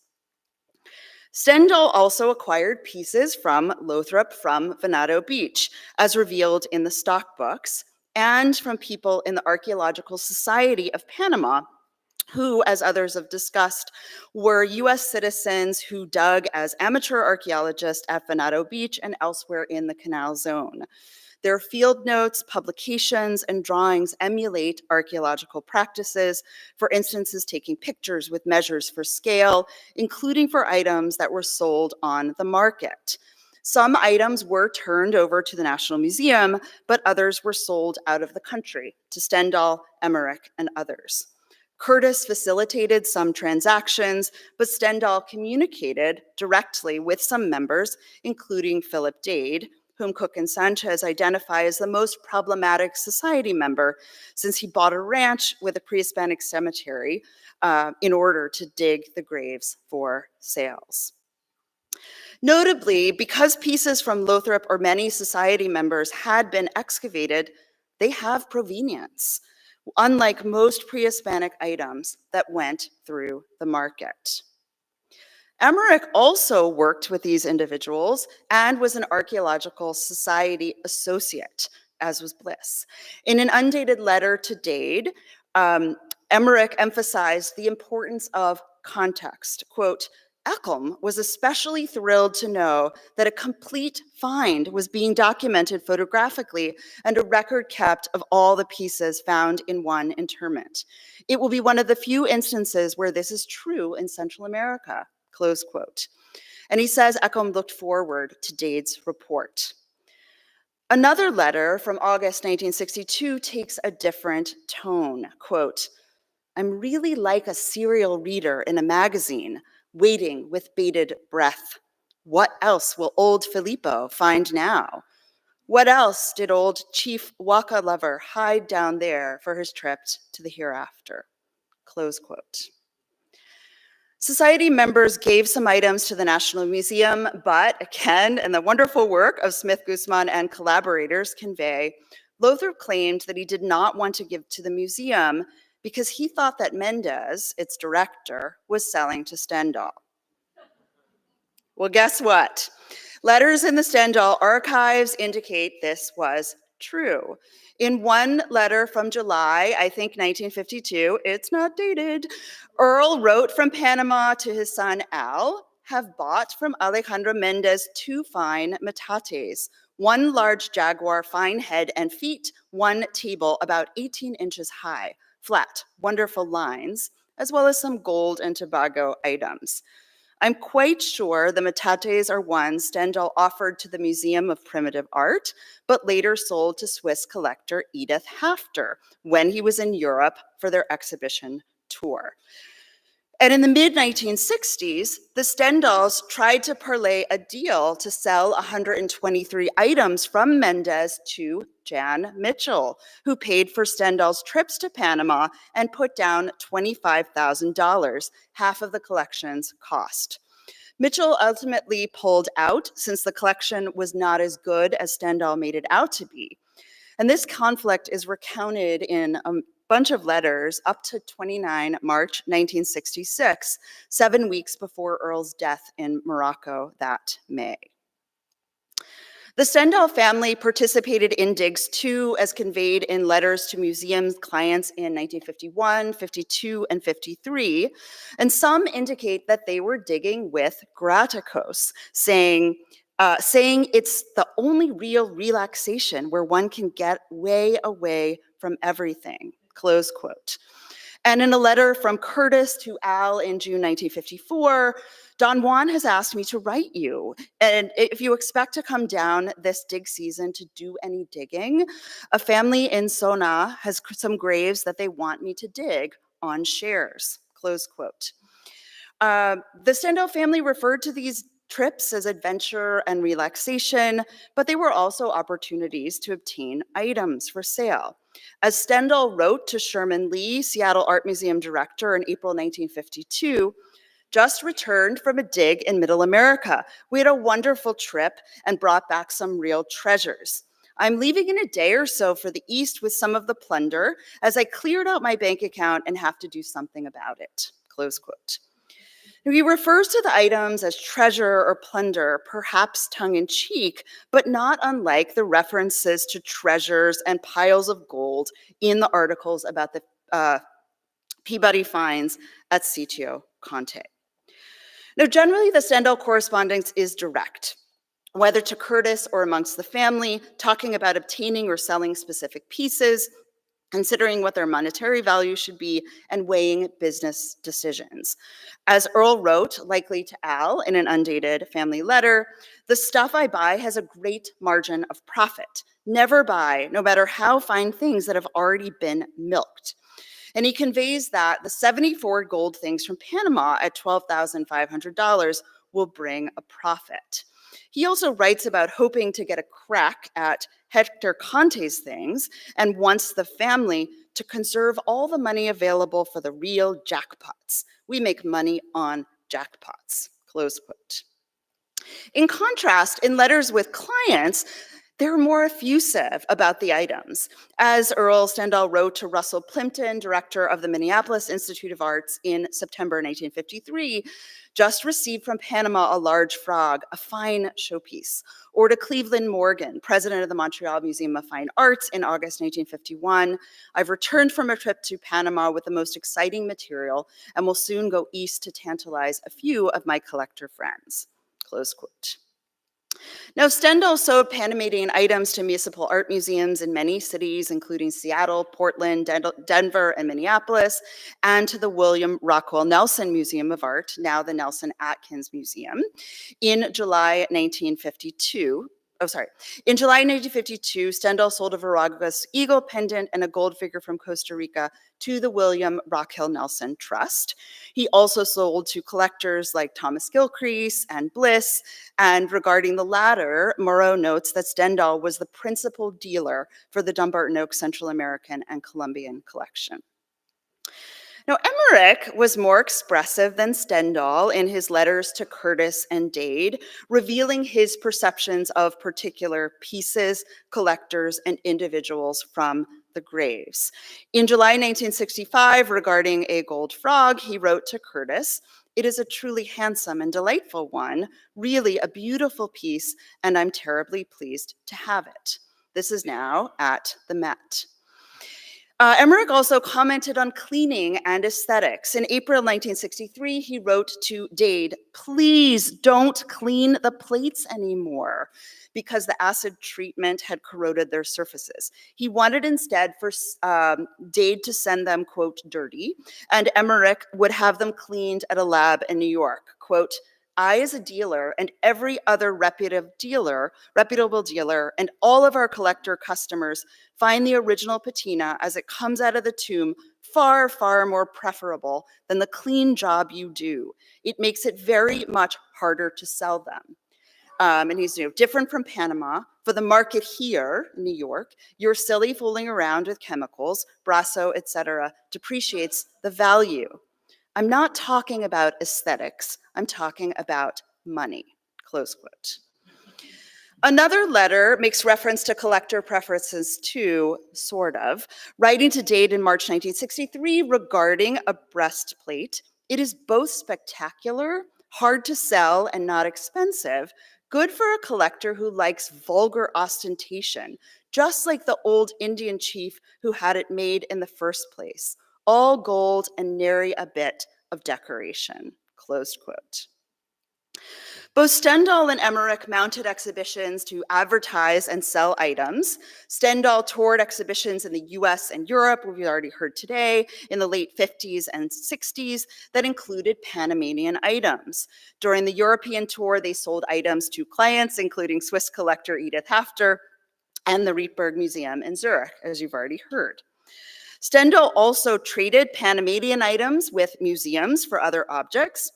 For instance, in July 1961, he offered Hafter a stone seat from Ecuador that had been at the Museum of the American Indian, noting, "I obtained this stone seat through an exchange of gold items from Panama with the Museum of the American Indian," close quote. The Natural History Museum of Los Angeles County received 4 Panamanian breastplates, at least one from Curtis, you saw this earlier, in exchange for a Veracruz piece that had been heavily restored. Into the 1960s, though, the archives reveal changes in the market. Emmerich's correspondence includes responses to new laws from 1962 regarding antiquities in Panama and the Canal Zone to stop looting and the exportation of Panamanian cultural heritage. Curtis and Dade asked to be paid in traveler's checks or cash, afraid of their transactions being traced. And also the unrest beginning in January 1964 regarding Panama Canal ownership also affected them. Curtis wrote to Emmerich, "No doubt you are following the doings here in Panama. It certainly is a mess. Everything quiet on the CZ, but nobody going into Panama from the zone and no tourists," close quote. And in letters coming from October and November, there hasn't been any digging in Veraguas province. And then another, nothing coming out.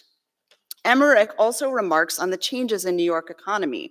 Writing to Dade in February 1963, "The way the market is today in New York, we're lucky to sell even the extraordinary pieces, not to mention the standard ones," closed quote. And in an undated letter, "I do think the glory days are over for a while," close quote.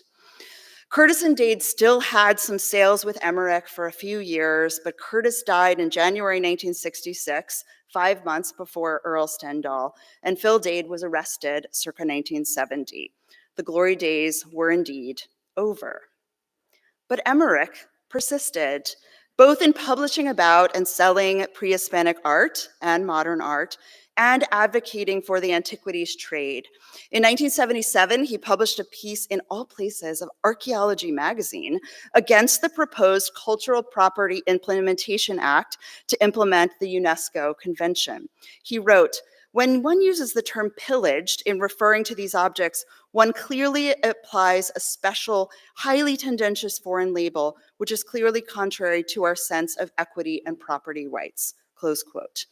In another essay in 2003 in the Wall Street Journal, he argued that trade in ancient objects is not the enemy of preservation. The great contribution the art market makes to this cause is to endow works of art with value, close quote. But he continued, "A case must be made for American exceptionalism.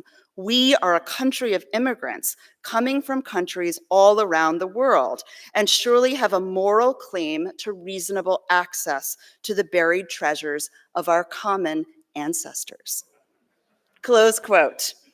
This is, of course, very far from the ethical standards the Society for American Archaeology had by then adopted regarding the art market. Emmerich and the profession of American archaeology had taken their sides. contrasting with the mid-century intertwining of the market and archaeology. Now, to conclude, I want to ponder how power is seen in the archives and the intertwining of archaeology and the market. The letters are just so matter of fact about the writer's abilities to obtain and sell antiquities, define ancient people, or evaluate people in the present. And geopolitical power structures are an essential context for their privilege as Americans in the Canal Zone enabled capitalist exploitation of the region's cultural heritage. And thus, I'm thinking that Mary Louise Pratt's theorization of travel writing may help us theorize these materials. As Pratt's book, Imperial Eyes, probed, how has travel and exploration produced Europe's differentiated conceptions of itself in relation to something it became possible to call, quote, the rest of the world? How do such signifying practices encode and legitimate the aspirations of economic expansion and empire? Close quote, that's Pratt. Indeed, the gentlemanly affair of art and antiquities dealing and archaeology too, and the casual, friendly, joking nature of so many letters masked the strident power relations and continuations of colonial mindsets. We thus must begin to read these letters not only for their historical content, to learn about the trade and archaeology and art history, but also for their rhetorical content and contexts, and probe our own mindsets as we move forward in addressing the many museum collections they created. Thank you.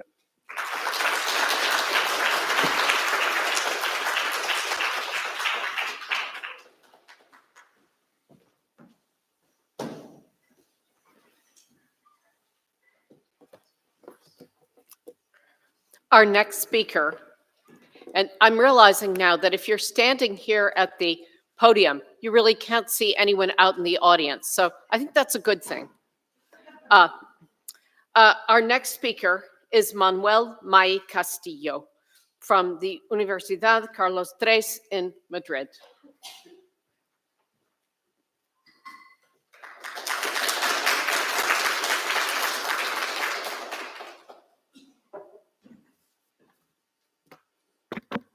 Kimak olal, kimak ingol in kaholtik deshe.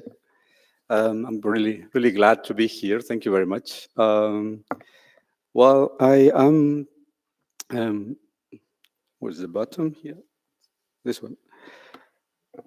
Yeah, I am going to share with you some issues more close to present times.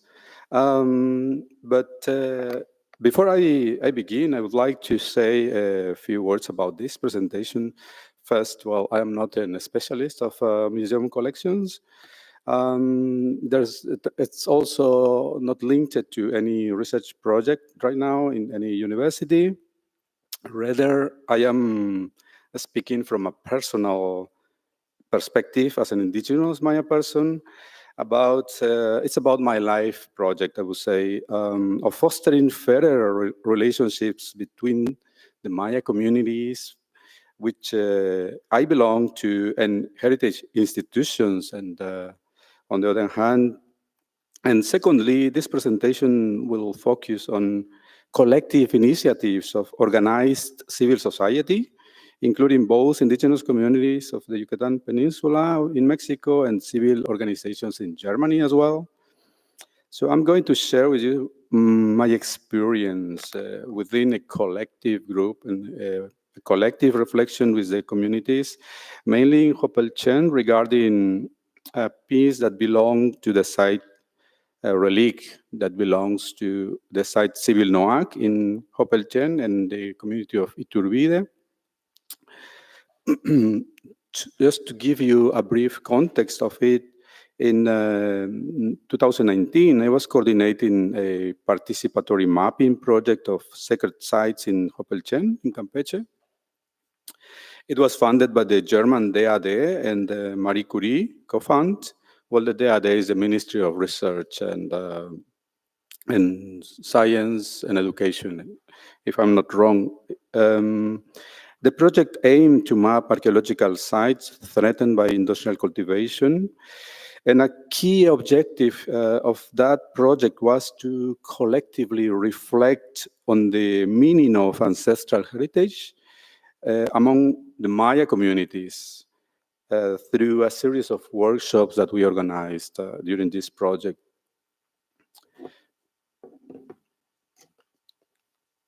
And at one of these workshops held at the site Civil Noac, this is the site you can see here in this slide, a community elder shared with us an interesting story. He and several members and participants of this workshop confidently asserted that the site's name Civil Noac, which means painted vault in Yucatec Maya, have originated from paintings that were once displayed in the vaults of a building in this site. And our visit to the site revealed the existence of several, indeed fascinating paintings, including those that had been restored in 2006 by Sanchez Lopez and Anaya, works of INA Mexico. However, according to several members of this community or this participant of this workshop, some of the paintings that gave rise to the name Painted Vaults or Civil Noac disappeared without a trace. And also they asserted that it is unclear where the paintings might be. So to give you an example, this is a publication by Mexican, a German journal, and there are several of these paintings studied and analyzed there in this paper. Those are the paintings that were in, and some of them still are in Civil Noac.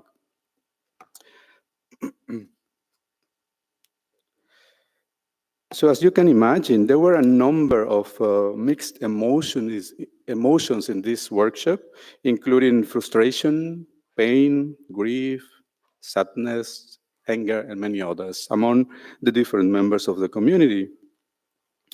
And while we finished this project, and I went back to Germany, and it was May 2022. While I was writing the final reports of this project, that I've got an invitation. Well, this project was based in Bonn University, sorry, I just forgot to mention.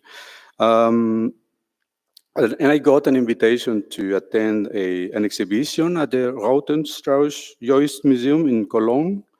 And so I remember it was just, the exhibition was about resistance, and there was a section in which the struggles of modern civil society in Mexico, indigenous communities in particular, were resisting against GMOs. So basically, maize was a central element of this exhibition. And interestingly enough, the whole exhibition was about present-day resistance of indigenous communities, but at some point of at the exhibition, you could see one singular element, and was, oh, sorry. So this is the exhibition, briefly, and the element that was shown in that exhibition was this painting.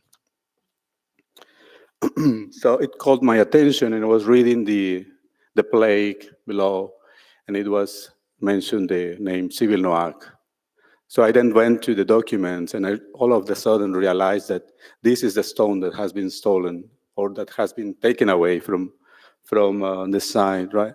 So I remember I was just really, really excited, and again, and as well, full of emotion and contradictory emotions, and I just sent WhatsApp to our friends in Hopelchen, and hey, do you remember that workshop? And so that's the stone, the paintings we were talking about. It's here, it's in Cologne. And then I remember several messages coming to Hoppelchen and back to Germany, just to say, wow, that's really, really exciting. So in later meetings, we started to just to digest this kind of different emotions, and also some of the ideas, of what to do now, what can we do as Maya communities. They were really excited to have found this, because it was as an element of identity of this community, in particular in Iturbide, in Civilnoac. So I remember that after processing these emotions together in collective, we started to wonder, well, of course, what can we do? But overall, how do these pieces ended up in the museum in Cologne? No?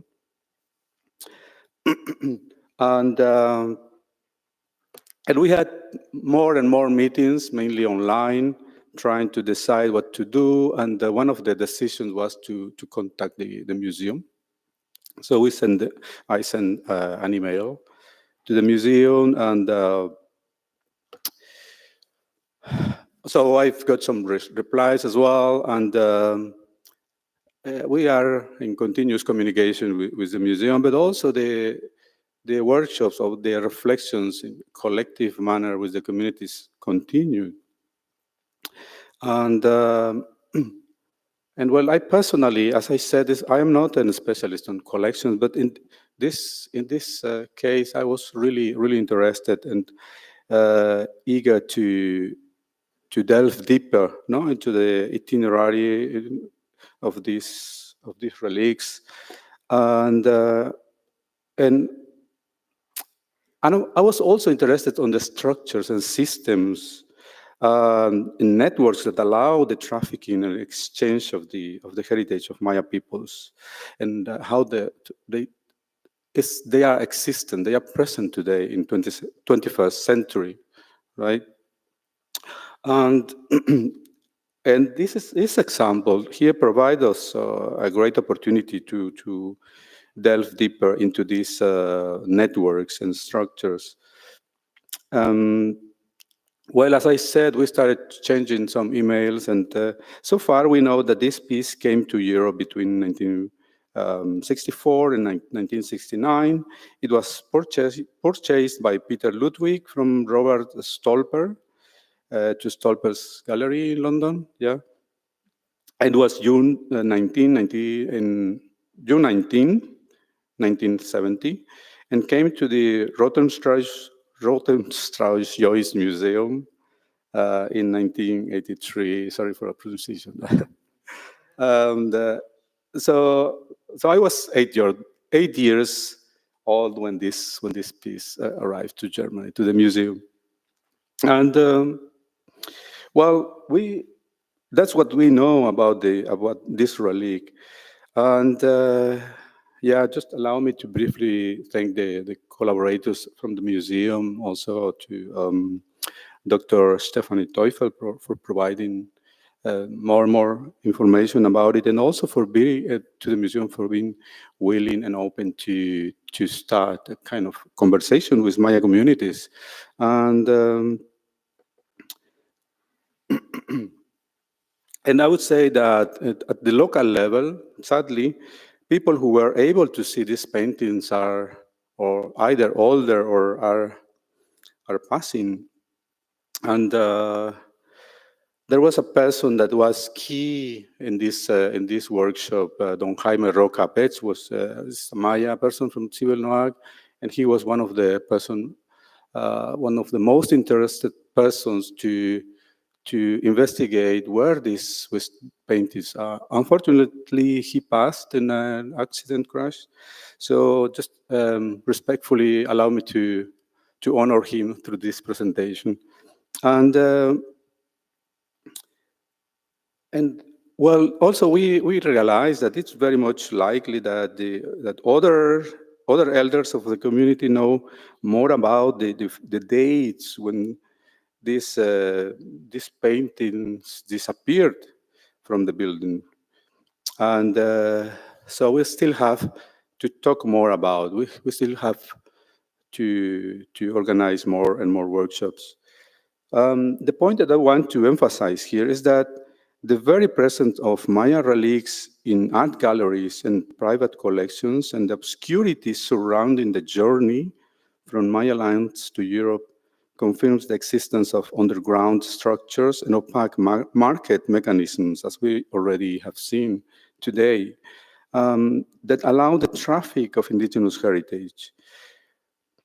While the paintings first arrived in 1960s, the 1970 UNESCO Convention on Prevention of the Illicit Import, Export, and Traffic of Cultural Property shows that traffic was already a serious problem back then, right? It would be an opportune moment to acknowledge that today UNESCO is leading the way in recognizing the global impact of trafficking in cultural property and taking measures to curb it, of course. And according to UNESCO data, along with drugs and arms trafficking, the traffic of heritage is one of the most persistent illegal trades worldwide. So this is a clear indication that there is still work to be done, and to ensure that opaque market structures, which have their roots in colonialism, are not only still in place, but also violate principles of international law. Furthermore, this is an opportune moment to advocate for the collective right of indigenous peoples to maintain, control, preserve, and develop our own cultural heritage in accordance with Article 31 of UN DRIP. In a presentation in a seminar organized in 2022 at Leiden University, organized by Martin Berger, I was raising the question of how best to prevent trafficking of cultural heritage in accordance with existing international law. And how could academic institutions and museums play a role in preventing or in prevention efforts? I remember back then I proposed examining the supply chain law that is still subject to approval in the European Union, but has been passed in Germany. The German version is called the Lieferkettengesetz, roughly translated as into English as the Business Due Diligence in Supply Chains Act. So this supply chain law is designed to protect human rights worldwide. It holds German and European companies that benefit from global markets to account for respecting human rights at every stage of their production chains, meaning that imported goods must also be free from violations of human rights throughout their supply chains. And according to a German professor, Achim Truger, this is a matter of decency and justice. And he's a member of the German Council of Economic Experts.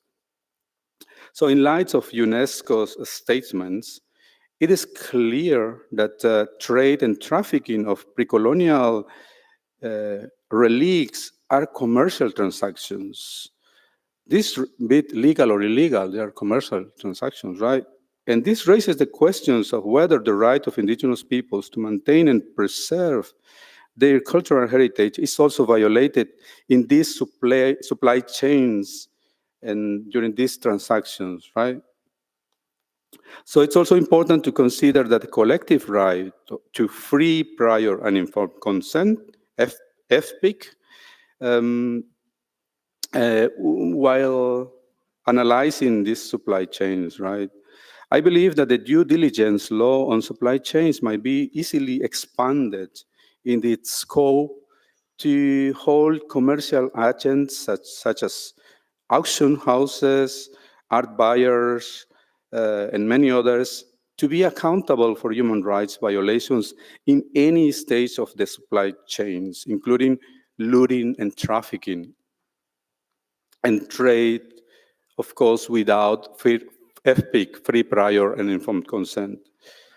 So regarding museum collections, I proposed back then, 2022, that we might consider the potential of this European draft law on supply chains in promoting exhaustive research on the origins and itineraries of indigenous relics that are traded at the global markets. And in this sense, museums and academia could play a role in preventing the trade of heritage that violate the rights of indigenous peoples in their countries of origin, and in working together to address the injustice of colonialism. And well, just briefly to show you the image of the exhibition. And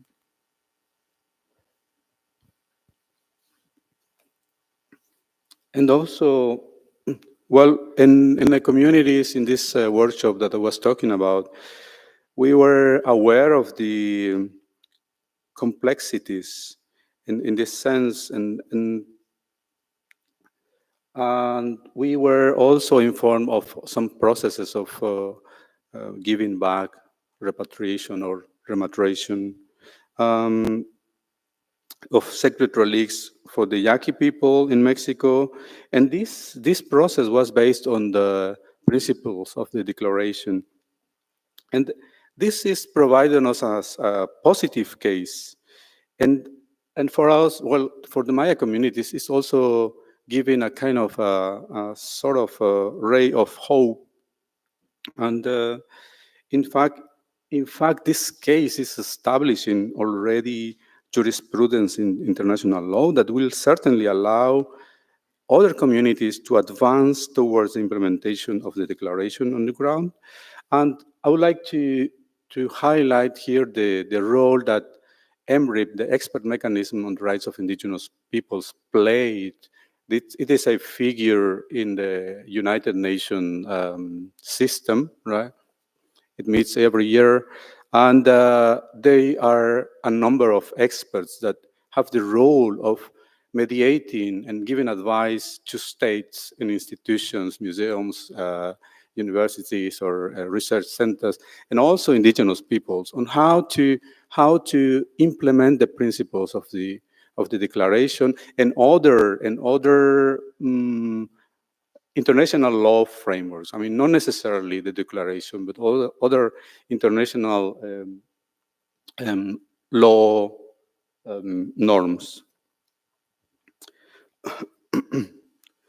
Yeah, now 2 years later, I am really fortunate to have been involved in this conversation, as I said, with members not only of Maya communities and the museums, museum researchers, but also with members of civil society in Germany.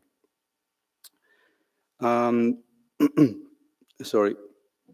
After several meetings between some Maya people, Fopelchen, Campeche, and these members of civil society from Germany, one of my colleagues, Sherin Abu, and I started drafting an idea on how to collaborate and how to continue with these workshops together with the museums.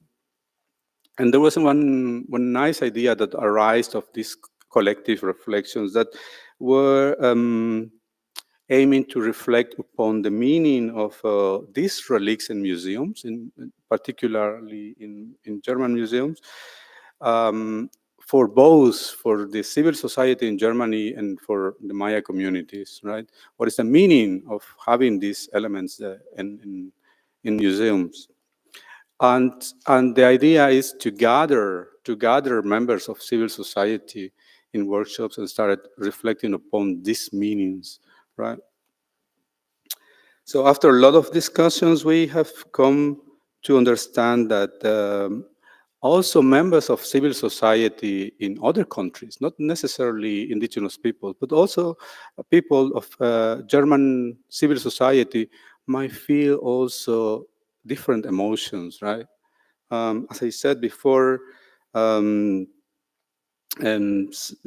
a combination of emotions, sadness, grief, and so on.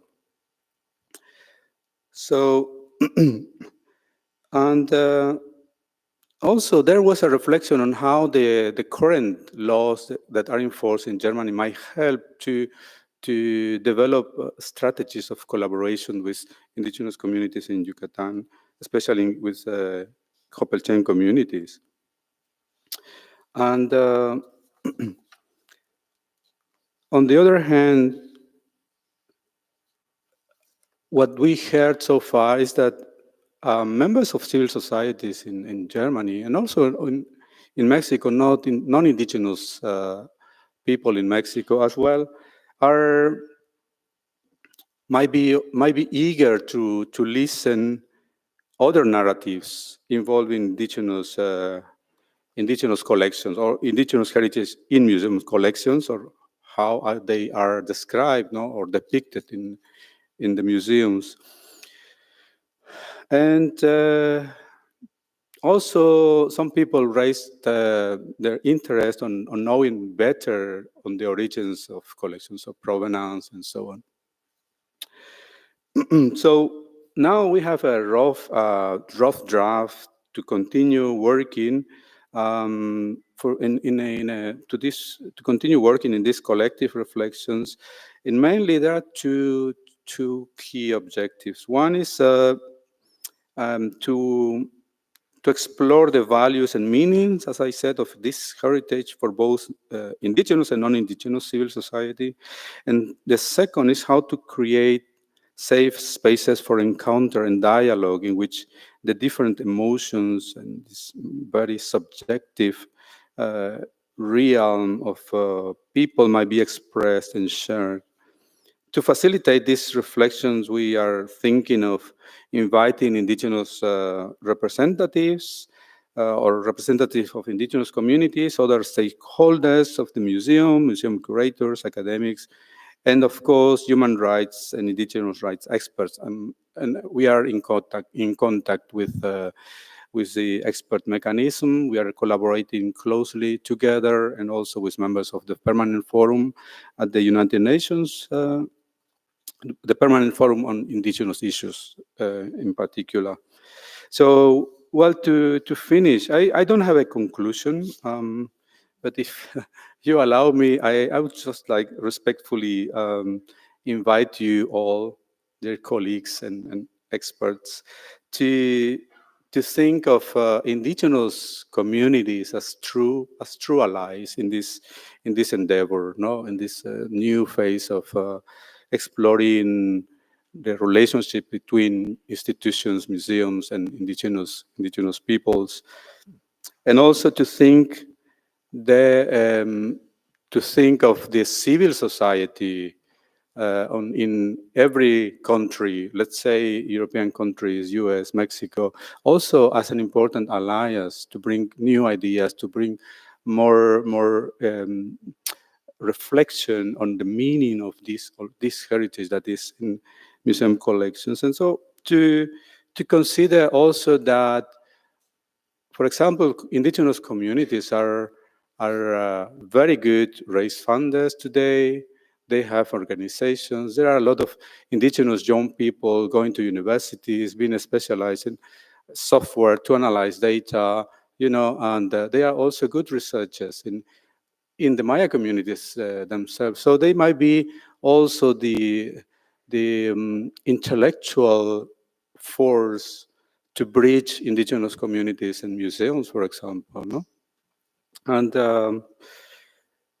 And finally, well, to consider, again, I'm going to insist on the role of the expert mechanism. They are very willing and open to collaborate with institutions and with museums as well. They have done it. So in the past, so I would like to invite you to consider all of these possible allies. And so for my part is all. Thank you very much for listening. Kimak olar.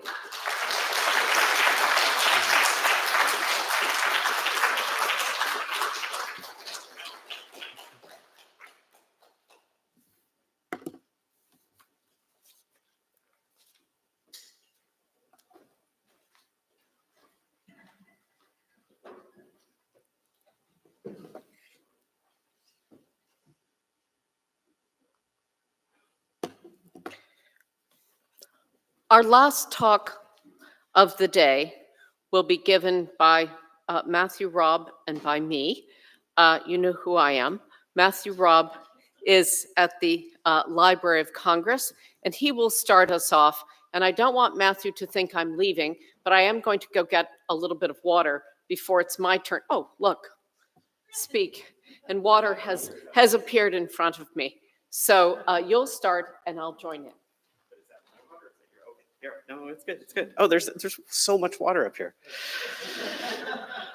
Anyway, afternoon, everybody. A couple of disclaimers. Any opinions expressed in this paper are my own and not necessarily, do not necessarily reflect the views and policies of the Library of Congress.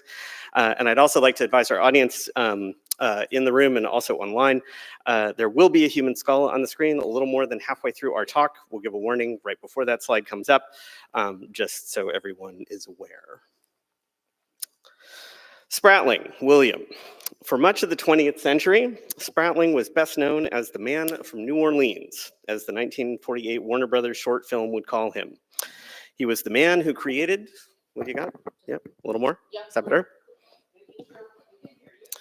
He was the man who created the modern silver industry of Taxco, Mexico, the imaginative artist whose original designs command high prices in the marketplace today. But by, oh yeah, flashy silver. Oh, sorry about the, oh, there we are, yeah. But by 2023, the New York Times would call him a looter. For someone whose story has been told many times, especially by himself, there is much more to say. The account we present here is based on archives in Los Angeles, New York City, Washington, D.C., and Utica. And we know that there is more to do. I'm just going to jump back on the slides, they're a little out of order. Born in 1900, Spratling moved to New Orleans to teach at Tulane in 1921.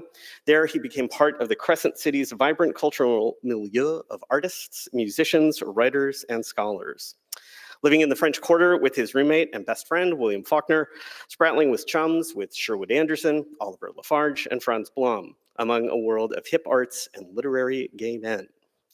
Spratling relocated more or less permanently to Taxco, Guerrero in 1929, and there he lived a bohemian artistic life. The royalty of Mexico's artistic world, Diego Rivera, Miguel Covarrubias, David Siqueiros, called Spratling friend. And he also danced with cultural elites, movers and shakers from around the world. Sergei Eisenstein to Nelson Rockefeller, Rene Darnancourt, Anita Brenner, Hart Crane, John Huston, Marilyn Monroe all hid out at the Spratling Ranch, and tourists and politicians flocked to Taxco to buy Spratling silver designs and sip margaritas, which Spratling claimed to have invented, in cantinas near one of Mexico's greatest 18th century cathedrals, Santa Prisca. Spratling was among the Americans who were able to translate Mexico for US readers, particularly through his column in the New York Tribune from 1929 to 1932, much of which found a place in his 1932 book, Little Mexico. But he also translated the US for Mexicans, securing awards for Rivera and others at US museums. Over the years, his biographers and memoirists whose lives overlapped with his, and most of all, Spratling himself, alluded often whimsically to many of his roles in the collection and dissemination of pre-Hispanic art. But threaded throughout these and his own posthumously published account, File on Spratling, are multiple stories of his life that reveal him to be one of the key players of mid-century marketing of pre-Hispanic artworks in the United States. The loosely dated accounts in File are only a small part of the story, need to be carefully parsed and checked against many other sources. Spratling is an unreliable narrator, weaving tales that contain germs of truth that help establish a framework for his lies, and they're always bathed in a certain amount of discretion. This is also evident in the Stendahl Gallery art gallery files, where only a few letters survive, despite multiple entries in the stock books that indicate Spratling as a source. But discretion aside, Spratling was a major player in the pre-Hispanic market from 1931 until his death in 1967. What we know for sure is that he placed dozens of pieces with dealers like the Bremers and the Stendahls, and he sold directly to a small number of high-status clients and even to a few museums directly. He also donated and sold, as we heard a little bit this morning, significant numbers of objects to museums in Mexico. As a result, by the end of his life, Spratling was probably one of the only individuals in the pre-Columbian market who had played a role in directly placing objects in museums and collections in both countries. In our paper today, we'll trace Spratling's role in transactions of major objects and give something of the broader context in each in the development of the market in the post-war period. Many of you probably know the object on the screen here. In May of 1949, the American Museum of Natural History purchased this mask for $2,300, about $30,000 in today's money, at the third section of the auction of Joseph Brummer's estates. You see the breakdown of the page here. And just to note that this is annotations by Ernest Brummer as part of the Brummer archives on the Cloisters website, as part of the Metropolitan. Now, note how the lot entry lists two previous owners for this object, Mrs. James B. Murphy of New York and William Spratling of No Fixed Geography. More on Mrs. Murphy in a minute, but by the time of this auction in 1949, Spratling would have been a recognizable name for his silver artistry. The mask itself is given a geographic link to Guerrero, specifically the Cañón de la Mano, and it shows Olmec influence. But keep in mind that Olmec at this time is still a very new concept and style for many scholars, and certainly for the art market. Now, Brummer acquired the mask from Murphy in 1945 for about $1,000. The inventory notes that Spratling's sale of the mask had received a lot of newspaper publicity in Mexico. Like Spratling, the mask was already famous, but the Brummer card doesn't mention other earlier appearances. Miguel Covarrubias made a beautiful watercolor rendering for his article on the Olmec in the surrealist journal Dean in 1944. Here, we learn a little bit more. The mask was found in a cave on the Cerro de la Cruz and Cañón de la Mano, Guerrero, together with metal ornaments of a decayed saddle. Covarrubias adds that the cave was a hideout for Agustin Lorenzo, a 19th century Robin Hood figure, thus creating an illustrious specific provenance for the mask, and an provenience for the mask, and an illustrious provenance for the metal ornaments. And by time of publication, the mask is now in New York. From Dean, one step earlier is 1939's ethnography. This is a David Alfaro Siqueiros painting, where the mask is the central image of this moody reflection, a critique on the trend in Mexico to flatten distinctions between an indigenous identity of the present and an indigenous identity of the past. It entered MoMA's collection in 1940, a key acquisition following 20 centuries of Mexican art. It's actually gallerist Pierre Matisse who lent ethnography to the exhibition following a solo Siqueiros show at Matisse's gallery earlier in 1940 with a list price of $700 for that painting. At least one Mexico City critic understood the mask depicted was wooden and ancient, but no one thought to tell MoMA, who later described the mask as Aztec and stone in 1942, alongside what is likely the earliest photo of the painting and thus another one of the earliest representations of the mask. Now, given the small world of Mexican art aficionados in New York, it's really hard to believe that no one at MoMA knew that the mask itself was already also in Manhattan at this time.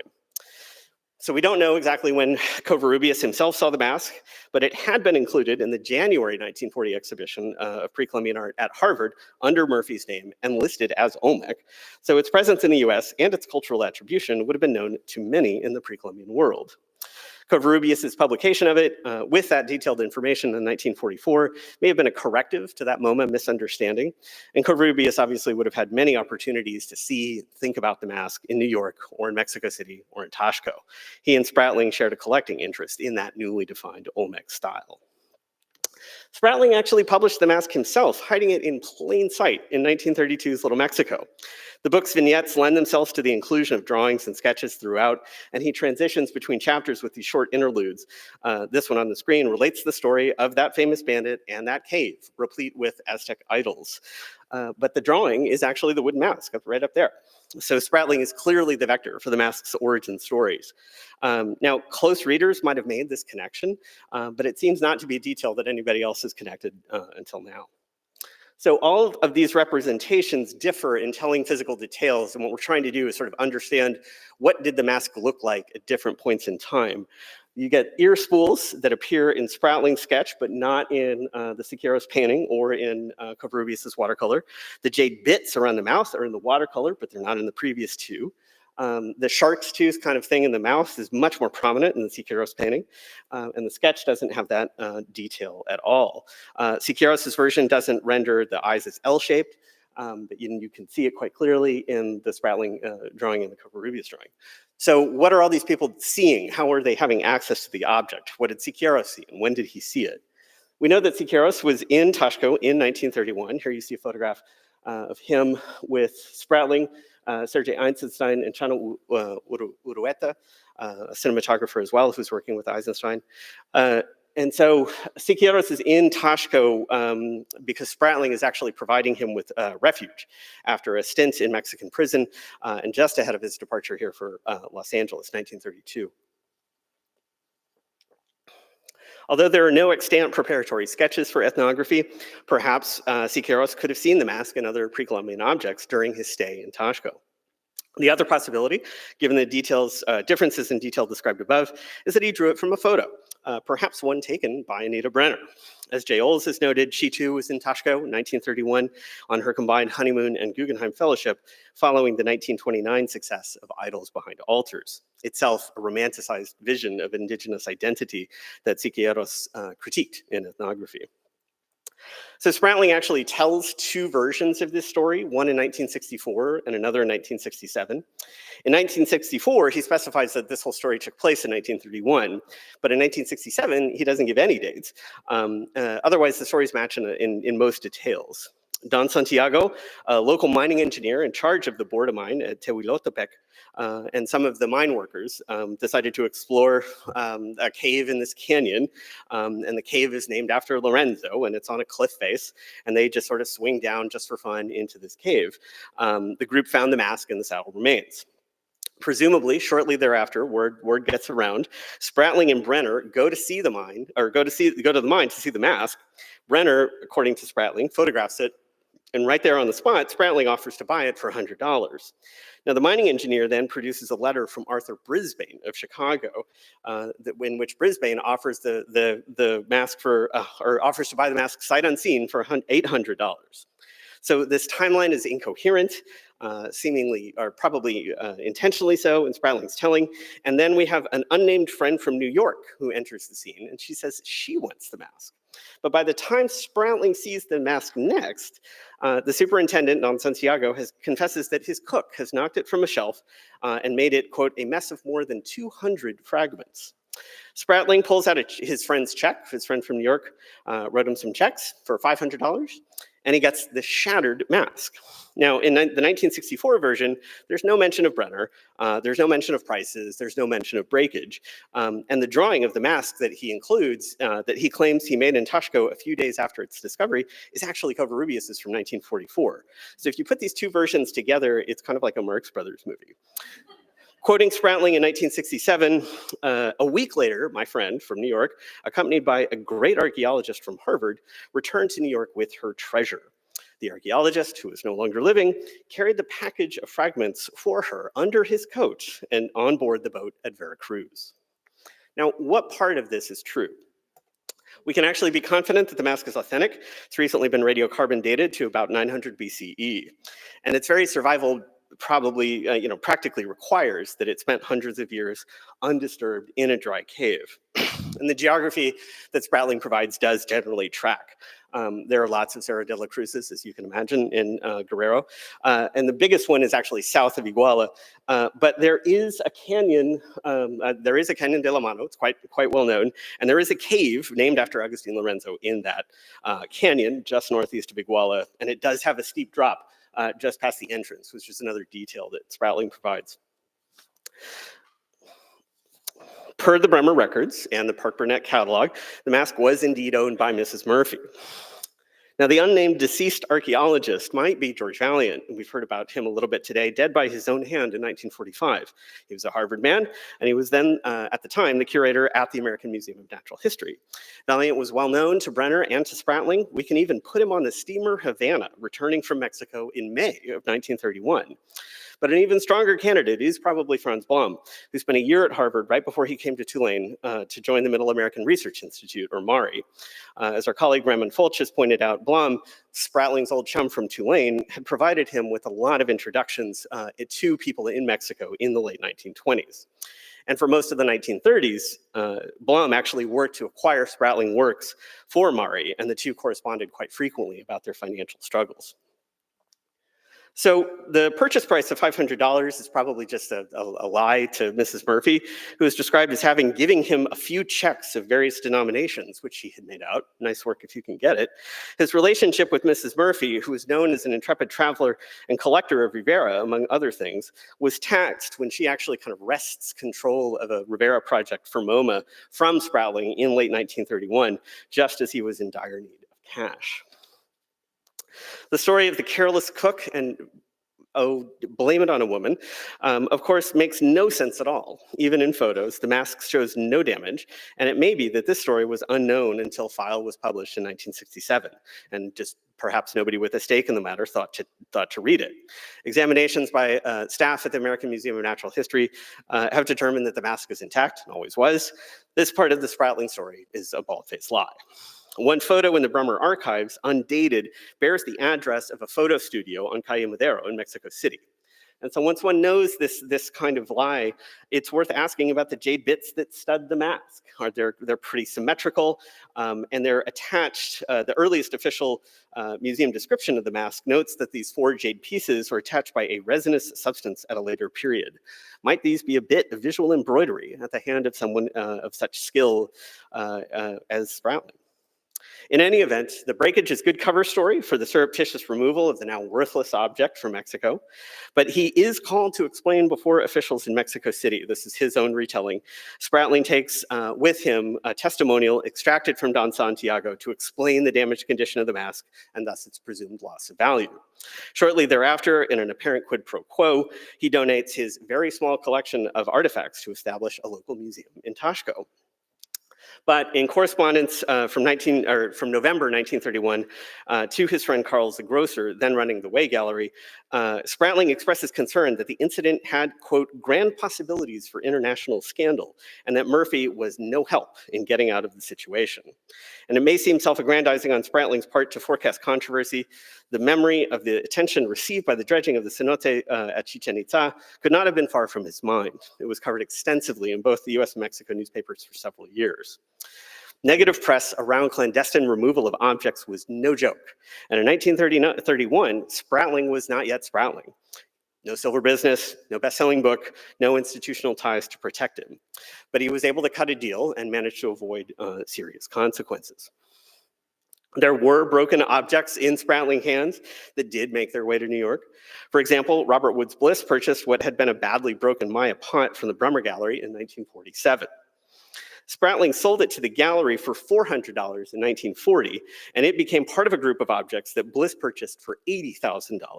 About $60,000 of that, just so we've got a sense of the value here, $60,000 of that is for the famous and often disputed birth goddess, which was acquired by Charles Raton. We heard a little bit about him as well, most famous dealer in Paris. According to the cards, all of the cards that we've been able to go through, Ernest Bremer purchased works from Spratling from 1935 onward. And we've identified 27 Spratling objects in the Bremer files, some of which appeared at that 1949 estate auction. No fewer than 8 other objects are attributed to Spratling were sold in that auction. So in short, Spratling had extensive dealings with the Bremers ahead of the auction of the mask, which was easily the most famous object to come under the hammer ever to hit New York City. But it seems that Spratling had relied on a certain discretion of association with the objects that he had sold to the Bremers. As we will learn from a letter below, Spratling was furious that his name was listed in the Bremer auctions. Spratling sold directly to Bliss, that is, not using another dealer as an intermediary as well. According to Bliss's telling of the story, one day a packing crate appeared on his doorstep in Georgetown, quote, without any indication of its origin, end quote. It must have been a pretty large, heavy crate, for inside was one of the biggest greenstone serpents ever attributed to Aztec Mexico. As he would write to Valiant of the American Museum of Natural History, who wanted to borrow the sculpture for an exhibition, Bliss claimed not to know the origin of the work, but today Dumbarton Oaks is quite clear. The work came from William Spratling in 1940. It was first published in Enrique Juan Palacios's 1935 study of the Xiuhcoat, and there it's published as coming from the state of Puebla. But how and when Spratling acquired the object remains a mystery. Louise Wilson has shown that Bliss bought many objects directly from Spratling, and these are attested to in correspondence at Tulane. And if we've written elsewhere with Megan O'Neill, the purchase of this object is happening at the same time that Bliss is considering the purchase of the Tititla mural, it's now also at Dumbarton Oaks, from the Stendahl Galleries. Valiant tells Bliss that he wants to clear the loan with Alfonso Caso, who's then the director of the then recently established Instituto Nacional de Antropología y Historia. This was not good news to Bliss. In a testy February 1941 letter, handwritten and marked personal and confidential, Bliss insists his concerns are to avoid embarrassment for himself and his then unnamed friend, which say Spratling, but also not to put the kibosh on future opportunities to acquire works of comparable quality. But not to worry, it's like letters passing in the night. Valiant assures Bliss that he's talked to Caso and that Caso is fine with the Museum of Natural History exhibiting the sculpture. And what Valiant conveys to Bliss from Caso was that Caso is principally concerned with preventing the illegal export of works still in country. That is to say, not as worried about objects that are already out. This acquisition, and Valiant and Caso's somewhat loose sanctioning of it, would frame Bliss's stance on collecting going forward, and surely Spratling understood this. In the 1940s, there are a few references to William Spratling and the Brummers that survive in the Stendahl Art Gallery stockbooks at the Getty. And we know from Getty correspondence, or the Stendahl Art Gallery correspondence, that Spratling, the Brummers, and the Stendahls also all knew Guillermo Ichanes, a principal Mexico City agent. They all prized secrecy, but much of their business was an open secret. This is kind of a chatty letter, oh, not the one on the screen, sorry. A chatty letter from 1941 from Spratling to Earl Stendahl suggests a fairly warm friendship, but correspondence from 1948 to 1950 offers glimpses of kind of horse trading, cajoling sales techniques, side references to other players, and references to promising projects that didn't pan out. This is the letter on the screen, 14 June 1948. Spratling wrote that if Stendahl wasn't interested, he would offer some notable objects to Ichanes, among them a 30-inch stone tiger, and also one of these kinds of things that's like the two big clay laughing heads should really be yours.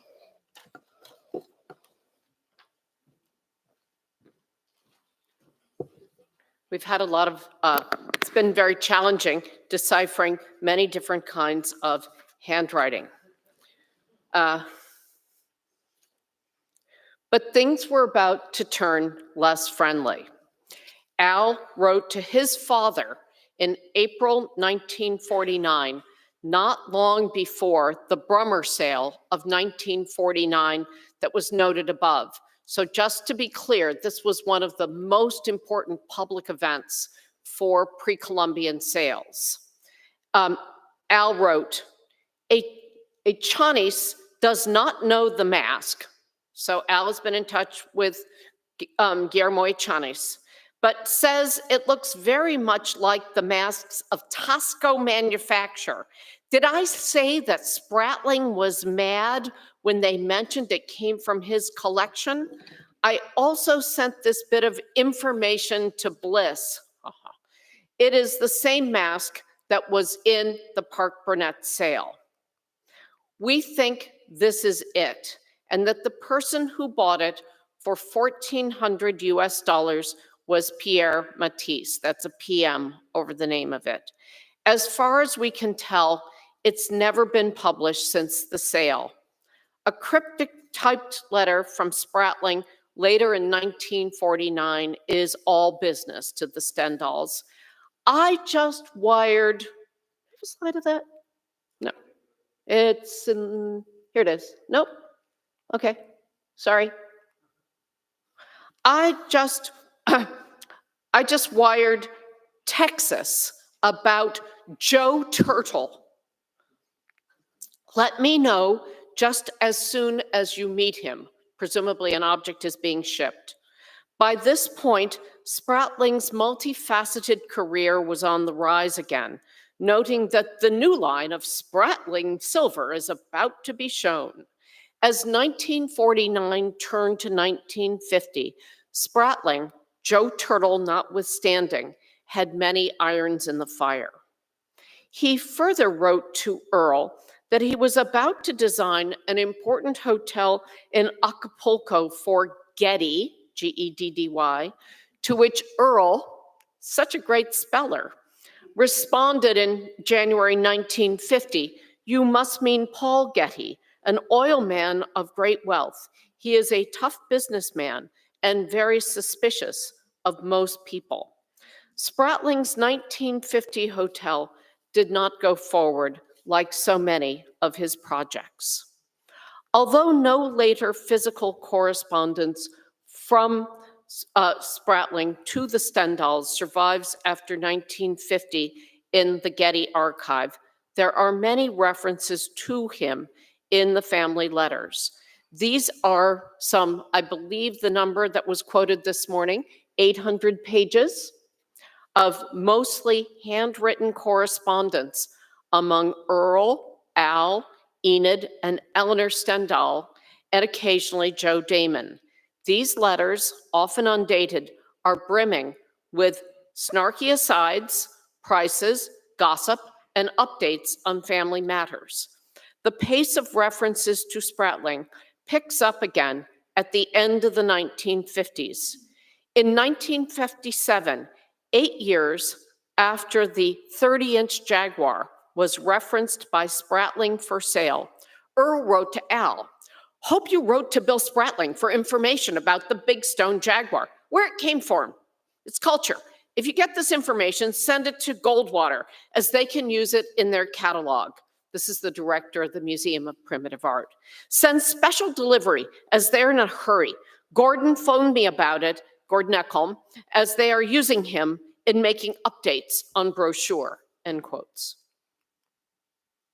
So presumably, in 1948, Stendahl did buy this enormous stone, 30 inches, from Spratling, and presumably then sold it to Nelson Rockefeller, where it was a key work of the Museum of Primitive Art, founded in 1957, and of which Goldwater was the director. We know all this today, a major monumental object of the Met's Pre-Hispanic collection, and the partnership that was also a rivalry between Stendahl and Spratling continued. An undated letter, but probably from 1958, noted that, quote, "If Spratling is not playing us a fast one, we might get Rock," meaning Rockefeller, "interested. No one else is eligible at this time. Hope Spratling is on the up and up on this, but doubt it." A few days later, from Earl to Joe, we read, "We'll have to see Easby at Met, also Sam Lothrop. This will have to be worked slowly and surely, as the money involved is too damn much. You must have an exciting time, and I'm sure we can get Bill on this. He has it coming, and I am sure he paid not a damn cent over $1,000 anyway. We will give it all we got and be a little smart for once." And from Earl to Al, on 17 December 1958, continuing the same discussion. "My only worry is that Spratling has already shown the things but was unable to sell. He and Rene Donalcourt work on Nelson Rock," Rene Darnancourt, Nelson Rockefeller, "and I feel he has already made the attempt. It might make us out a fool if we offer the same things again. One cannot believe Bill or what he says at any time. This also goes with Echanis. I told Echanis about the piece I got from Spratling, and he immediately said it was a fake. The money involved is too goddamn much to have any doubt about. Spratling must think we are bigger suckers than we are. We will have to be much more careful than ever. I personally feel they are okay, but I would want to have the moral support of Easby and also Sam Lothrop. This will be a ticklish matter to handle." We don't know what the objects are that are under discussion here, but the problem is a small number of dealers offering to a small number of buyers and works that may be outright forgeries. Today, we can see much of the system that actors like Spratling and Stendahl created, but they couldn't see it themselves. So just a warning that on the next slide, there will be a human skull. But occasionally, we just get lucky in identifying Spratling works. Here forever, for example, is a discussion of a 1959 offer that the Stendahls hope to make. I do want to send the photo of the skull to Bliss, as it is an important thing. He might have seen the photo, but I will have to take a chance. Do not send it back, but stall Spratling along until I have had the chance to do something about it. But we learn, thanks to Maria Galban, who just spoke, that Spratling had offered the same skull to the Museum of the American Indian in 1959, just before the Stendahls' scheme against rival Spratling. Whatever happened, Bliss did eventually buy the skull from the Stendahls in July. And the skull is gone, if you were averting the skull. Perhaps about this matter, and perhaps about something else, and referring to a set of testy phone calls, Joe writes in a letter perhaps not sent, "You have always stressed the necessity of being closed-mouthed, careful, and discreet about your dealings in PC art for reason you best know. Why the switch?" This is the last letter we know from the Stendahls to Spratling. Meanwhile, back at the ranch, Spratling, literally the Spratling Ranch, was busy preparing More Human Than Divine, the first of two pre-Columbian exhibition projects with UNAM, the Universidad Nacional Autónoma de México. The 1960 book, also published in Spanish, and the exhibition at the Galería Universitaria Aristos in the Colonia Roma marked Spratling's donation of Veracruz ceramics to the university. In File on Spratling of 1967, Spratling puts the donation at more than 180 sculptures from his collection, which he claimed to have begun at least 20 years prior. While the publication makes no claim to be a comprehensive record of the gift, it only includes 20 from it. The remaining 40 or so in the book are listed as private collection, with one curious inclusion from Cleveland and a Miquelantecutli from Jalapa. In at least one instance, private collection is cover for Spratling, as the object went to Rockefeller and the Museum of Primitive Art and is now at the Met. Spratling had a complicated relationship with Mexican authorities regarding his collecting practices. It was one thing for prominent Mexicans, and prominent Mexican artists in particular, like Rivera, Tamayo, Covarrubias, to have collections. But it was another matter for the expat gringos like Spratling, George Pepper, and Fred Field. Their collecting and even dealing outside of Mexico seems to have been quietly tolerated until it was not. In March of 1964, Spratling again worked with the UNAM Museum on an exhibition of Guerrero sculpture drawn from his and other private collections. He lent nearly 200 pieces. Milton Leoff at least lent that many, and a scattering from other collectors, including Kurt Stavenhagen, Josue Science, and Alfonso Soto Soria. Later that year, the establishment of the new Museo Nacional de Antropología marked an opportunity to define some of the boundaries between private and public collecting at the national level. In a book that we learned a lot about today from Heide Lopez's wonderful presentation, it provides a glimpse into the negotiations around private collections and the Mexican governments. The list of donors, as we have seen, is a veritable who's who of the collectors and dealers of the moment. Spratling, as we saw earlier, is said to have donated 26 vases and received financial remuneration for 102 objects, allegedly the best of his collection. Not published there, but easily connected to Spratling via other sources, are objects like this maze box. Even though all archaeological objects were putatively the property of the Mexican state, as per the 1924 Constitution, it was not unusual for the Museo Nacional planning team to authorize the purchase of objects for the new museum, or to negotiate with community stakeholders over fair compensation for objects they removed. The lines were blurry. Spratling's dealings with the Museo Nacional did not preclude his ongoing sales to dealers and collectors in the United States. 1965 would turn out to be a big year for him, with an exhibition called The World of William Spratling that opened in San Antonio and traveled to Birmingham and Los Angeles. It included pre-Columbian works along with Spratling silver and other items. So he was in the United States a lot, probably flying up in his private plane.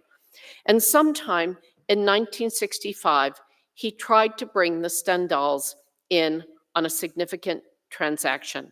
And now we return to the family letters. Most of the letters are between the men in the Stendahl business, but we are fortunate that Enid, Earl's wife, wrote a candid and very difficult to decipher letter from New York sometime in late 1965, just before Christmas. She seemed to be referencing an ongoing saga with her capital letters. And I'm going to read it out loud as the handwriting is a challenge. The Spratling trouble. He phoned and came to breakfast Tuesday a.m., said he had this stone from Veracruz, has been in a dark warehouse 2 years. Rene D., a count, that's Rene Darnacourt, was to buy it, but wired a curt negative no. Stone in several pieces, about impossible to see. Now we'll take $4,000 for it. He and Papa, Earl, each take half. Papa say he will buy it, sight unseen, for $4,000. Trouble usually comes otherwise, but Bill had a date at 11:30 with Emmerich to see stone. Papa say he will go halves with Emmerich. Bill departs, saying he will call in the PM. By that time, Papa mad. You can read that right in the letter. Say, with all we have done for Bill, he shows stuff to others first, and as the stone has probably been peddled about, he wire, not take. So when Bill called, asking us to breakfast Wednesday a.m., Westbury, probably Westbury Hotel, Papa just say, 2 GD early, and hangs up. So we do not know the Emmerich decision. It was a covering for an opening in a cave. Very heavy. Would have been something to handle. Saw a drawing, head of a tiger design. They both took cracks at Easby, Goldwater of Primitive, and a touch at Ekholm. This failed transaction finally ends the relationship between Spratling and the Stendahls. But what's the very heavy cave mouth object that Spratling claimed has been in a warehouse since 1963? By the end of the year, the Stendahls, along with anyone else in the know, could find out at Andre Emmerich's gallery on 57th Street.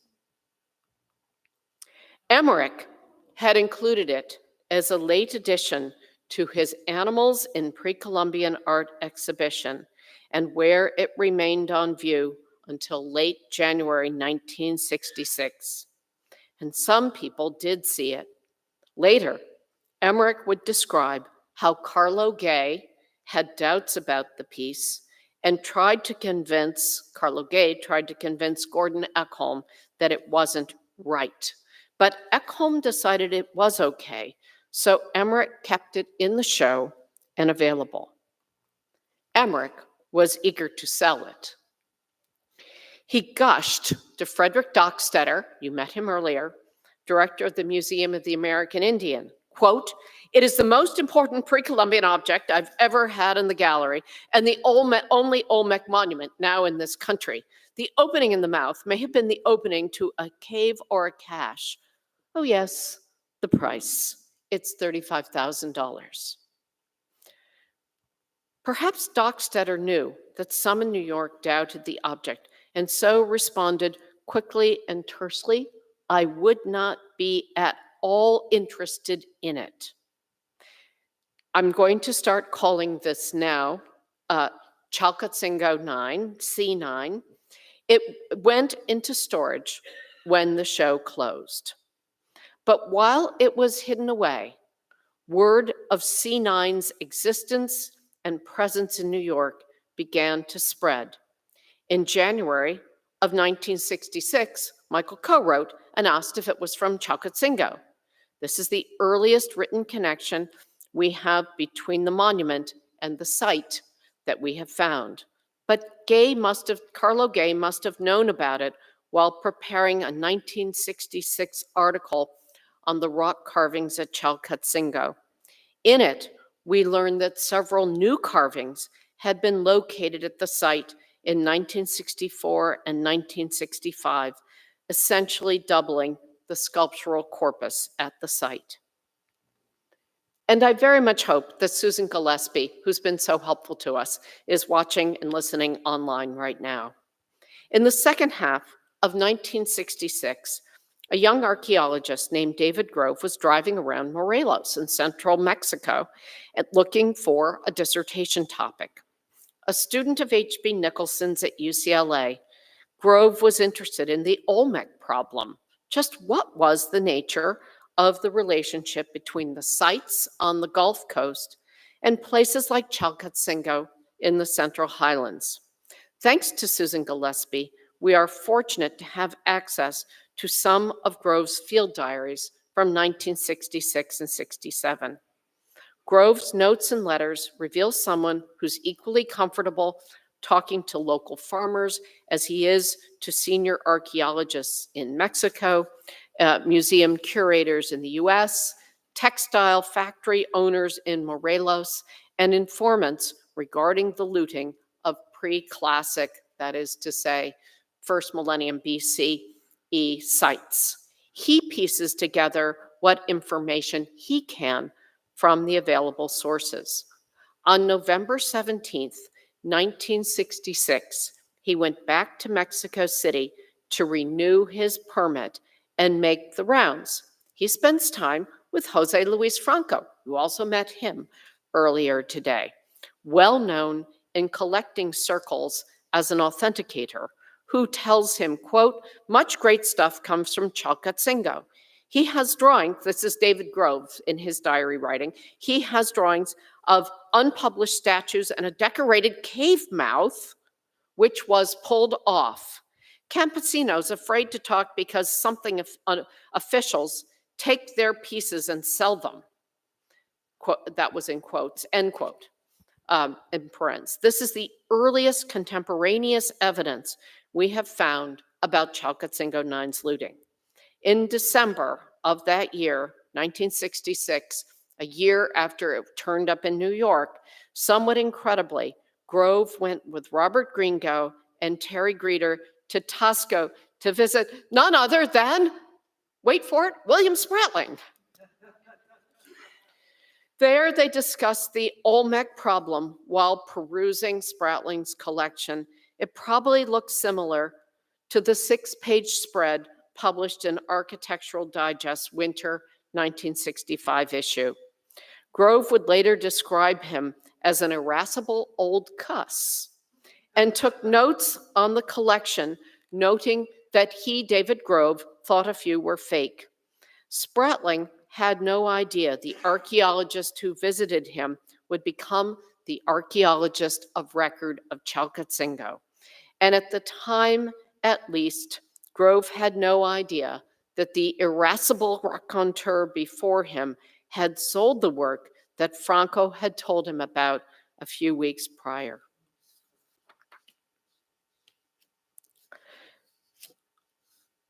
Through 1967, Grove would continue to work on Chalcatzingo's monumental sculpture, eventually submitting a dissertation and an article that both describe Chalcatzingo 9.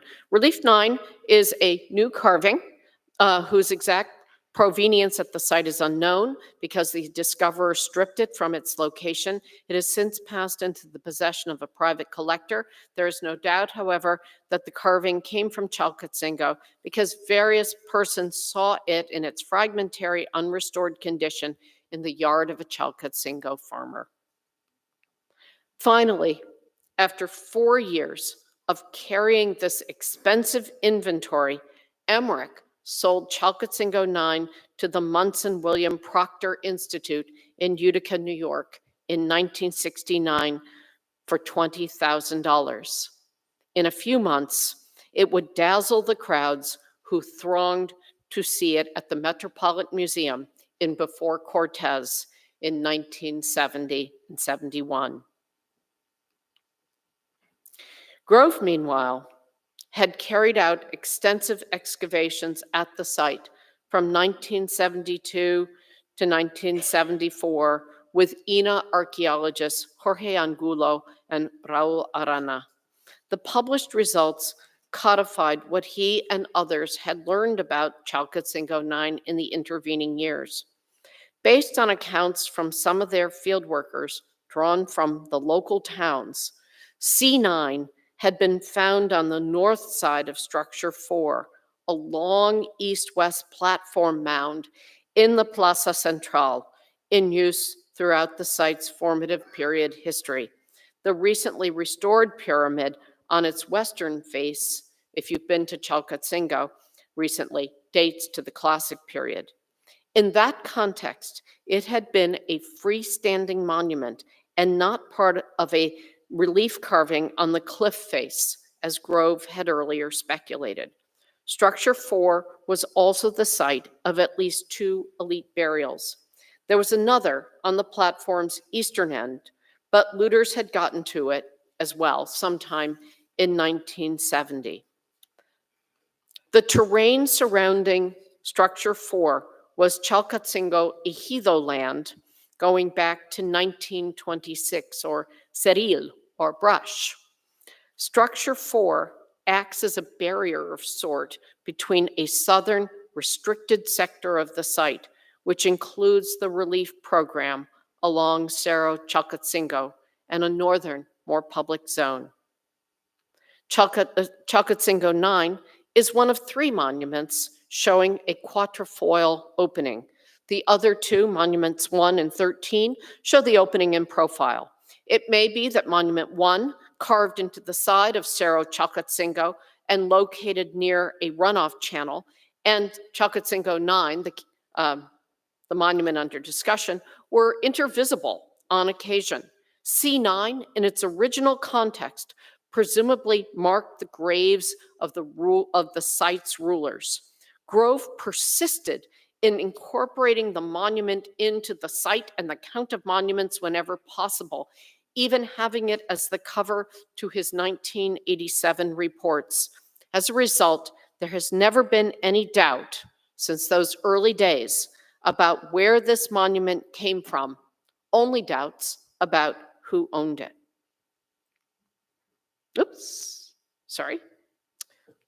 From the platform mound, C9 moved in pieces to a village household, then to the town of Culhuacan, and from there perhaps to Mexico City, and from there to New York City, until it finally made its way into the exhibition halls of the Munson William Proctor Institute in Utica.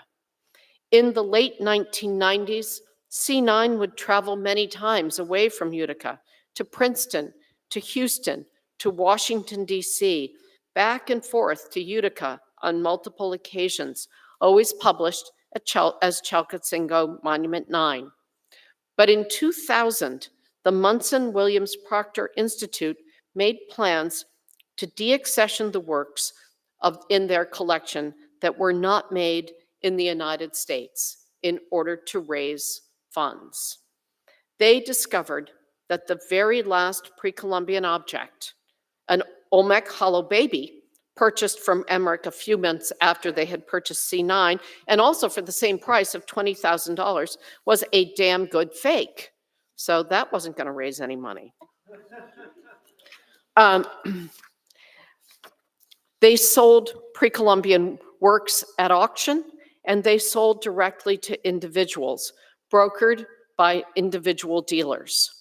In 2000, Munson Williams Proctor sold Chalcatzingo 9 to William Ziff, a publishing magnate and private collector, for $2.25 million. Ziff died in 2006, shortly after C9 had been placed on anonymous long-term loan at the Art Institute of Chicago.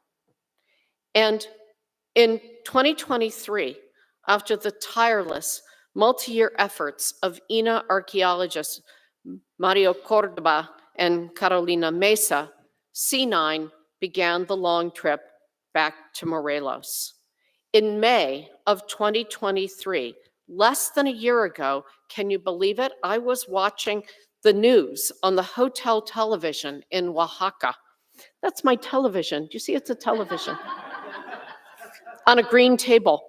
And I caught the public announcement of C9 just ahead of its going on public view, and just one day after David Grove had died.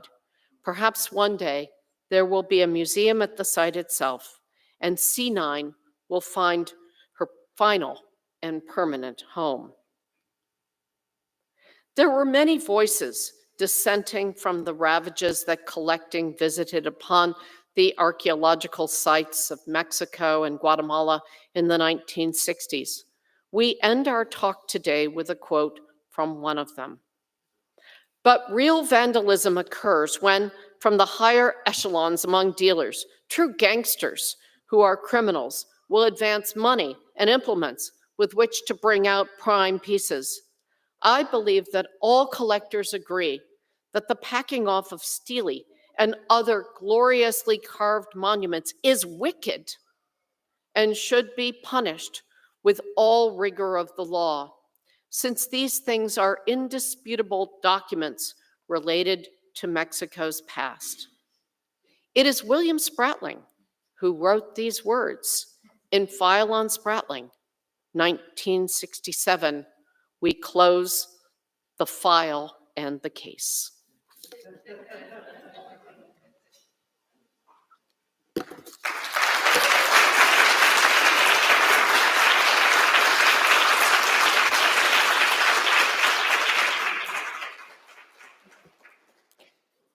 So we're going to gather here up front, and I know that some people just need to stretch. We are on time, which is fantastic. Let's have the house lights way up again. If you need to take a biological break, we understand, but we are also eager now to continue the conversation, and I hope the speakers of the afternoon will join me up here.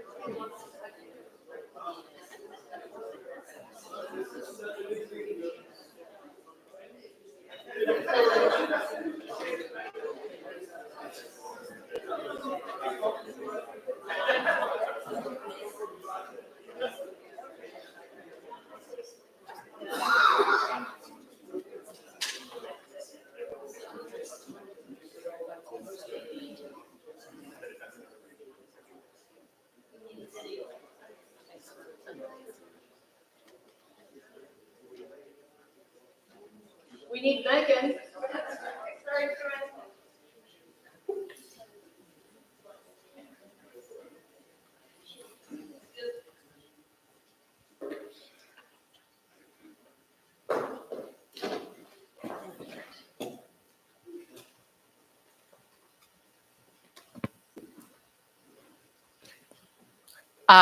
Thank you all for returning and staying along with us for this long afternoon. We also realize that you want to feel that you have earned your trip to the bar at the very end of this, so that's very good.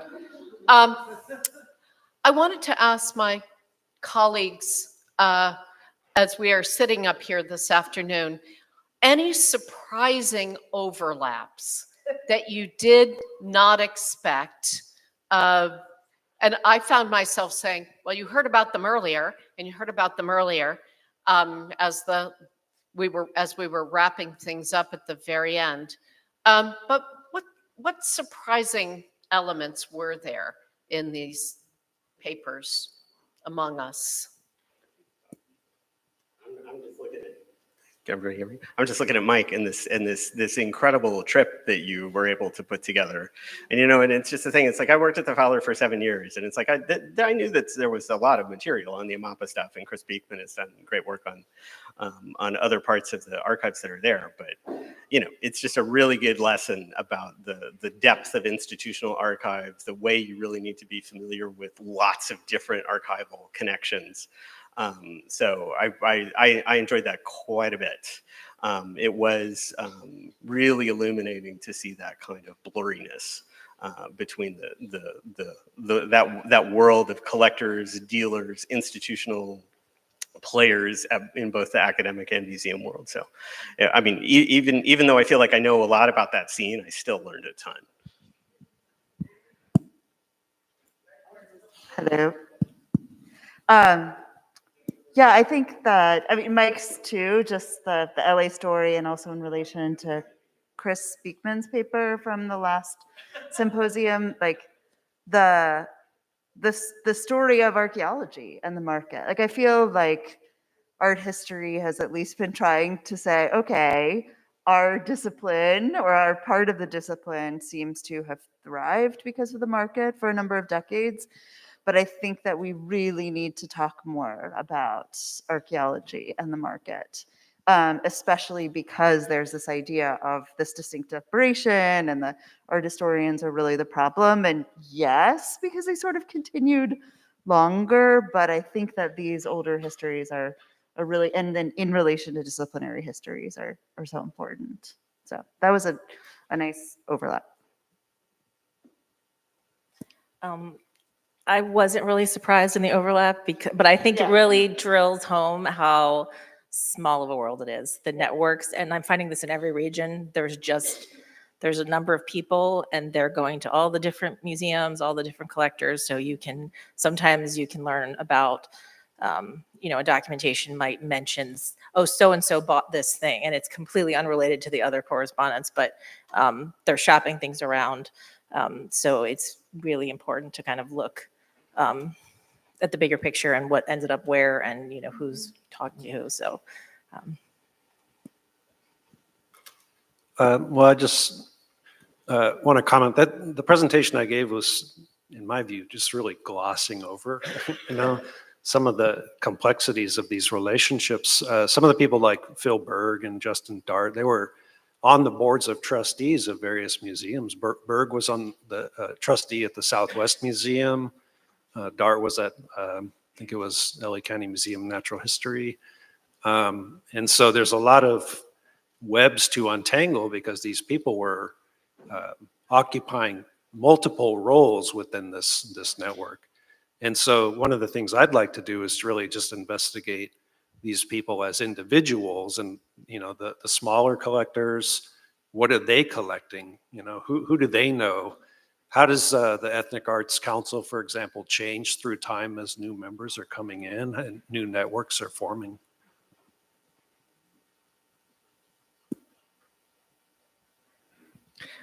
Well, yeah, talking about networks, also was very much interested on see how institutions, people, as you mentioned in your presentation, also in the morning, how all of these roads are settled, you know, and networks are working. And on the other hand, on discussions we have in the corridors, it is clear that also institutions are creating their own networks, not to work to research these collections. So on the one hand, there are networks to take these collections out, but on the other hand, other networks to do more research and understand well these dynamics and to see and to find and to explore ways to redress or at least to balance these dynamics. I don't know, just I was thinking while listening to your presentations.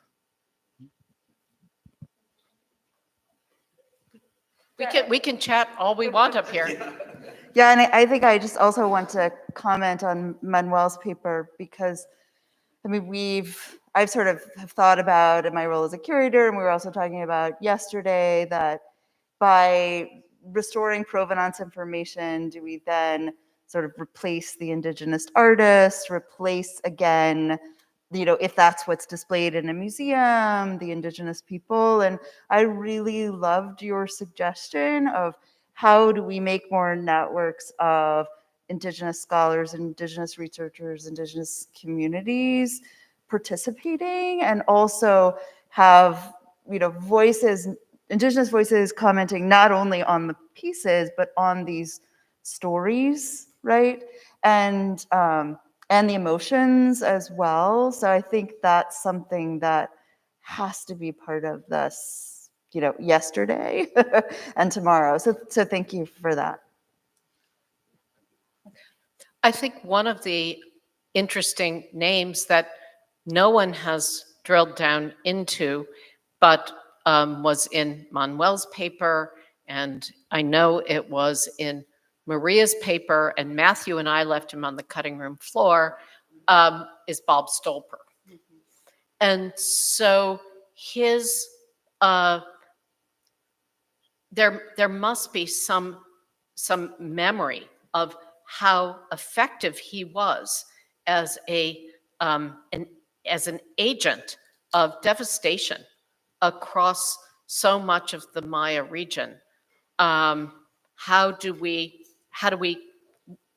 the documentation that when I've seen, thanks to Donald Hales and other people, the kind of documents that Stolper created to sell his material would give, if for example, if Stephanie Teufel will share that with you about the Zibelnokak lintel, that might also be really useful.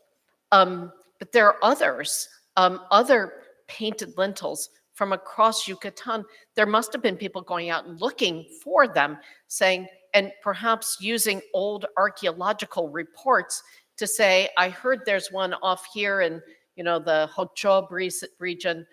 Let's go find it and cut it out of the vault. Then the building will fall down. You know,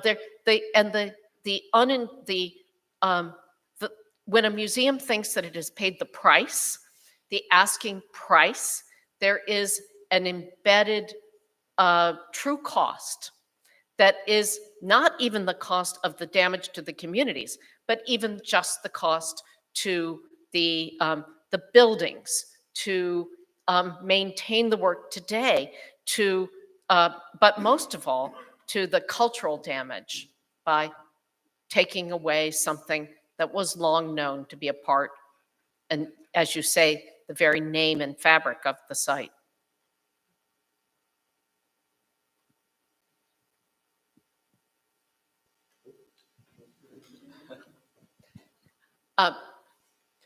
Martin has his hand up.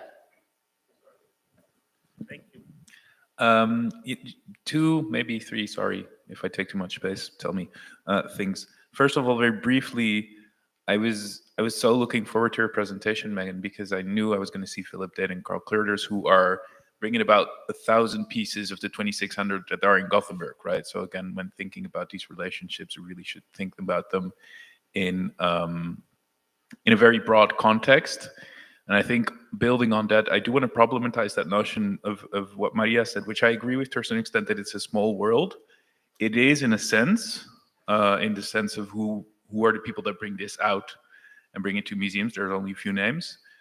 But then it makes it, I don't know what it is like in the US, I can't speak to this, but in Europe, then it ends up with all of these small individual collectors that you were also mentioning.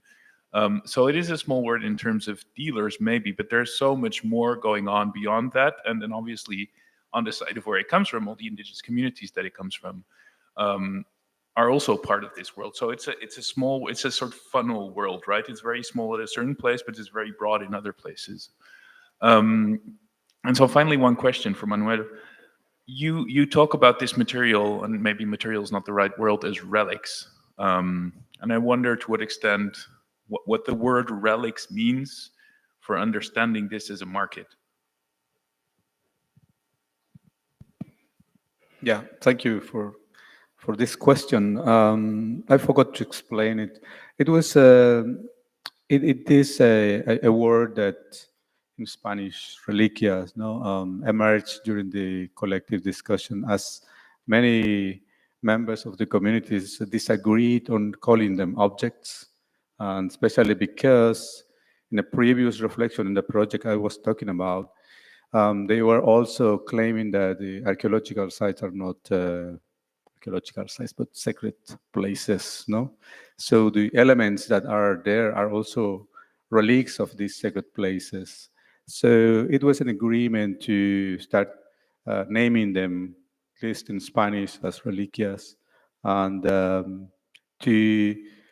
well, it was also, I would say, a strategic decision to communicate with others out of the communities, no?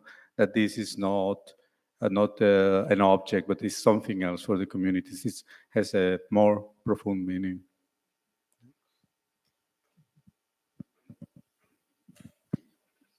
We'd love to have questions from you. I want to follow up on Martin. I was thinking about you this morning. I mean, your question that you got earlier, because you're right, there's a bigger network. So, I mean, we've added thousands and thousands of names. When we're really lucky, it's like the indigenous person that owned it, that made it. The work you had talked about, somebody, came in and sold something like 70 objects from Costa Rica. So there's a lot of biographical research going into what we're doing, and we're finding things like that, like, oh, my father worked in Ecuador. I was an engineer, and he just had this collection, and that's why, and then it ends up at the museum. So there's so many names of just individuals. They weren't really collectors. They just sort of inherited some objects and didn't know what to do with it. And a lot of those are names that just kind of never got into the catalog. So. Yeah, just to say one more thing there. I mean, the amazing work of the Datos de Datos team who presented this morning, like you all showed the top collectors, but then like how many more others of people who are buying things for $5, right? And so there's all kinds of comments in the family letters about what to save for the Christmas sales and for $5. And I've talked to people in LA who are like, oh yeah, before Christmas, my parents would take us to the Stendahl Galleries and I could pick out something for $5.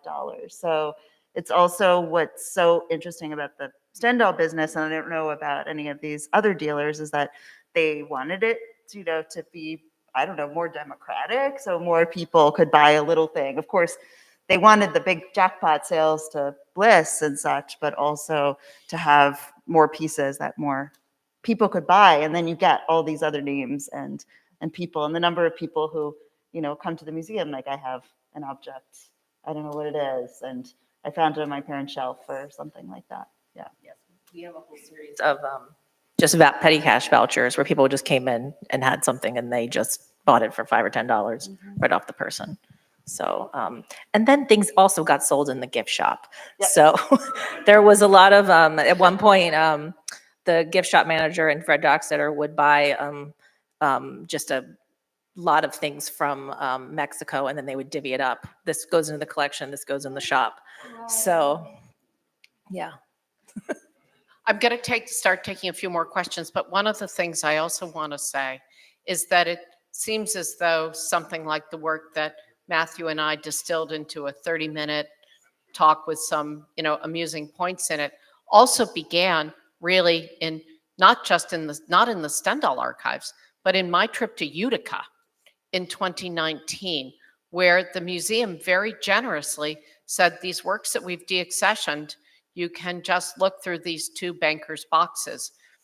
Then and I'm grateful to them, and the care then that all the Emmerich material is so very carefully organized, or when the Brummer material, which the Met has so thoughtfully put online.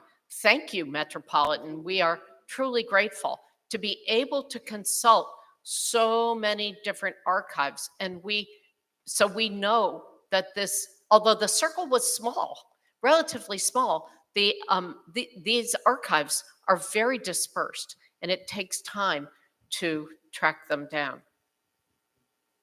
So I know there's some questions down here, and there's a question up there. Okay, we'll turn this now to questions. Thank you so much. So nice to listen to all these talks today. I was really starting to think, Manuel, I appreciated your talk, and I was thinking about wanting to know, in North America, Native American communities are using heritage in museums for, a number of reasons, and language acquisition, understanding one's history, all kinds of things. And I was wondering if you could talk a little bit about how Maya communities are using relics, from that are now in foreign places. How is that information, if not the relic itself, how is that turned into like community discussions or whatnot? And then if I could just tag on another quick little question here, maybe for the rest of you. It's really fascinating to hear about all these networks, of course, but I did wonder, is there any comment that you read in the archives or these letters of, Spratling or Stendahl commenting about the local indigenous communities at the time that they were engaging? Surely they must have been engaging to some extent. Is there any reference? So thank you.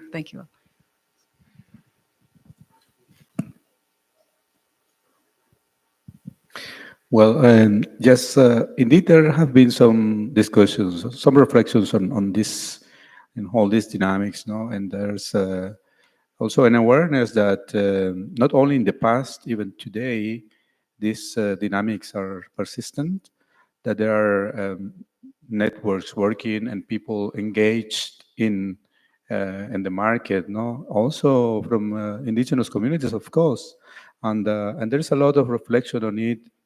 From the community, at least from this community that I'm talking about. That's the only experience I have, and I can talk only about this very small experience.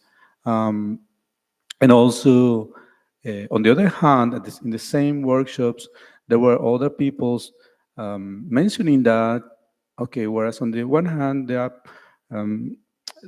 dynamics of market continues, on the other hand, there are the ritual specialists and elders that find a small piece of ceramics on the field in the crops and put it on top of the altar, no, and use it for ceremony. So this is also, I think it's important to talk about it in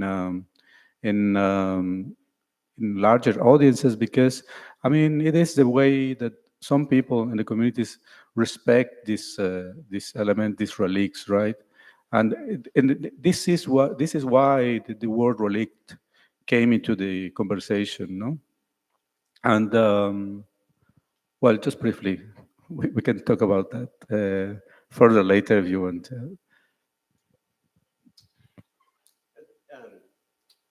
It's a really useful question because of that, your question about sort of like, are any of these letters or any of these individuals talking about, you know, the indigenous people that they're encountering that are presumably in some cases supplying some of this material. That labor is really invisible, I think, in a lot, at least of the letters of Spratling's that we've come across. But Spratling's an interesting case because he has so much public-facing writing about Mexico. It's not dated, I think, is probably the most generous term I could offer, and it does strike me as very much of a white Southerner's attitude in some real ways.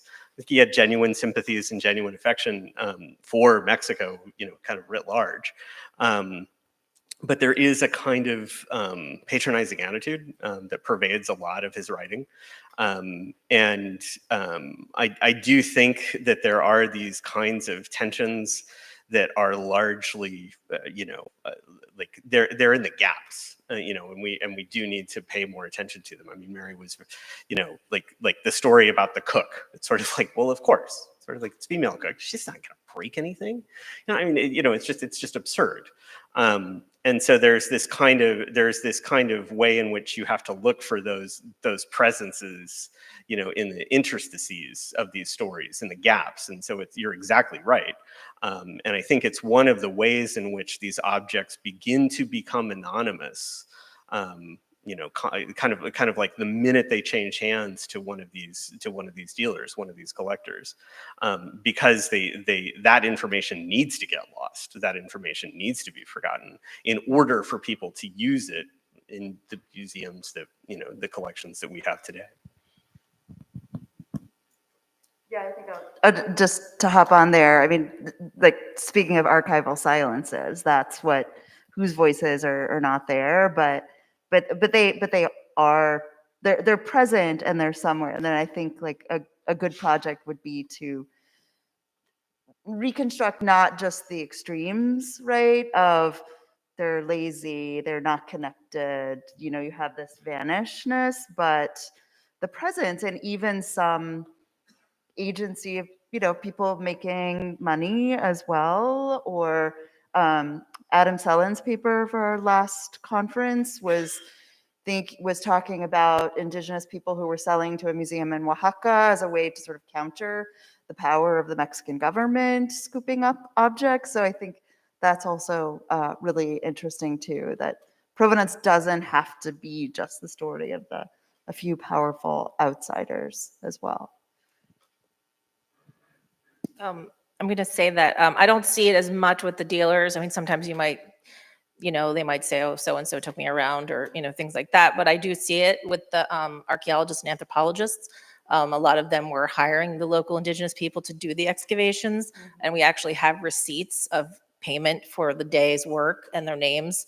Mm-hmm. So that's something we're, trying to reconstruct what those expeditions were like.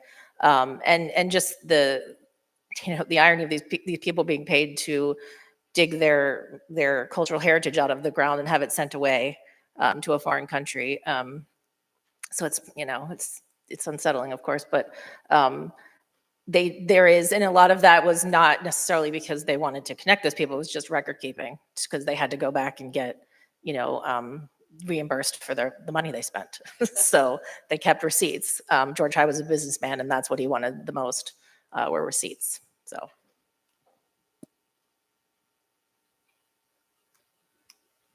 I saw that Andrew had his hand up. There's a hand here and a hand up there.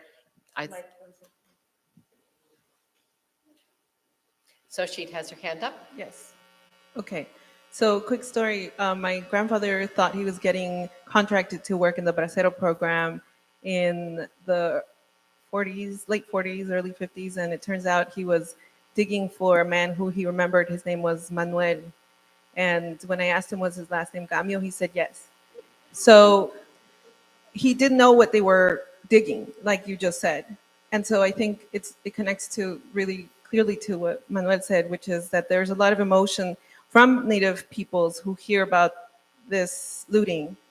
I heard it and I felt that same emotion, but the way that we talk about it as academics and as scholars is so disconnected from that. So you're called to include Native peoples, Native scholars, young people who are looking for research topics in the places of origin, Yucatan and Oaxaca and Veracruz, wherever, that we really need to include them because we need to bring back and in many ways repatriate what these institutions have. And at the same time, maybe consider that the institutions that do have the resources to not just include, but now we have digital ways to say, well, there is a digital form to repatriate some of these knowledge, the knowledge that it belongs to indigenous peoples.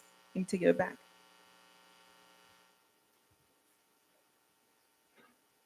Thank you very much. Yeah, indeed, I agree with you in the part of knowledge that has been produced. I think it's very, very important. And as we were having this discussion with at least 5 communities, when people in the communities realize that there are museums in other countries that have part of these relics, one of the first questions is, what do we know about them? No? That's the knowledge, that the basic knowledge that the communities need to start thinking on how to start the conversations, right, with institutions. And I think it's very, very important to have this in mind. And also, there are many people willing to collaborate with institutions from the communities. And as I said, I am really, really proud to say that young indigenous peoples in these communities have a lot of knowledge right now, and they are skillful to start conversations at that level with institutions, right? So yes, I agree with you in the part of knowledge. It's an important bridge within institutions and the indigenous peoples. I think since Jesse Lerner's in the room, that the work that Jesse and Sandra Rosenthal have done and thinking about community memory and loss in central Mexico too. I think that there has been some work, but how do you do more of it? And what institutions should support these conversations?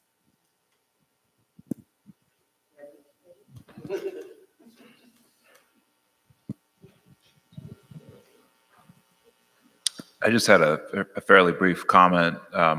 When Megan and Maria were talking about the $5 Stendahl item, I think that's really the key to their success. I mean, if you think about a dealer that deals exclusively in high-end objects, it's pretty risky. It's either feast or famine, right? But I think the key to Stendahl's success is really, I think their bread and butter is actually that sort of low-end stuff that they can reliably sell anytime. And I mean, it's almost if you think about something like a blue whale that eats krill, it's like quantities of small objects are kind of more reliable than, like the occasional big object.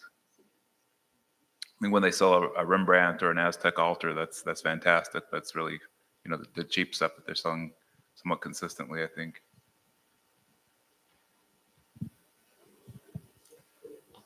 She's been up.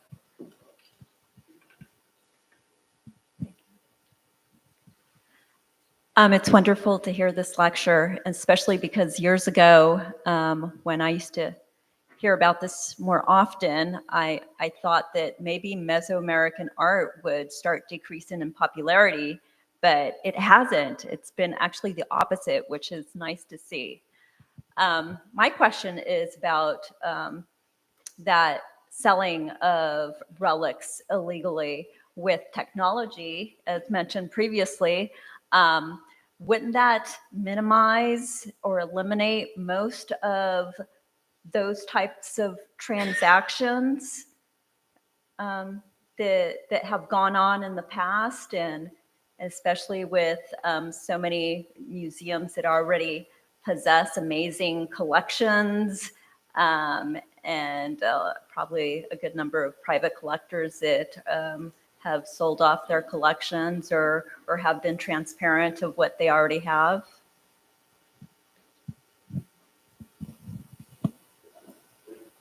Are you thinking of making like digital, like 3D models and sharing them? Is that what you're, or digitizing documents so that more people have access to them?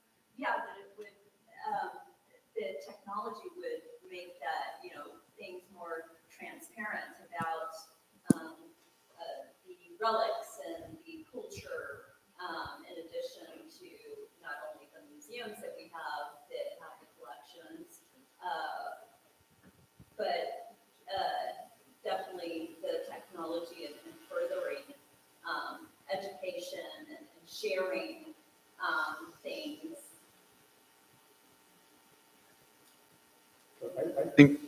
I think it helps, and in many directions. Also, back to the communities, not to get access to those collections that are in other countries, and that are early accessible. And on the other hand, I think new technologies today have this advantage of going fast and faster and faster, and we can reach other countries in just 2 seconds with information, right, and sharing pictures about these collections and so on. But at the same time, there is a need to think how within these digital spaces, the imbalances of power relationships survive or are perpetuated, right? So I mean, there are new spaces. We don't know much about them, how they work, how this knowledge goes, and under what server is stored, and how who is in control of that, and so many other questions that come with when it comes with digital collections. But I do agree that on the other hand, it is easy to get access to them, and in some extent facilitates also dialogues. I would say, well, there's still a market. There's still a big market for indigenous collections and sacred items and things, especially in Europe. They're going on sale, and communities can't. There's no law that can help them. And the one thing about technology is that it brings things to light quicker. As I've talked about, we had a lot of things sold out of our collection. So usually, we'll get messages from Sotheby's saying, "Hey, this was in your collection. What did it leave legally? How did it get?" That's the first thing. They want to make sure it wasn't a stolen item.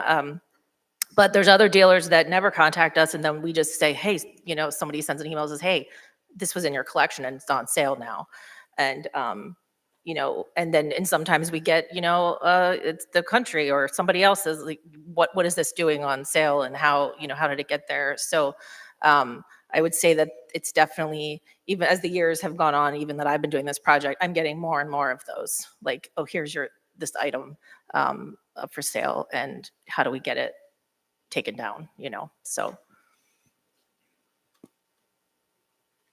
I was thinking with your presentations because most of the information and the letters from the Stendahl are from the 50s and the 60s about what is the political context and the relationship between the U.S. and Mexico and the interest of the U.S. in this kind of objects, and what is the framework, and especially when we're talking about someone like Nelson Rockefeller, who Mary knows that I'm a little bit obsessed with him because of something else, his relationship to Venezuela. But again, I think about that when you see images of the house of Nelson Rockefeller in Venezuela. His house not only has pieces of Guayasamín, but also all these pre-Hispanic works that are not from Venezuela. And so I'm thinking, what is he trying to portray with these images that are in Life magazine? And he's a very important political figure. So what is that political context and the power relation that is also playing with these museums acquiring all these pieces and these very important people also? I have a lot of thoughts about what's going on with mid-century modernism, and the desire for a certain kind of representational juxtaposition with a lot of abstraction. And so I think there's a big taste opportunity that these dealers are driving right into and promoting, and it's across the world. It's in Europe, it's in Venezuela, it's in Mexico City, and then and so we could talk about that for like a whole other day. And then as for the, what is the relationship? There are many things that I'm hoping at some point we can learn more about the question of capital development. So as oil is being extracted, Mr. High, as there are roads are being driven, modern roads, there is a paved highway that is going to be built through Campeche in the 1940s, I think, is when it first goes. And then what does that mean in terms of who can both get there, but what are they finding in the road cuts? And we know, for example, that even there's the first piece of pottery that finely carved pottery that we know of from Campeche, published in John Lloyd Stevens in like 1843, was because there was a building being demolished. And he happened to be on the spot because they were building something new. So I think there's a real relationship between the subway, the metro excavations in Mexico City, the building of major capital infrastructure, which organizations, collectors inside Mexico, I'm going to limit this to Mexico, are paying attention to, and then people like the Stendahls really, and maybe Bob Stolper, who's living in Mexico City, really have their ear to the ground about where they can go next to find things for which they will pay $4,000. We think that Mr. Emmerich pays for the object, tries to sell it for 35, settles for 20. That's a pretty amazing markup. And so there are a lot of opportunities like this. But I think that, just in response to your question, I think something that also needs to be probed more, and even like think about this with Shoshi as well, and what you were saying is also the sort of history of places like Los Angeles and growing Latinx populations as well, because what I saw when I was at Lachman thinking about Phil Berg was these comments about, or Phil Berg, right?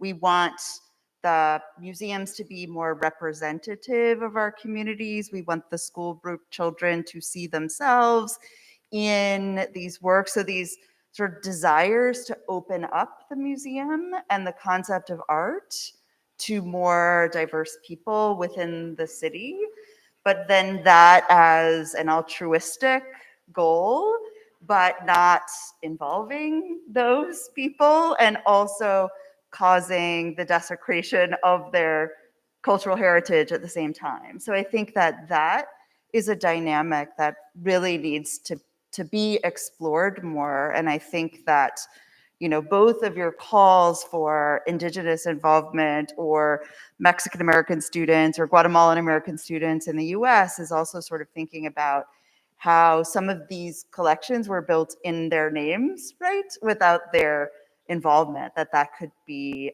another interesting way to think about why were museums so interested in these materials? And not just about the money, right? Because there were altruistic reasons that people were building collections and still do build collections.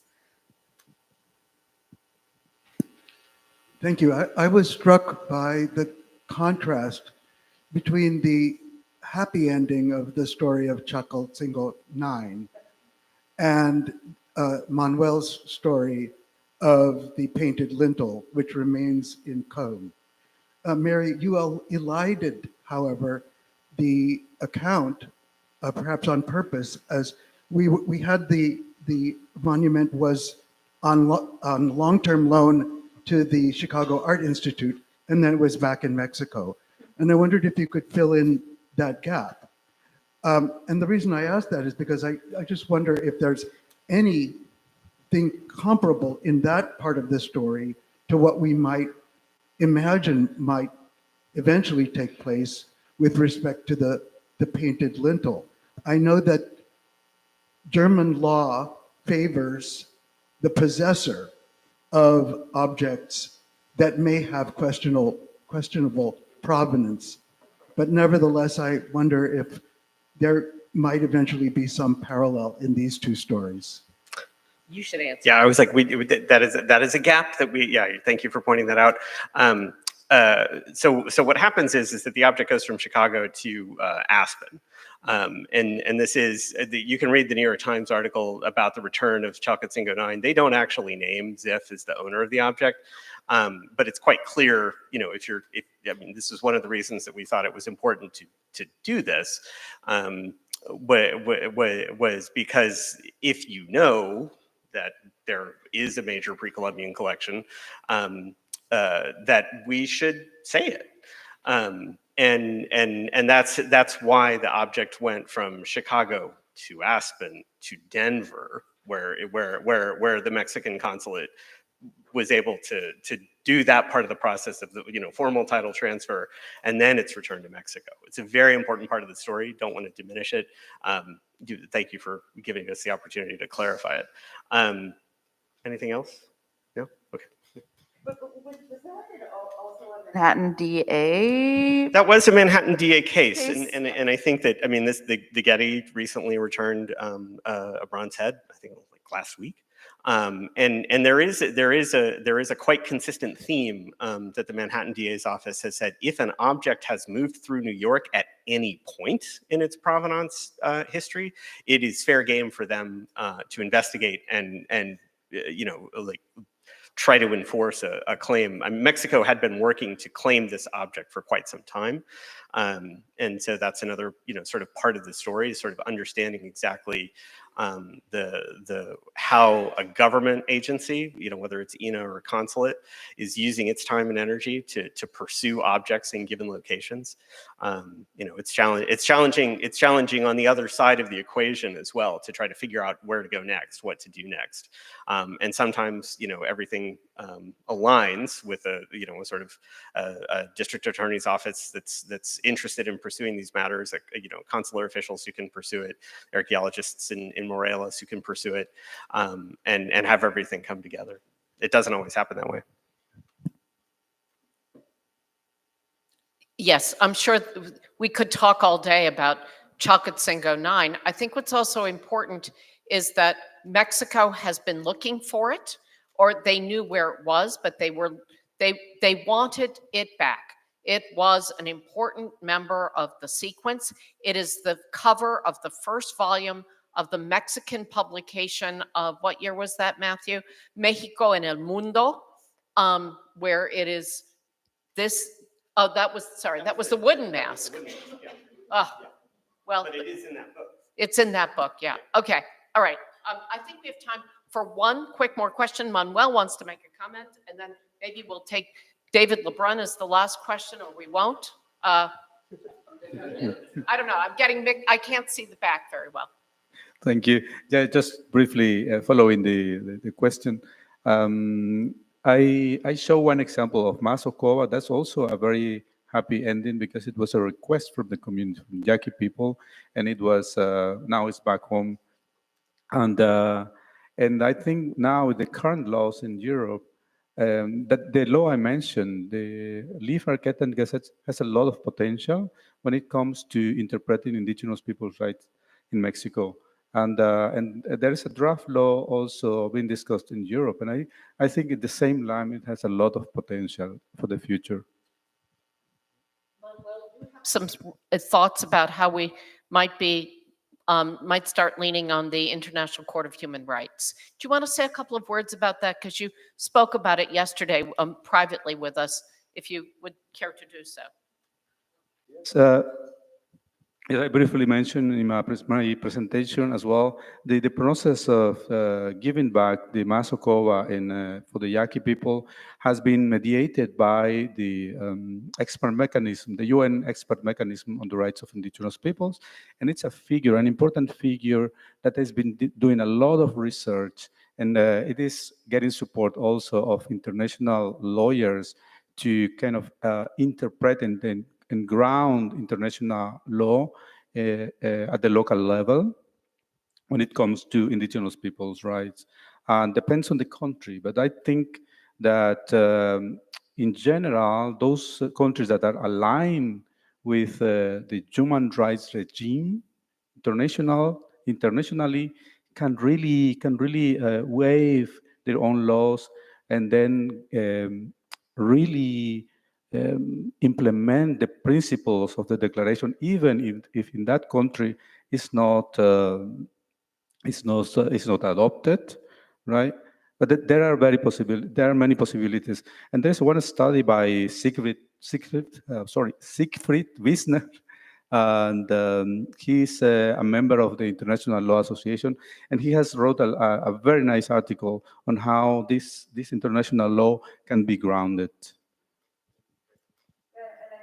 Your point there, Manuel, kind of brings us back to Andrew's talk at the beginning, that NAGPRA was human rights law, civil rights law, as opposed to cultural heritage. And I think, so many problems about like repatriation has to do with property laws, right? Whether in the US or Europe. And if that were turned around to be thinking of this as human rights over property laws, then how do you resolve some of these issues by prioritizing one type of law over another? So I really appreciate that, the way that you're thinking about this. Do we have time for that one last question?